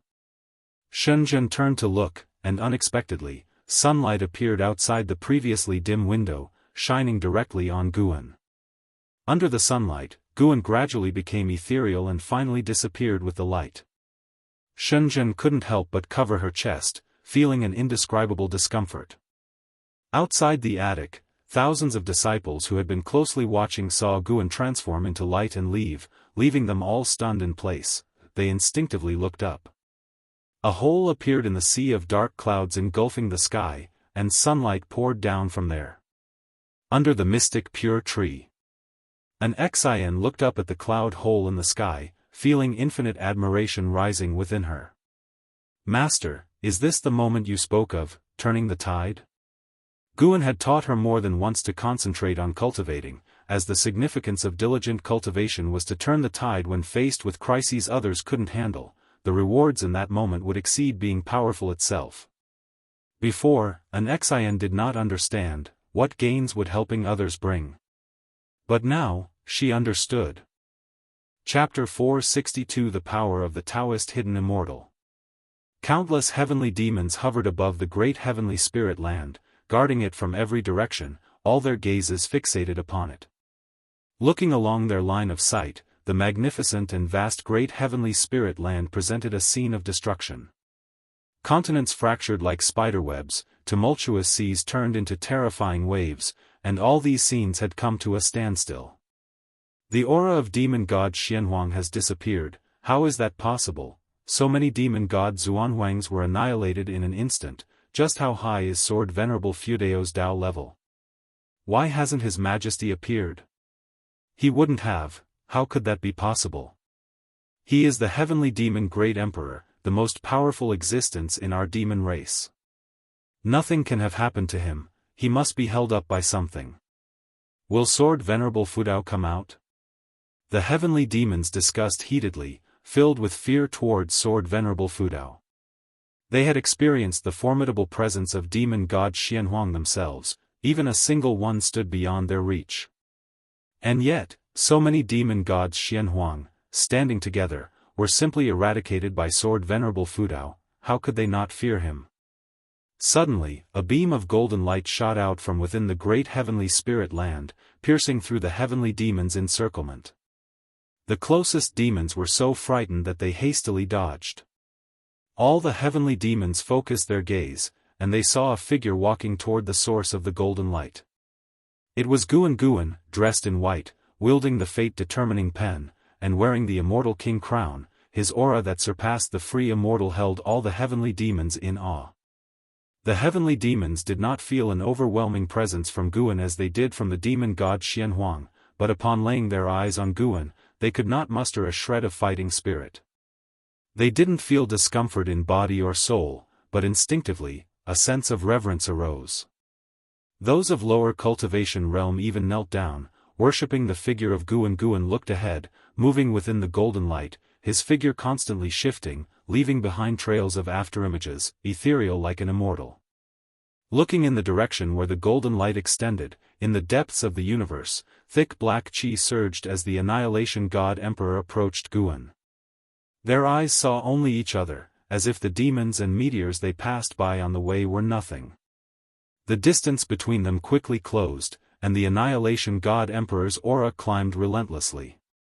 The heavenly demons turned and watched, all knowing this battle would determine whether they could conquer the great heavenly spirit land or not. The people of the great heavenly spirit land also held their breath in anticipation. They couldn't see the scene beyond the sky, but the natural disasters around them were still frozen, indicating Sword Venerable Fudao was still there and the calamity from beyond had not yet ended. Li Yi made his way through wall after wall of waves, gazing at the walls of waves around him that seemed like acts of gods, with nothing in his heart but awe. How has the voice of the primordial ancestor changed, and why does it sound so familiar? Li Yi muttered to himself, harboring an absurd guess in his mind. He secretly decided that, once this catastrophe was over, he would have to return to the supreme sect to find out. If it really was as he suspected, then his whole worldview would collapse. Impossible, right? Could I have misheard? Li Yi's expression was complex. The more he thought about it, the more confused he became, even thinking maybe he shouldn't return at all. The divine exotic immortal spirit stood on Li Yi's shoulder, looking up at the sky with anticipation, awaiting its master's performance. Though the pressure from the Annihilation God Emperor was overwhelming, it believed its master would not lose. The people were all emotionally invested in the battle beyond, while Guan, the bearer of their hopes, was drawing ever closer to the Annihilation God Emperor. He watched the Annihilation God Emperor continuously elevating his own aura, even surpassing the free immortal realm, and he was not surprised. Summoning so many demon gods Xianhuang, the fleshly body of the Annihilation God Emperor couldn't possibly be as simple as a free immortal. Guan could feel a faintly discernible aura of causality emanating from the Annihilation God Emperor, an aura that seemed to travel from another universe, its trajectory of causality unfathomable and inscrutable, only its unfathomable depth could be sensed. Sword Venerable Fudao, who exactly are you, and what do you want? The voice of the Annihilation God Emperor rang out, tone indifferent.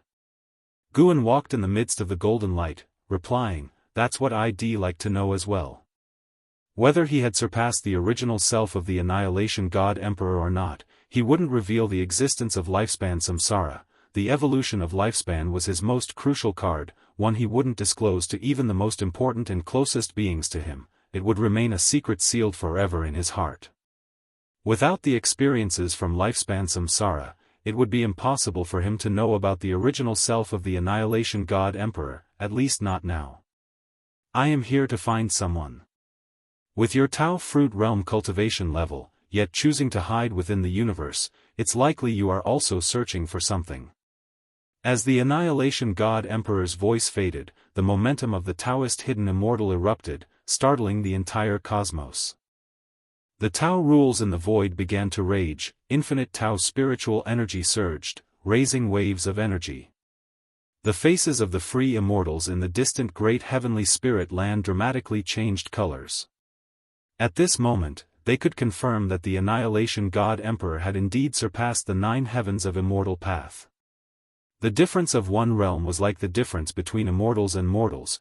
They looked toward the outer heaven with anxiety, for Wuxia Xianxia also looked upward, but her face was hidden behind a mask, her expression unseen. Do you wish to reach some kind of understanding with me? My demand is simple: let all beings within this heaven and earth live and die by their own devices.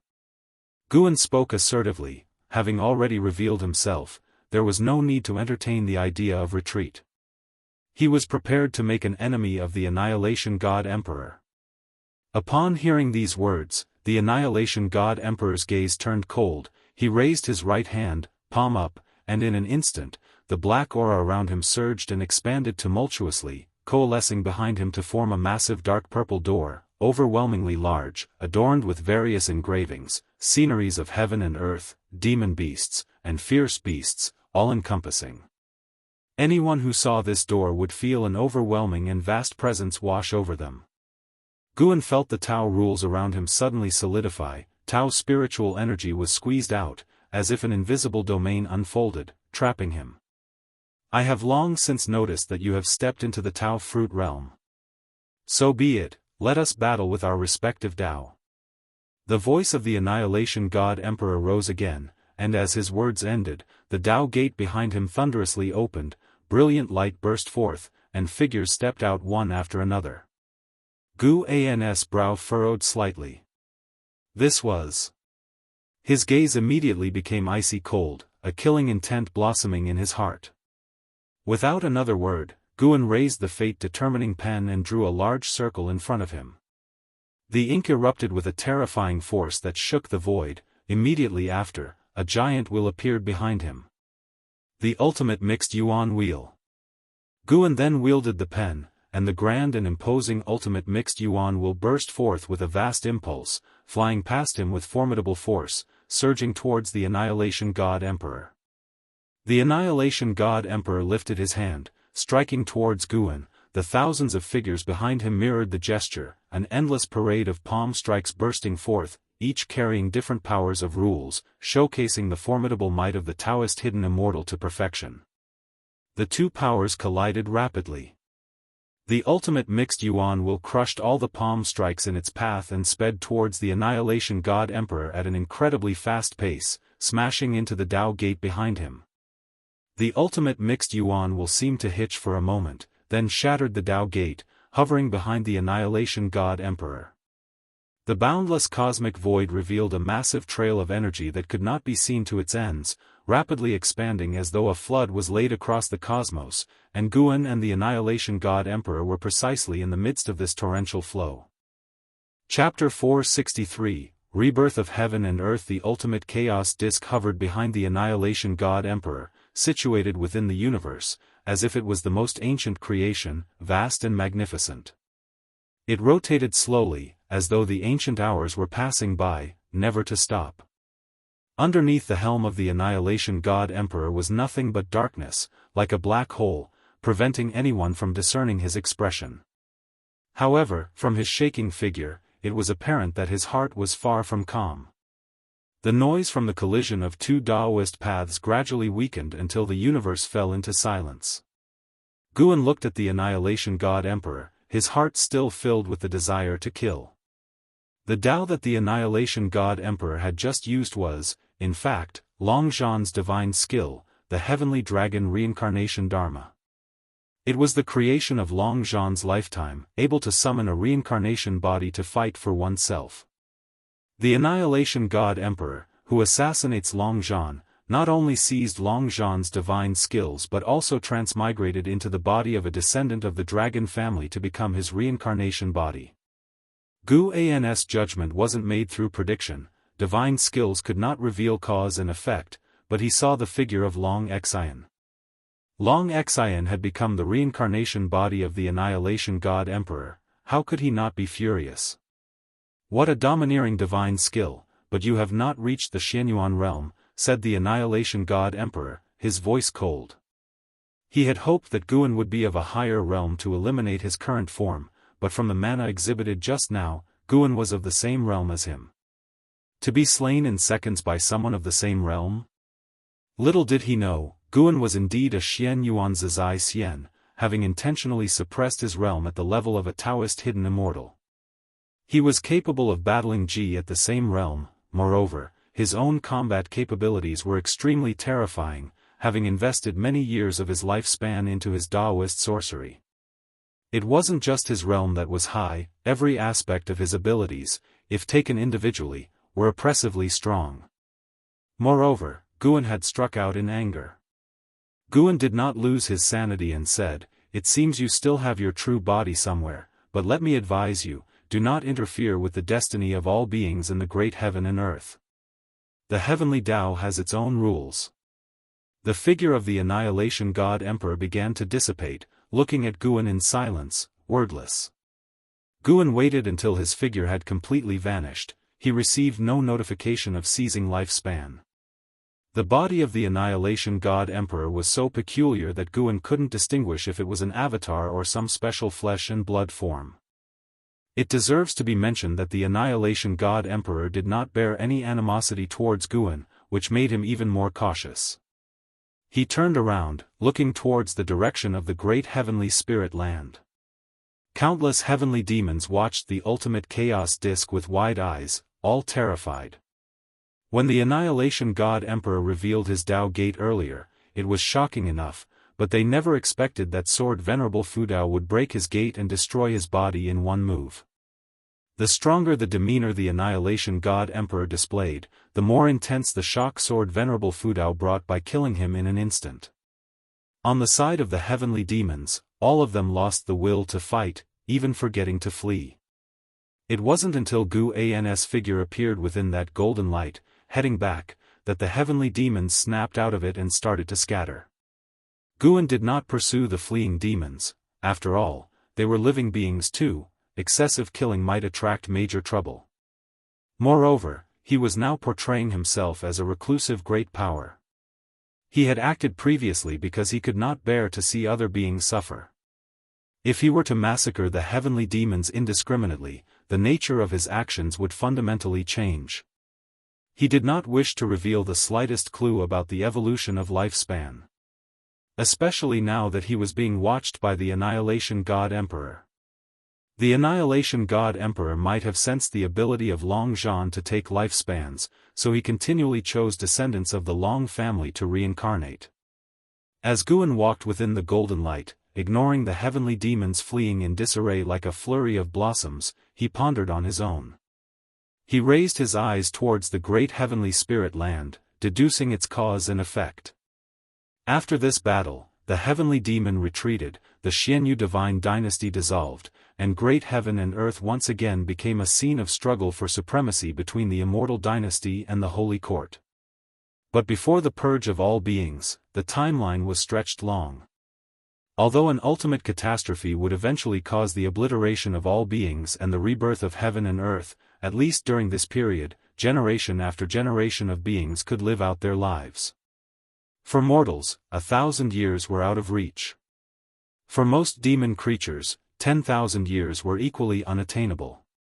For the beings before the old and new transitions of heaven and earth, Guan was the savior. And after the rebirth of heaven and earth, not all beings would die, ultimately a few would survive. When the new beginning started, they would become the trailblazers of the new epoch with their own Tao level, becoming the immortals in the hearts of the countless beings. Of course, the fate would keep changing, because enemies like the silent annihilation god Emperor and the battle court had their eyes on the great heavenly spirit land, as did other free immortals from different great heaven and earth. It was not only the great heavenly spirit land, but any great heaven and earth that had the same fate trajectory, with only a difference in time.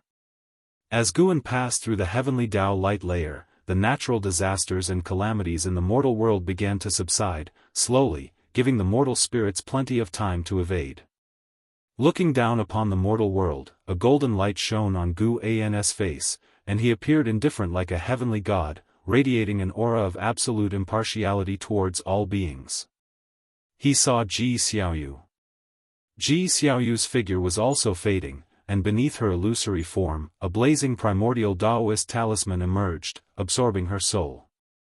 The intangible reincarnation rules swept towards her like a tidal wave, ready at any moment to engulf her within the talisman.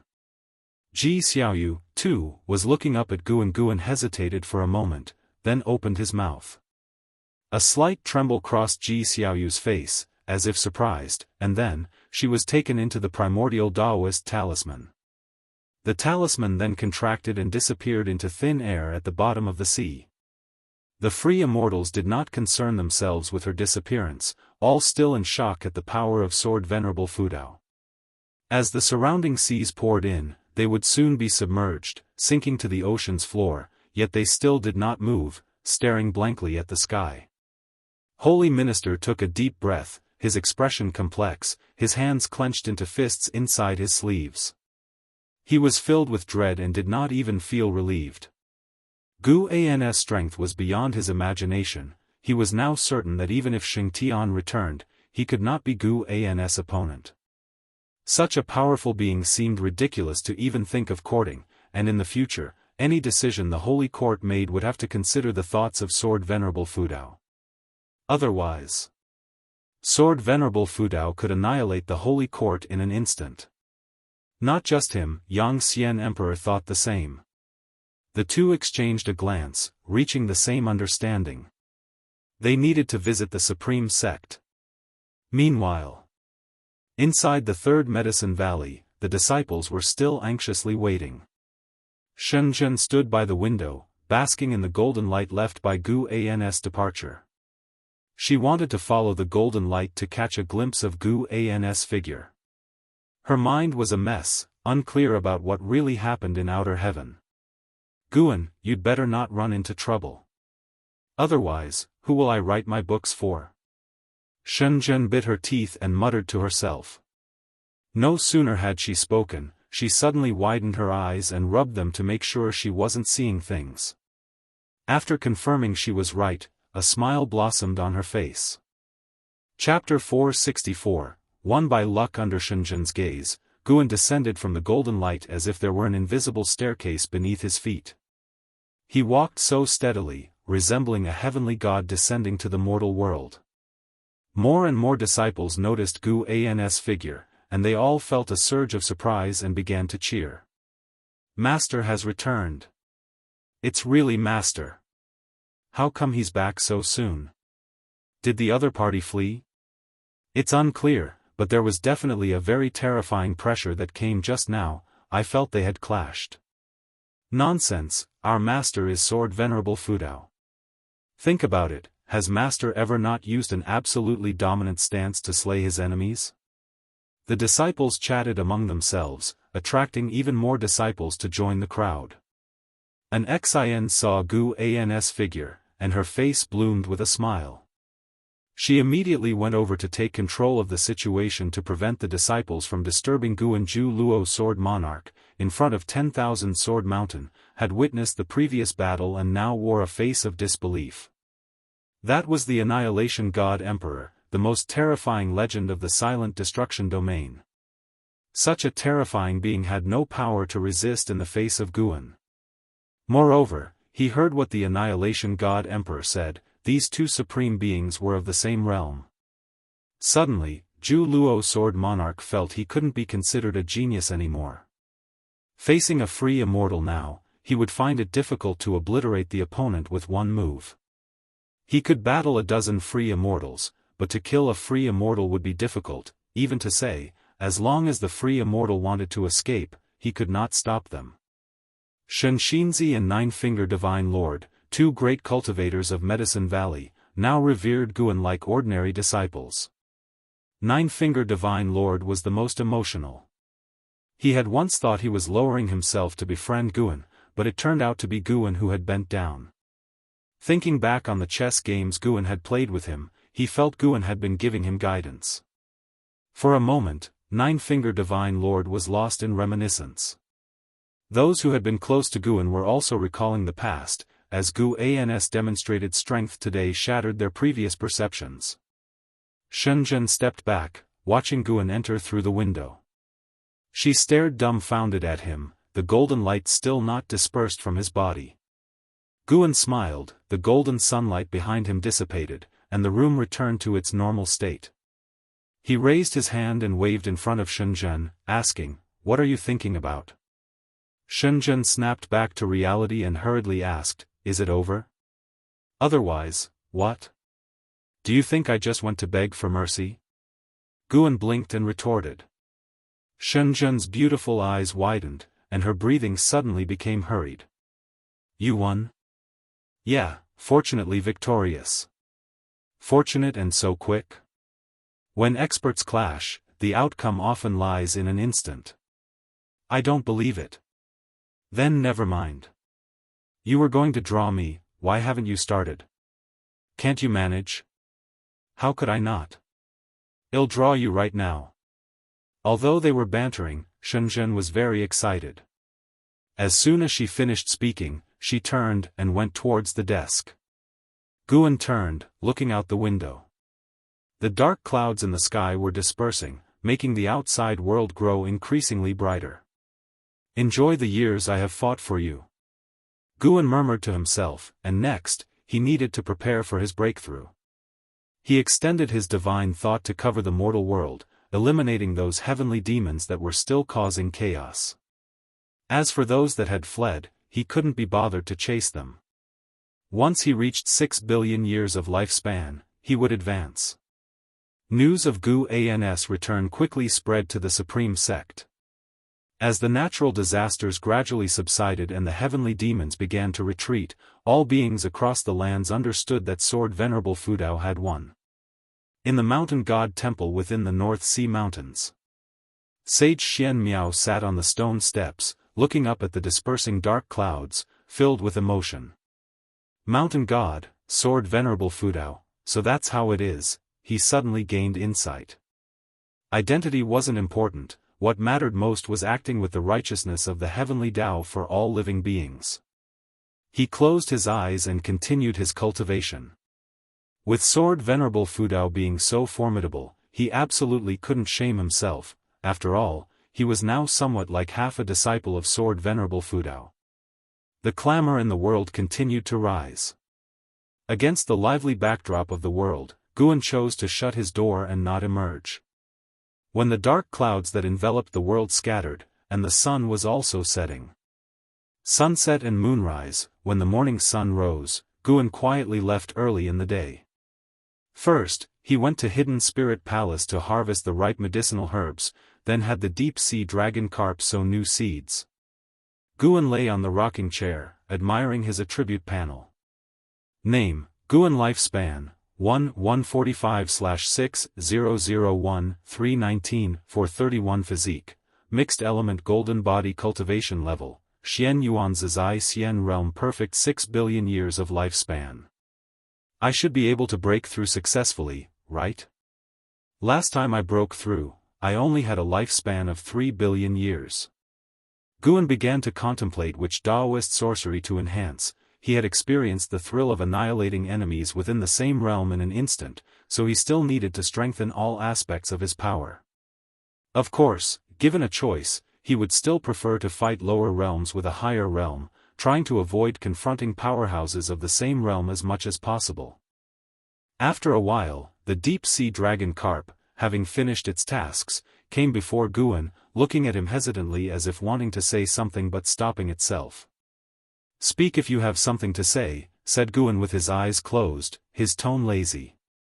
Taking a deep breath, the deep-sea dragon carp cautiously asked, Master, was that your voice yesterday? What, you couldn't tell? No, it's just that the deep-sea dragon carp suddenly became excited, speaking incoherently, unable to express its emotions.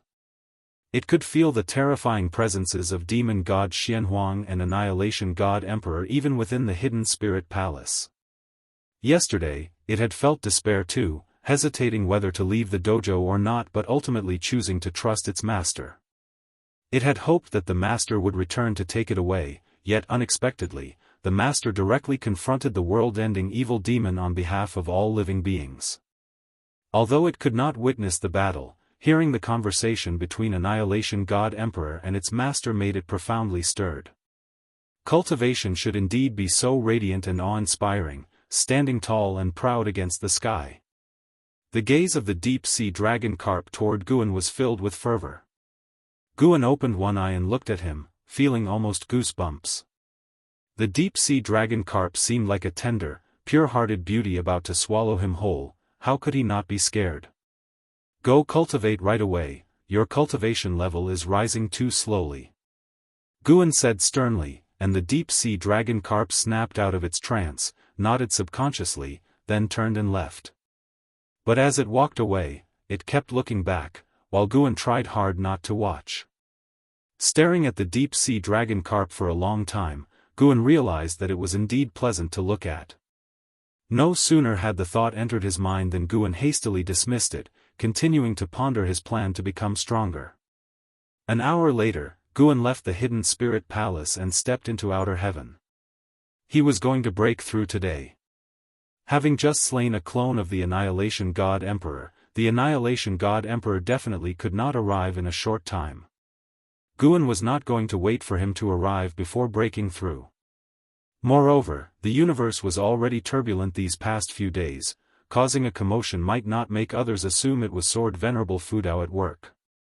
After all, Sword Venerable Fudao only wished to protect the great heavenly spirit land. Guan concealed his form, and even a Daoist hidden immortal would not be able to see him. He quickly flew into the silent destruction domain towards the spot he had previously selected for his breakthrough. This time, he planned to delve deep into the silent destruction domain. Along the way, Guan saw many great heaven and earths, each encircled by a layer of heavenly Tao light, protecting them from the erosion of the Tao spiritual energy of the silent destruction domain. How many heavens and earths are there in this universe? Guan suddenly grew curious but didn't rush to explore. Once he landed on a desolate continent, he immediately set up a lifespan barrier. This continent was much larger than the Taizong continent, with other similar desolate continents of various sizes floating around it, devoid of any greenery or elevation, dark and without daylight. Guan speculated that this was what remained after a great heaven and earth had been shattered, very distant from the great heavenly spirit land, separated by 8 vibrant great heaven and earths along the way. He began to probe the universe with his divine thought, and the divine thought of a Xian Yuan Zizai Xian spread out in an instant. The universe was boundless, and even the divine thought of a Xian Yuan Zizai Xian could not reach the end in a short period, perhaps because there simply was no end. Guan did, however, see a boundary gate, which in his eyes was a forbidden land.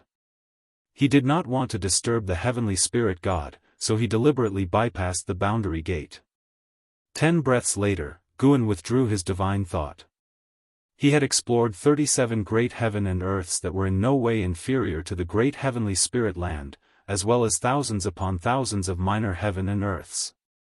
He remembered a legend that stated the great heavenly spirit land was merely a piece of what existed before. Could it be that all the heavens and earths in the universe originated from the same source, and the great heavenly spirit land just happened to be the middle piece? He thought it was quite possible, especially since the entity guarding the boundary gate was also named after the heavenly spirit. Guan was full of curiosity about the worlds within the boundary gate, but he knew now was not the time to explore the boundary gate, and he wouldn't even seek out the legends about it. Chapter 465, The Breakthrough Begins. Guan withdrew his divine thought and then sat cross-legged on the spot, summoning his attribute panel. First, enhance the physique.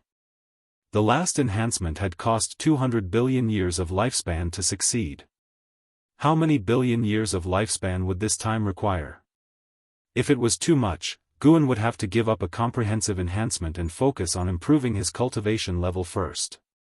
Let's start with 100 billion years of lifespan. Invest. Guan's gaze fixed on the mixed element golden body in the attribute panel, silently making his decision. Series of prompts started to appear, and he was already prepared for failure. It wasn't exactly failure, however, since it wasn't a tribulation crossing. Even without enhancement, the evolution of lifespan would still strengthen his physique. Thinking this, Guan felt quite relaxed. After all the prompts had appeared, the mixed element golden body did not advance. He continued to invest another 100 billion years of lifespan, watching the prompts quickly reappear. Still, there was no success in advancing. The third 100 billion years of lifespan was invested. After all the prompts had settled, Guan could only continue to invest another 100 billion years of lifespan. He started to feel the pressure, realizing that at this stage, a full-range enhancement seemed out of reach with just 60 billion years of lifespan. Fortunately, on the fourth investment of 100 billion years of lifespan, success was achieved, and the mixed element golden body advanced to the primordial chaos body. As the successful prompts appeared, the lifespan barrier began to take effect, voraciously devouring the Tao spiritual energy from the void. The majestic Tao spiritual energy surged into Guan's body, causing his long hair to flutter. Guan looked at the lifespan barrier, observing the changes in the consumed lifespan numbers. Very quickly. Thankfully, he had ample lifespan. After watching for a while, Guan closed his eyes, immersing himself in the transformation of the primordial chaos body. The void of the silent destruction domain began to erupt, with terrifying figures surging in the darkness and vast divine thoughts sweeping through the void. The influence of the lifespan barrier continued to expand, not in a circular spread but by causing the void to be stripped of Tao spiritual energy. The desolate continent where Guan was located was just one of the affected areas. Although powerful presences flew over him, none had yet noticed the anomaly on this continent. After an ancient hour had passed, Guan finally completed his transformation into the primordial chaos body. During the transformation, he was not only absorbing Tao's spiritual energy but also absorbing the power of Tao. The primordial chaos body had an affinity with all Tao rules, allowing him from now on to comprehend any Tao much more easily. At the same time, he awakened the power of Ji. The power of Ji was not a transformation of spiritual energy but was a power of his own will, possessing an unfathomable capacity for metamorphosis and possessing unimaginable offensive might. After completing the sensation and understanding, Guan felt he could wreak havoc everywhere purely with the power of Ji. It was indeed a physique that could only be forged with 400 billion years of lifespan.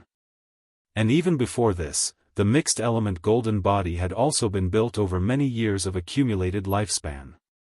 Guan recalled his previous physiques, ranging from low to high, as 5 elements treasure body, innate Taoist body, mystic holy body, primordial karmic body, Tai Chu Hun Yuan body, primordial ultimate body, mixed element golden body, and primordial chaos body.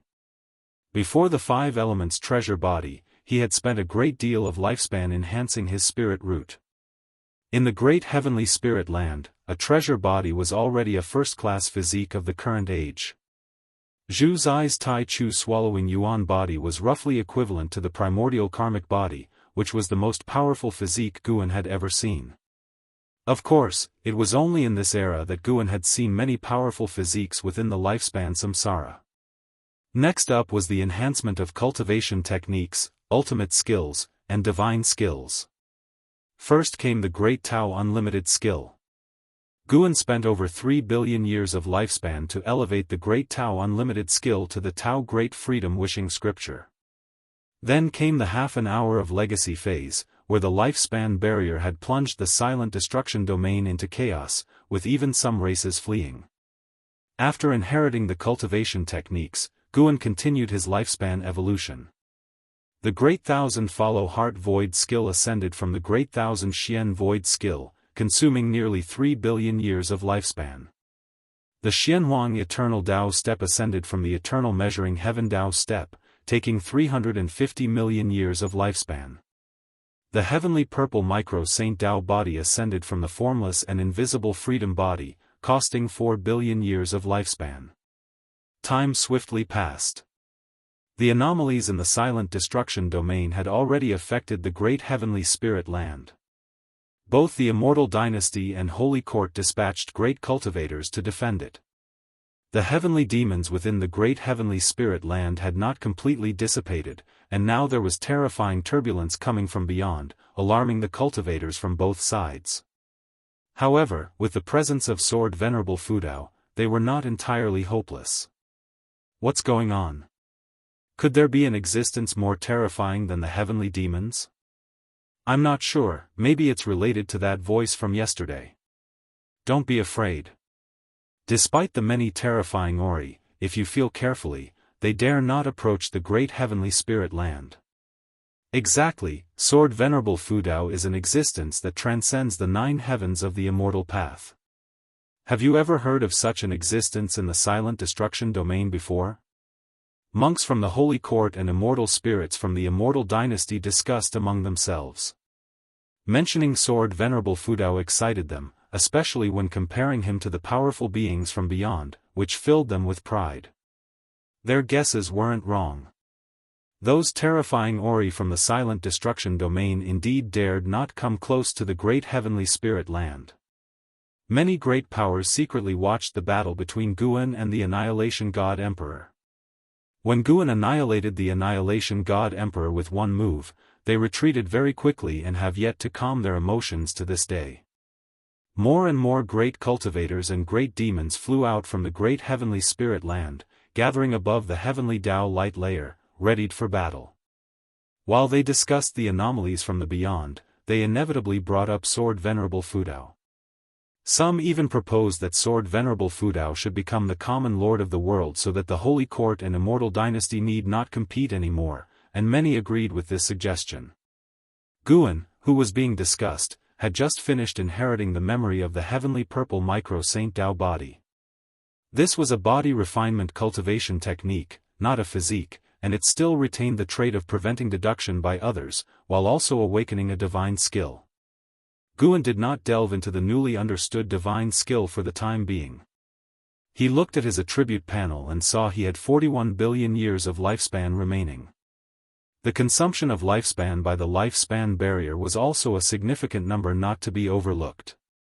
Guan hesitated for a moment and decided to directly invest in cultivation level. To avoid the risk of breakthrough failure. Good practice, 1 billion years at a time. You practiced Qi absorption cultivation for 20 million years, and with the great accomplishment of Tao Great Freedom Wishing Scripture, you forcibly attempted to break through to the Luo Tian Zizai Immortal Realm. You began Tribulation Crossing but could not endure the Zhangshuan Great Tao Reincarnation Tribulation, and the crossing failed. You practiced Qi absorption cultivation for 40 million years, and with Tao Great Freedom Wishing Scripture, you forcibly attempted to break through to the Luo Tian Zizai Immortal Realm. You began Tribulation Crossing but could not endure the Zhangshuan Great Tao Reincarnation Tribulation, and the crossing failed. 20 million years for one Tribulation Crossing? Good grief! Guan was shocked. The last time he broke through, it was only 5 million years per Tribulation Crossing.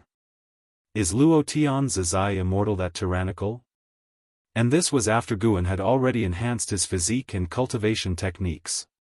Fortunately, he had kept 41 billion years of lifespan, or else he truly might not have been confident in a successful breakthrough.